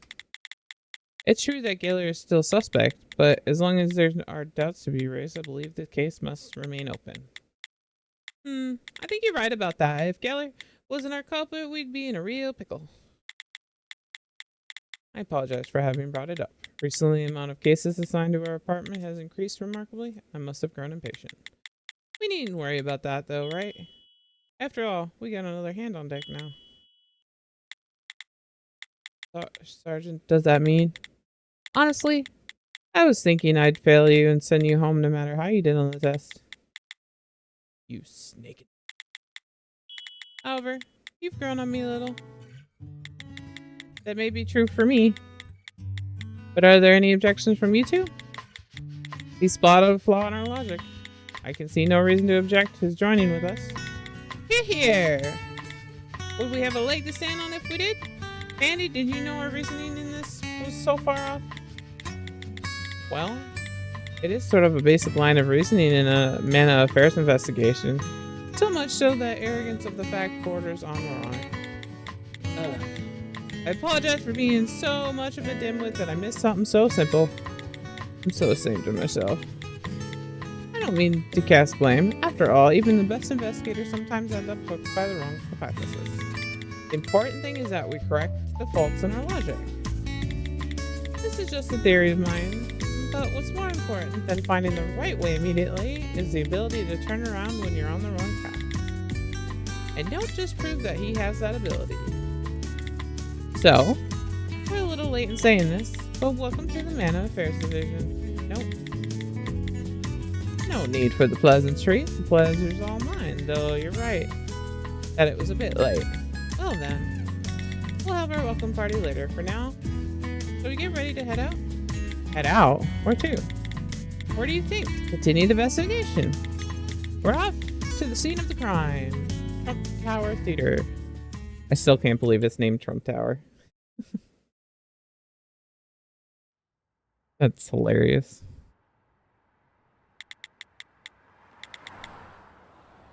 Your car is quite cramped. It's annoying. There's an amount of paperwork in here, so I've only got this tiny space cramped up against the window. We're on the move a lot, so I tend to keep all of our case files in the car. But then one day I realized there were more files in the car than filing cabinets, so I just moved what was left in the cabinets to the car. The place you're sitting now was really originally used to store all the files on thefts and robberies. I'm pretty sure the seats were originally created for people to sit on. Clear out any stereotypes you may be holding on to. In investigations where mana is involved, you got to think outside the box. That's a lovely turn of phrase, but it doesn't do much to convince me of this issue. More importantly, we haven't filled you in on all the details of the case you're investigating yet, have we? The file should be close by. It's case file A0136. Well, found it. Murder at Trump Tower Theater at Dartford Road.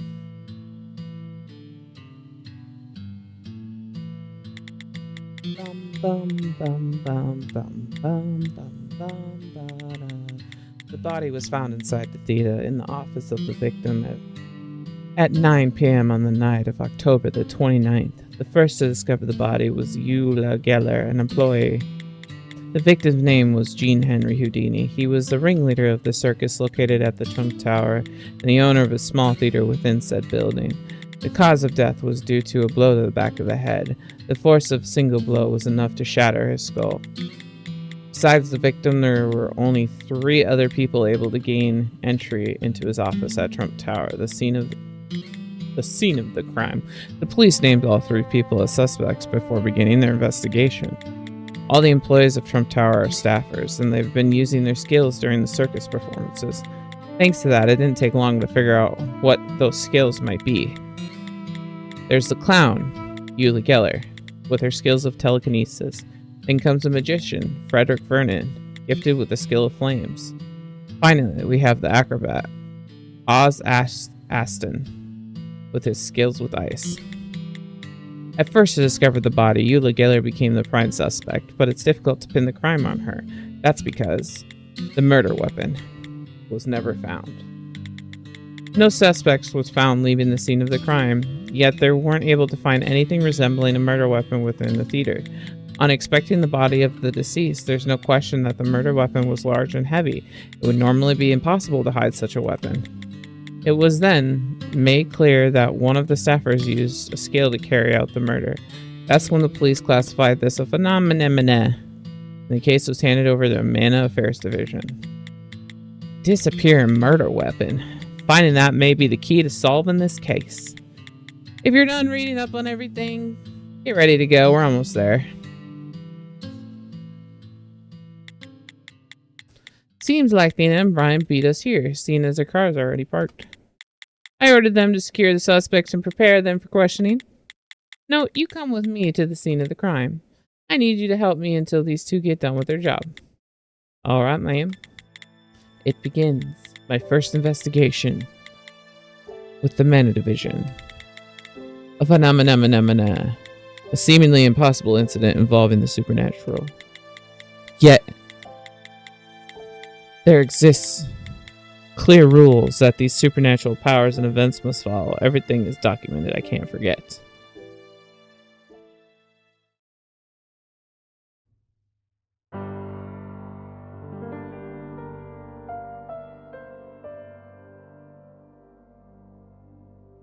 Radical ignition.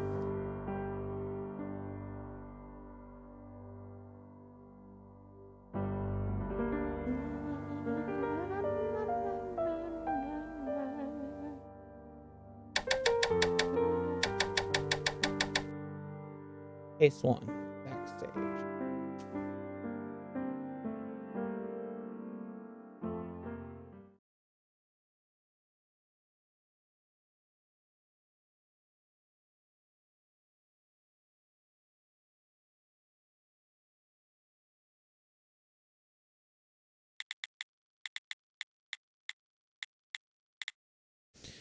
This is the scene of the crime, the office of the victim, Houdini. Also listed as the lounge. Quite luxurious for a lounge.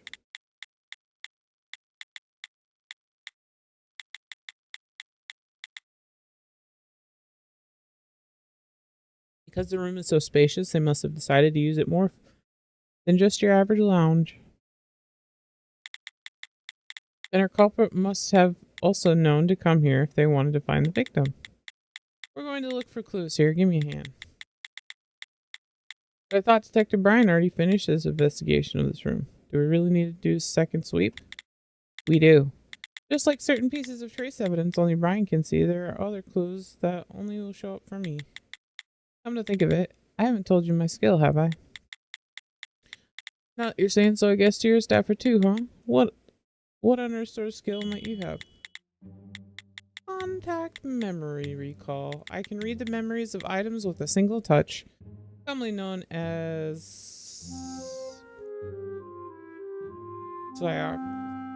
psychometry. You can read the memories of items? I don't really follow. Might be better to show you. See the teacup on the table? Of course. I have a great deal of suspicion about that cup. Oh, is that so? Indeed. Right next to the blood, the body, meaning it could have been poisoned, no? But wasn't the victim bludgeoned to death?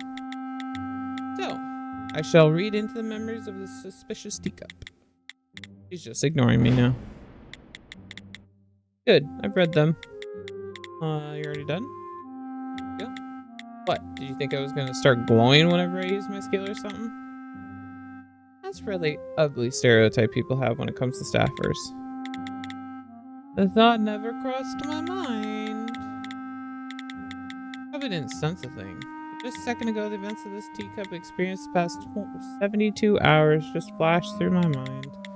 And out of all of the events of the past 72 hours, 1 or 2 memorable events remain planted in my brain. Memorable?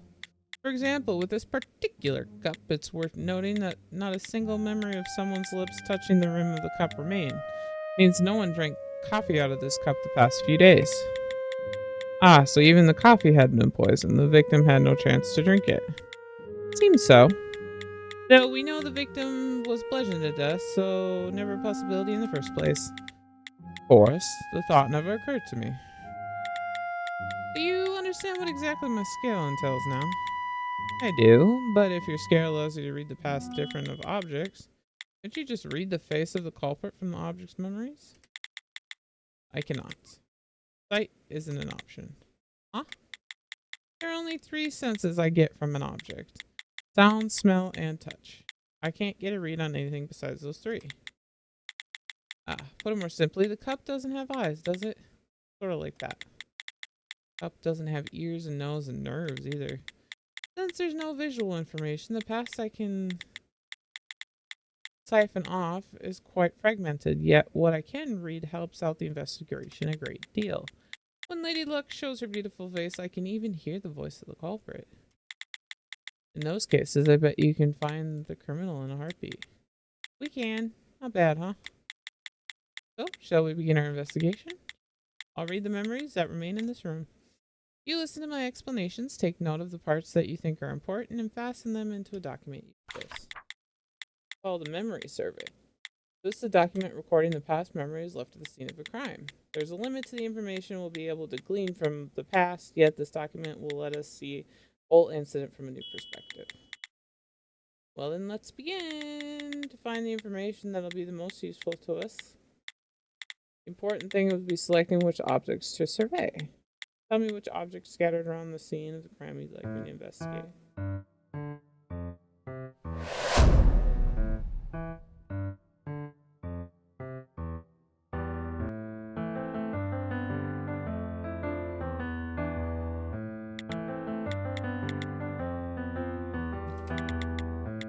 Water stain. Read. Feels hot and slowly moisture spreads. Smell black tea. The liquid pool, someone crossed through it. Thinking back to the footprints of the trace photo, that might have been Geller.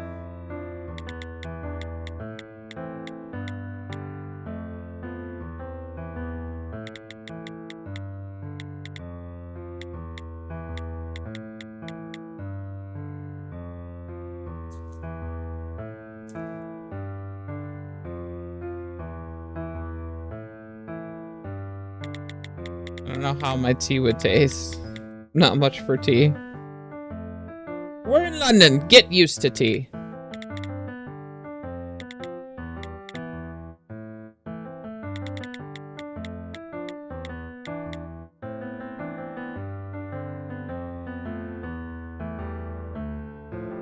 Coffee to black tea.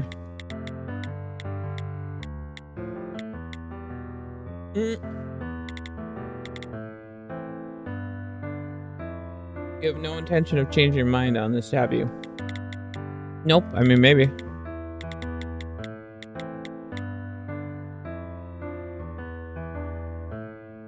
Next time we meet, we may find we are enemies.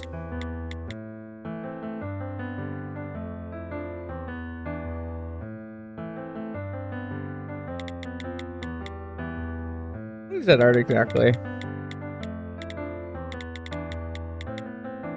Not this hideous block of stone. Shall we read its memories? I see.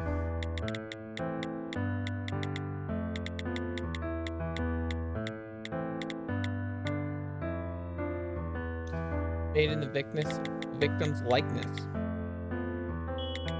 Why does it look so weird?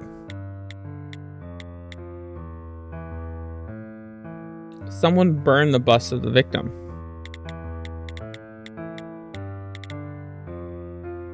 Not exactly a flammable material.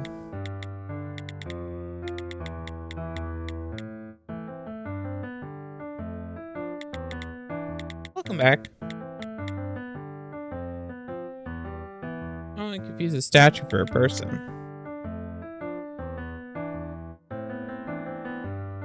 Cape draped around it.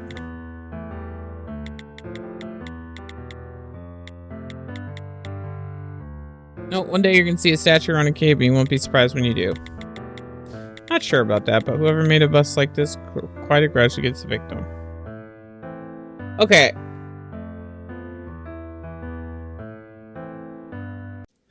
I like this game. It has too much talking in it. And it's reminding me of Danganronpa, and I don't want to go through another Danganronpa. Because that just is too much for me. Too much. Too much reading. Even though I read visual novels and stuff, it's just, I want to solve things. I don't want to read. And then have you read the things I'm solving. It's just, it's too much. There's a certain way to do a mystery, like a detective game, and that's not it. Even though the concept is really cool, but like I was still in the tutorial part, and maybe it picks up after the tutorial part. But like, you know,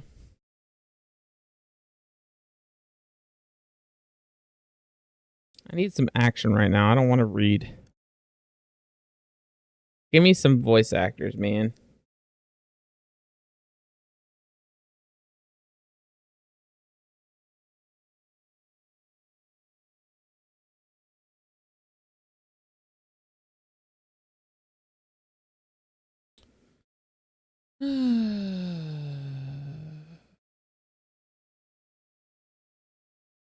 Mouthwashing his new game. What?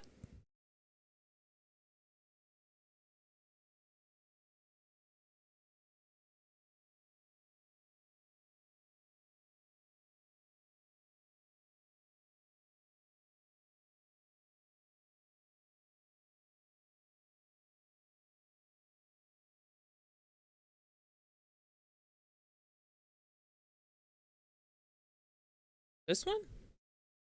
Oh yeah?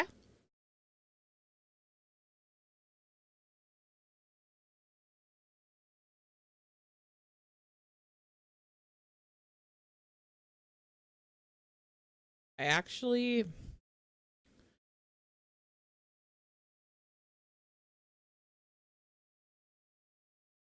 Yeah, I've seen all the Chilla art games.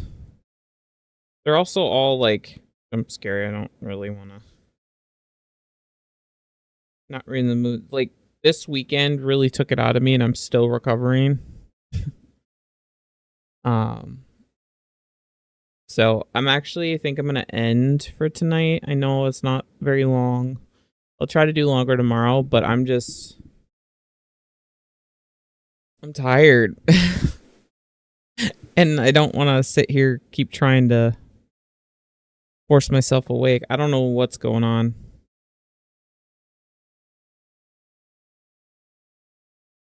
But I gotta get my batteries recharged, you know? I had fun. We played through a game today. Had some weird times. Weird fucking times. But it was a good time. Thanks for hanging out. I should see you back tomorrow. And we'll figure out what we're doing. Nighty night. Bye bye.